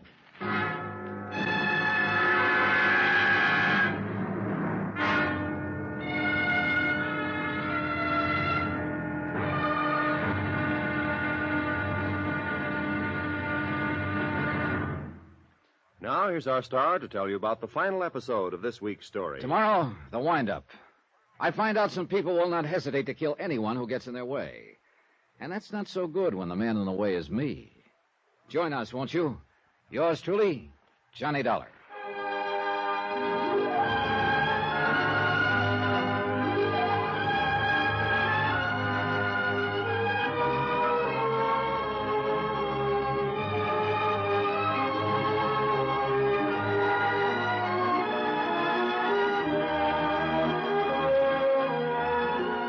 Truly, Johnny Dollar, starring Bob Bailey, is transcribed in Hollywood. Written by Robert Reif, it is produced and directed by Jack Johnstone. Be sure to join us tomorrow night, same time and station, for the next exciting episode of Yours Truly, Johnny Dollar. Roy Rowan speaking.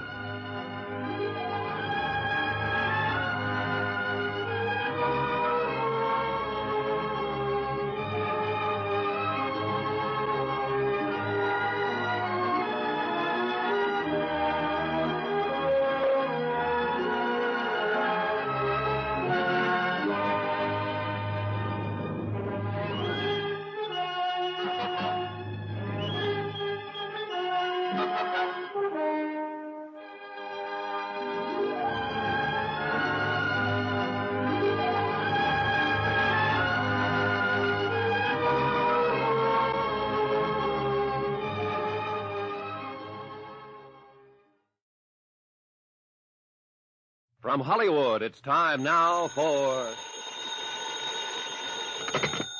Johnny Dollar. This is Otto, the innkeeper, Herr Dollar. Oh, good. I was away from the desk for a few minutes and just received the message that you called. Look, Otto, I'm at the little hotel down in the village. You're not planning to move out of the Clybark Inn, I hope? No, listen. I want you to do me a favor. Of course. Have you seen Jeffrey Harris? The English gentleman? No. Then keep a sharp eye out for him. Oh. Yeah, and the minute he gets back to the inn, call me. But don't let him know you're calling me. Whatever you say, Herr Dollar.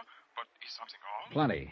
This man named Gruner I've been looking for. You have found him? I've found him, all right. Dead. What? And it looks like his killer is here at this hotel.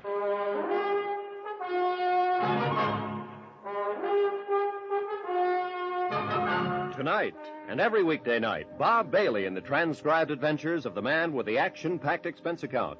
America's fabulous freelance insurance investigator. Yours truly, Johnny Dollar.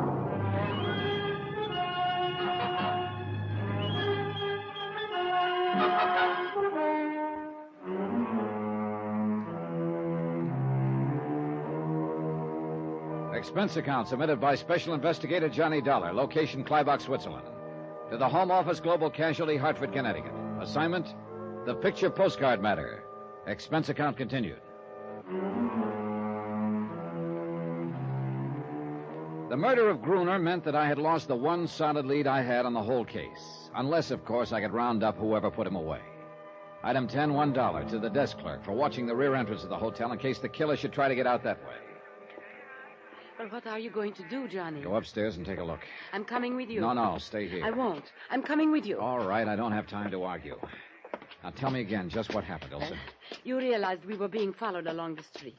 You decided to wait in that alley, and I was to cut through to this street and go back to the inn. Yeah. Go on. Well, when I got to the street, I heard a man cry out. Then I saw Gruner fall from an upstairs window. He was dead. He fell from a corner room? Yes. Well, that'd be this door over here. Okay. Get back against the wall, Elsa. All right. Be careful, Johnny. Yeah.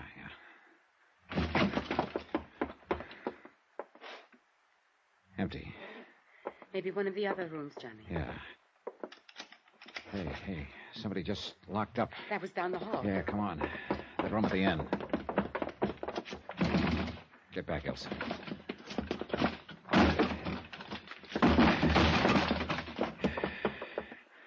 Gone. The window. Yeah. Oh, great. A fire escape. Uh-oh.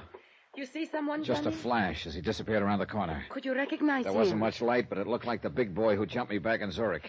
Then it was he who killed Gruner. Could be. And Gruner was my last lead to those stolen diamonds. You think that man who got away now has them? I don't know. If he does and tries to leave town, Inspector Honegger's man will pick him up at the railroad station.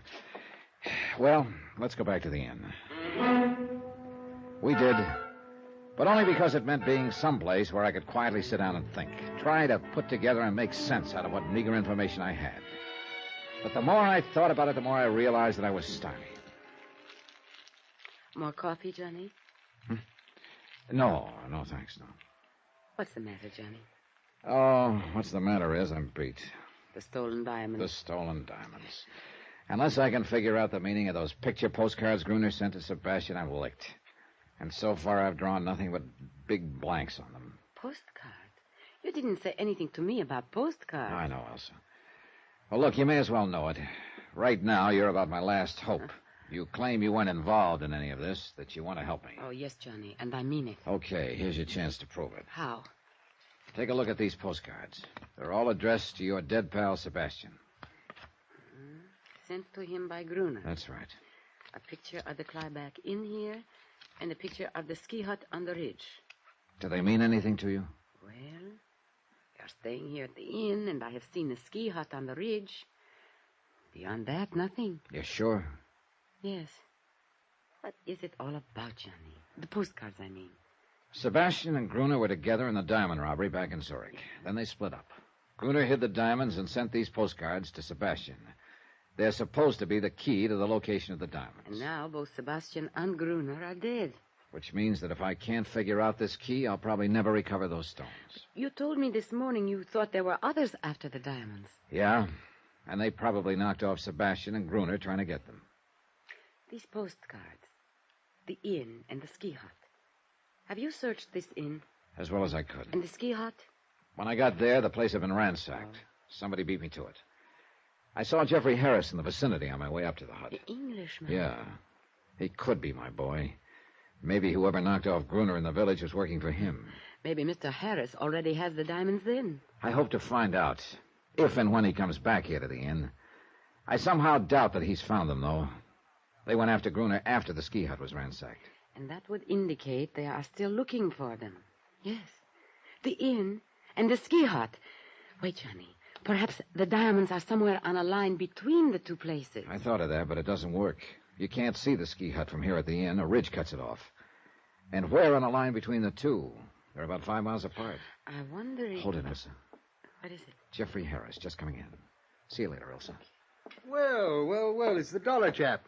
Yeah, that's right, Harris. The dollar chap. Enjoying your stay at Clyback, old man? Well, let's say it's been interesting. Delightful place, really. I'm a bit of a mountain climber, you know. Yeah, I know. Oh, you do? I didn't think my reputation had spread that much.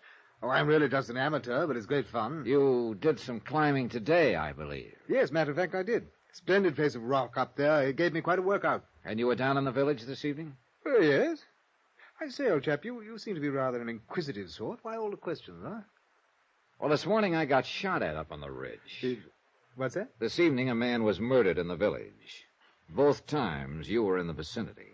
Oh, now, look here, Dollar. Let's not be absurd, right? I'm sorry that someone was potting away at you this morning, but I assure you I had nothing to do with it, and I didn't even know about the murder in the village. Plus the fact you've been pretty interested in me ever since I arrived here at the inn. Yes, but I've explained all that. I thought at first that you might be my old friend Bunny Dollar from London. Look, let's quit talking about old Bunny Dollar and start talking about that rifle of yours with a telescopic sight. Don't be ridiculous, old boy. I don't have any rifle. Well, I just happen to have found one in your closet today. I say, you are a snooper, aren't you?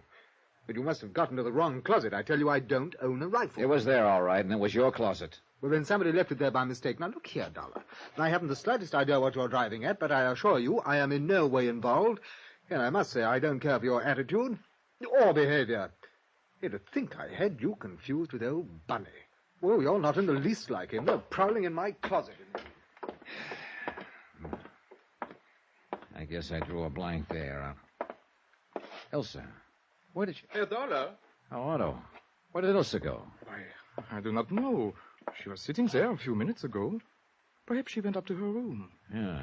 Herr Dollar, this man you were looking for, Gruner. I'm not looking for him anymore, Otto. Like I told you over the phone, he got himself killed in the village this evening. I know. And that is what made me think you might be interested in this. Oh, hey, another postcard. Where'd you get it? It arrived today. It was addressed to the man called Sebastian in care of my inn. That means Gruner didn't know Sebastian was dead. Hey, this could be the missing part of the key. Key? A picture of the village square. Does that mean something to you, Herr Dollar? I'm sure it means something, all right. But I'm not sure what. I went to my room and put the 3 postcards side by side. The inn, the ski hut on the ridge, and the village square. The trouble was I couldn't be sure this was all there was to the key. Maybe Gruner had planned to send more cards, but he wouldn't be sending any now. Yeah, from any point of view, I was getting nowhere. Then I stopped cold. Point of view. I looked at the cards again. You couldn't see the ski hut from the inn, and you couldn't see the inn from the village. But maybe, just maybe, there was some point from which you could see all 3. I went downstairs and outside. It was a moonlight night. I started walking slowly toward the village, keeping the inn in sight behind me. Finally, I came to a point in the road where I could see both the inn and the village square in the distance. But I still couldn't see the ski hut. There was a ridge in the way. I started cutting across a field. It looked like a little deserted farm. A shed loomed up in front of me, a small, broken-down barn. And then, just as I got to the barn, the ski hut on the ridge came into view. I stopped and checked. Yeah, I could see the inn, the village square, and the ski hut. And this was the one point from which the scenes on all 3 postcards were visible. This had to be it. I went inside. The barn was empty except for some straw in one corner. I ran my hands through it, and I pulled out a leather case. The moonlight streaming through the broken roof told me I finally found the uncut diamonds. Wait a minute. Somebody outside. I froze against the wall in the shadow. He came in. I let him get close. Then I dove at him. I gave him a couple to the midsection and he crumpled. I dragged him to his feet. No, let's go off. Well, my old friend who jumped me back in Zurich. Who are you? Come on. No, don't. No, I am Anton. Your outfit was trying to get the diamonds away from Sebastian's boys, huh? Yes. When you jumped me in Zurich, you thought I had them. Then you followed me here to Kleibach. And you killed Gruner trying to make him talk. Okay, who are you working for? Spell it. No, nobody. I am working alone. Don't give me that. You haven't the brains to mastermind a deal like this. Now, who's the boss? I can't tell you. Open up, Anton. Start talking. That is enough, Herr Dollar. What? Otto. Stand very still. Well, so the little innkeeper is Anton's boss. You stupid fool, Anton. Yeah, well, what could I do, Otto? I didn't know he had me approaching. One blunder after another. But I think I get it now, Otto. It was you who shot at me up at the ridge this morning. Then you planted the rifle in the Englishman's room. I realized after I had missed that perhaps it was just as well, Dollar. Sure. You realized I might be able to help you. You couldn't figure out the location of the stones, although you had one of the postcards. But you knew I had the other 2 and might be able to figure out the 3 of them. Why not? So you gave me the 3rd card, hoping I'd lead you to the diamonds. Which you very obligingly did. Give me the diamonds, Dollar. I will take them. Stand back, Anton. What? But Otto... Sure. You don't think he's really going to split with you, do you, Anton? What do you mean? Otto... Stay where you are, Anton. You have served your purpose. After all I have done for you, why, you stand back! Anton started for Otto, who took his eyes off for a second. That's what I was waiting for. I dove at him just as his gun went off. Anton crumpled, and after a fist in his face, Otto did likewise. I knelt down and picked up his gun. All right, Otto. Just hold it where you are. But my shoulder, I'm hurt. Don't worry, Anton. There's enough of you left to talk to the police. And you know, I got a hunch you're going to be a real cooperative witness.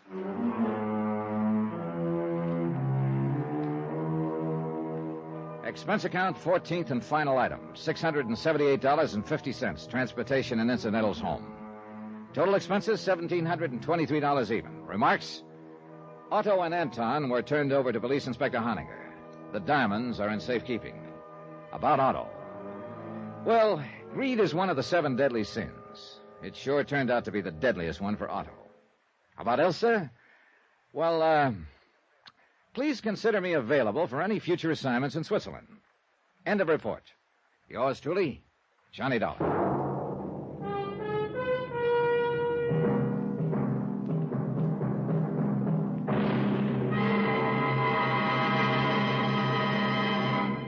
Now, here's our star to tell you about next week's story. Next week, there's uranium, they say, in the Arizona hills. There's also a killer with 3 victims behind him, and he's looking for another. Join us, won't you? Yours truly, Johnny Dollar. Yours truly, Johnny Dollar, starring Bob Bailey, is transcribed in Hollywood. Written by Robert Reif, it is produced and directed by Jack Johnstone. Heard in our cast were Lucille Meredith, Victor Perrin, Forrest Lewis, Stan Jones, and Ben Wright. Musical supervision by Amerigo Marino. Be sure to join us on Monday night, same time and station, for another exciting story of yours truly, Johnny Dollar. Roy Rowan speaking.